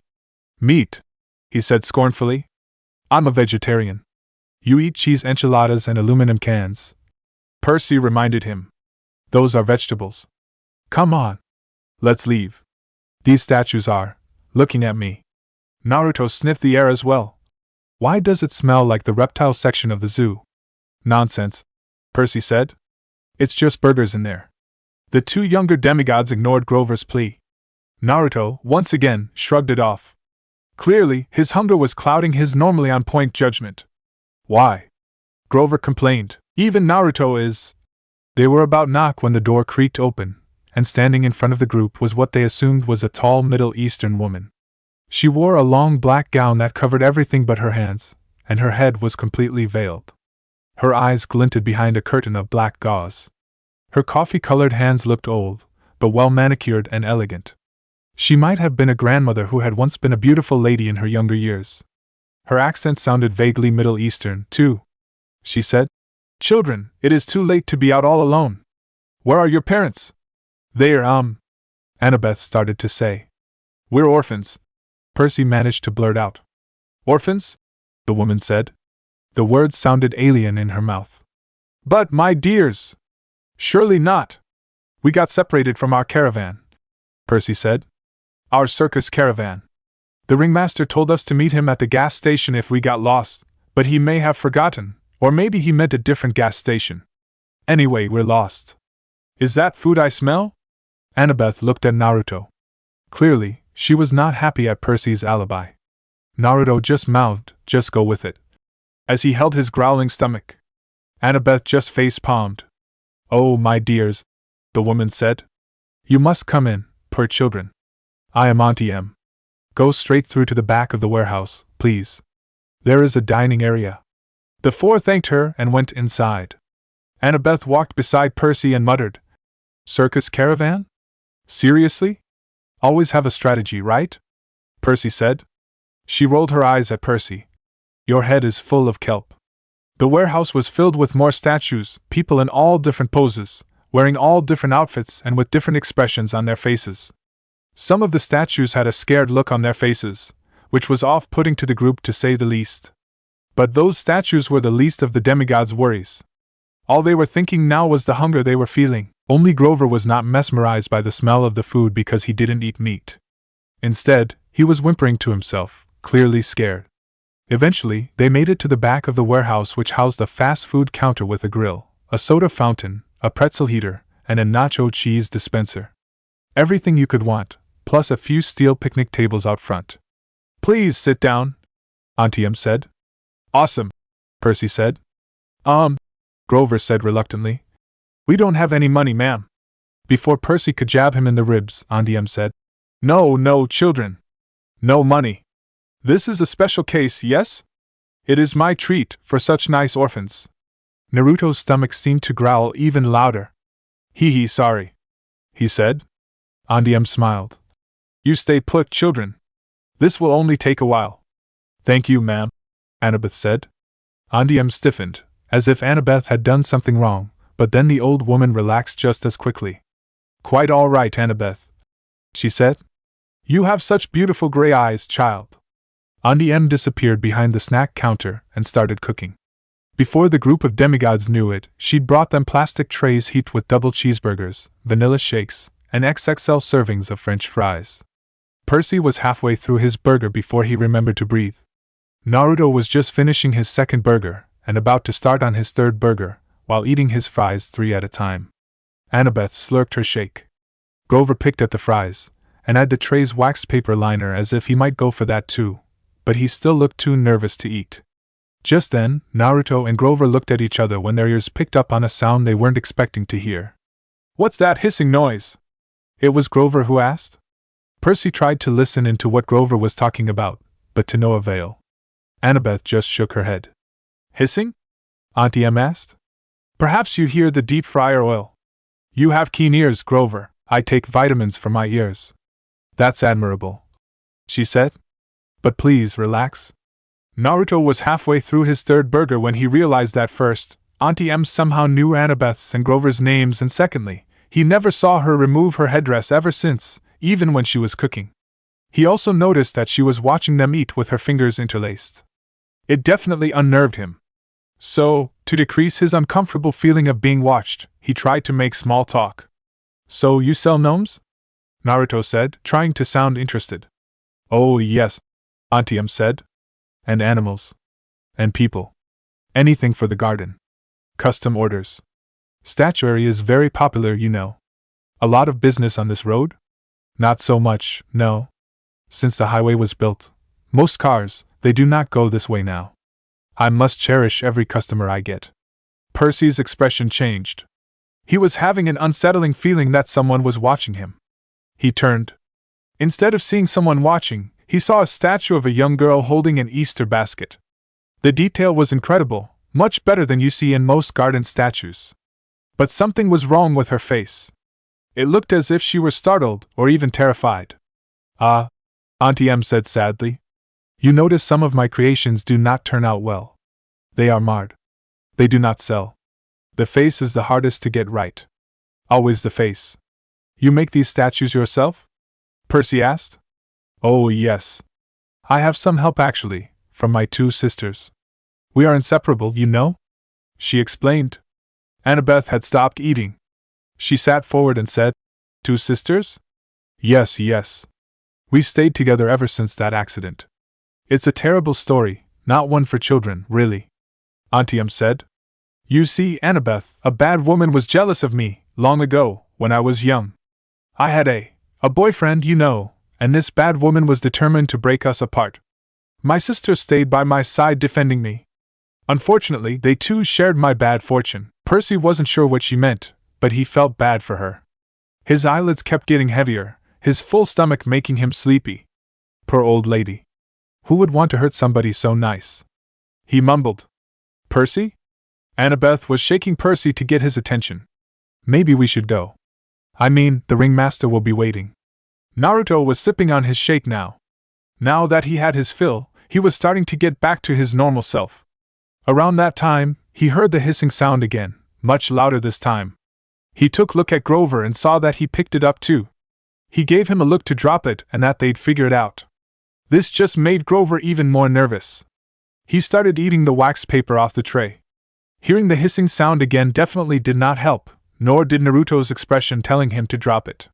"Such beautiful gray eyes," Auntie M told Annabeth again. "My, yes, it has been a long time since I've seen gray eyes like those." She reached out as if to stroke Annabeth's cheek, but Annabeth stood up abruptly. "We really should go." "Yes." Grover swallowed the wax paper he was chewing and stood up. "The ringmaster is waiting." "Right. Yeah," Naruto added. "We still need to figure out which gas station the old man is waiting at." Percy, on the other hand, looked like he didn't want to leave. Having his fill seemed to have the opposite effect on him. He wanted to stay for a while. "Please, dears," Auntie M pleaded. "I so rarely get to be with children. Before you go, won't you at least sit for a pose?" "A pose?" Annabeth asked warily. "A photograph. I will use it to model a new statue set. Children are so popular, you see. Everyone loves children." "I don't think we can, ma'am." "Come on, Percy Dash," Annabeth said, shifting her weight from foot to foot. "Sure we can." Percy said with an irritated tone. It's just a photo, Annabeth. What's the harm? He's not seeing Annabeth's cues. Naruto face-palmed mentally. Percy's companions didn't like the idea, but followed Auntie M anyway, seeing that they were moving out back to the front door, into the garden of statues they passed a while back. Auntie M directed them to a park bench next to the stone satyr. No, she said. I'll just position you correctly. The young girl in the middle, I think, and the two young gentlemen on either side. You, Naruto, why don't you stand behind them? Don't you think it's a little dark for a photo shoot? Naruto remarked. Oh, there is enough light, Auntie M said. Enough for us to see each other, yes? Where's your camera? Grover asked. Oh, just sit tight, my dears, while I go and get it, Auntie M said. She left them there to go get the camera. That gave them some time to talk among themselves. Grover took the chance to study at the statue beside them. Percy! Naruto scolded. What were you thinking? What? Percy said. Don't you see she's just a sweet old woman? Naruto sighed. Percy, don't you find this weird? Annabeth asked. Come on, guys. She was super nice to us. She even fed us, Percy protested. On their way there, Naruto and Annabeth were mentally connecting the dots. Annabeth decided to bring it up. Guys, Annabeth said. I think I know who she is. What? Percy tried to say something, but Naruto didn't give him a chance to. Yeah, Naruto nodded. The stone statues, this place smelling like the reptile section of the zoo, the hissing noises. She even said she has two sisters. What are you guys talking about? Percy tried to say but was cut off again. A look of horror made it to Grover's face. Guys, this statue I asked my Uncle Ferdinand. He was killed by... Grover didn't get to finish. They heard Auntie M approaching. This time she was not alone. What do we do? Annabeth asked frantically in a whisper. We improvise, Naruto whispered quickly.